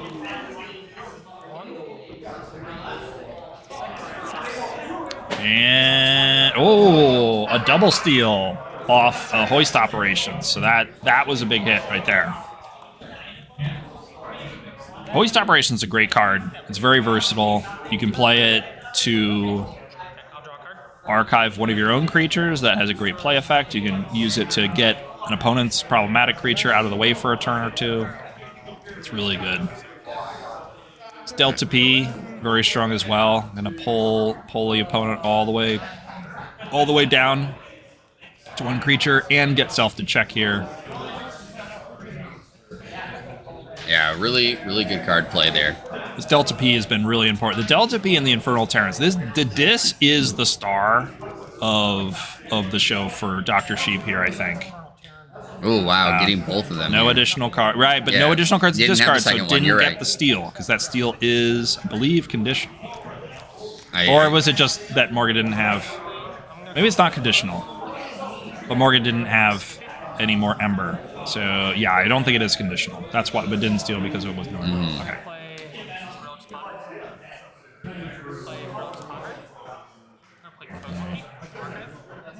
Oh, Code Monkey.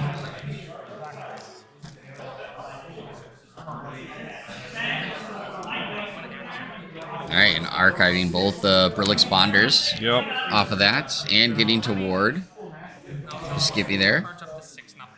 So definitely move some cards. Probably wasn't quite as big a turn as Morgan was hoping to after that big turn from Dr. Sheep. Certainly still in the game. But there are moments, at least me, I work to respond to a big turn with a big turn. I think sometimes you just got to move cards to be able to respond on a later turn. So that's where Morgan went there. All right, so a good number of Brobnar in hand. Some Logos there as well. It looks like he's going to go to the Logos with the Worm Tunnel there. Look at them helping each other. Very, very considerate.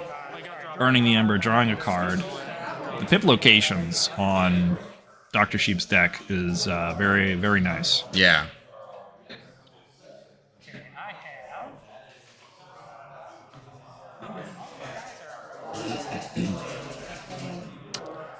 Let's see. Question: can't Sheep just call Dis every turn now until the Terrans die? I mean, in theory, right? You can cycle with those Terrans. Steal 2, Reap, Steal 2, cycle cards. That could be a good play, good strategy. Logos. Sheep's got lots of efficiency in the logos, right? He has that time traveler he archived.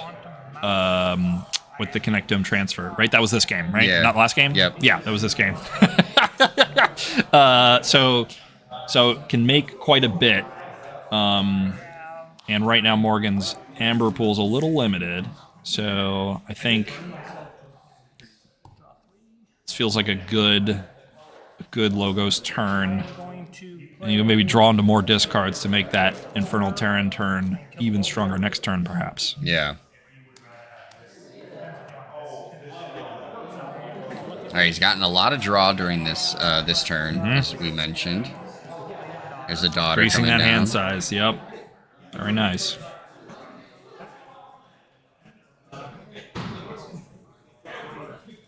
of course, Sheep keeping his cards close to his chest, so we don't have a chance to fully peek of what's going on. Scraps the Brillix Ponder so he can draw. Looks like he's going to end there. Quite a bit of cards in hand. Yep. So no drawing at this point. Yep. So he would. I don't think he would have drawn anyway, even if he hadn't strapped the Ponder. So what this means to me is that he's probably hoping to have drawn a discard for next turn. So he figures either a Dis or a Logos draw is a good draw. He probably was hoping it wasn't Brobnar. That's just my guess.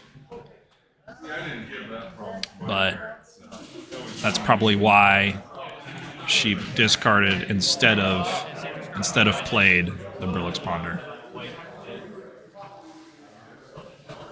All right, taking a look at the discard pile here. Again, as always, with it being a hidden deck list, just trying to gain as much information as she can of what's been played, what's established on the field. Obviously, trying to remember from the previous game as well what was in the entire deck here.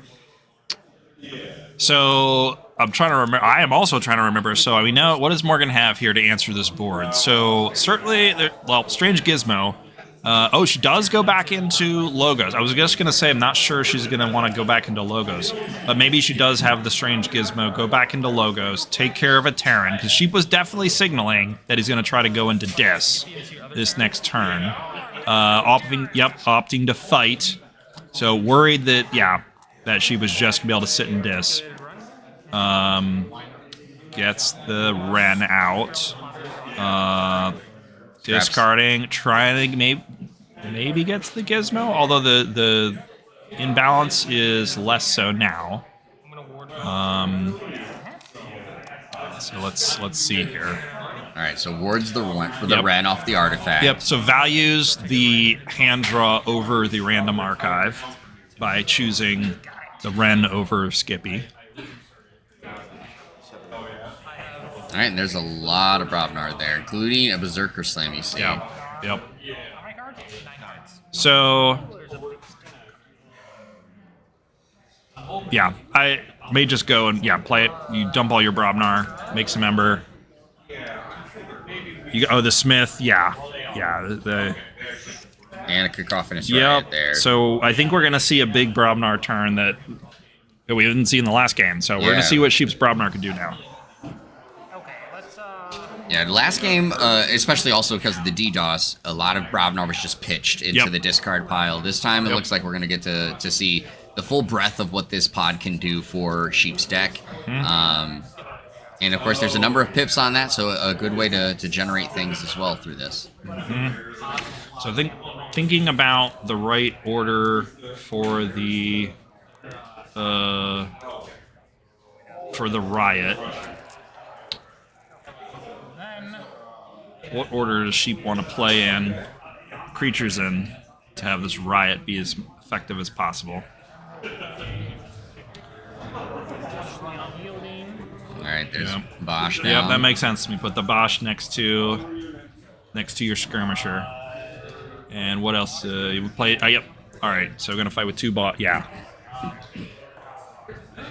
I like that. Makes sense.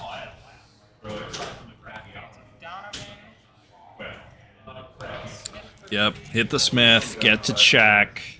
Play the Riot. Clean your opponent's board. Make an extra Ember. This is big right here. Like, make 2 extra Ember actually, right? That's what's gonna happen. And there goes the enraged tokens. Yep. So making an Ember off of and then reaping against the empty board with the final Bosch. Yep. A really big turn there. Yep. Now Morgan doesn't have a big archive, so could have a big counter in hand, but doesn't have a counter waiting in the archive. So sitting with 11 Amber now from Sheep, threatening that second key. Yeah. And as you said, obviously a big board on the side of Sheep there. The daughter allowed the hand size as well. So Morgan has her work cut out for her right now to crawl back into this. We didn't see the last time. All right, so trade secrets. So how many were to see steal here? 4. Okay.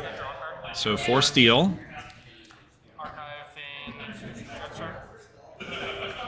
And yep.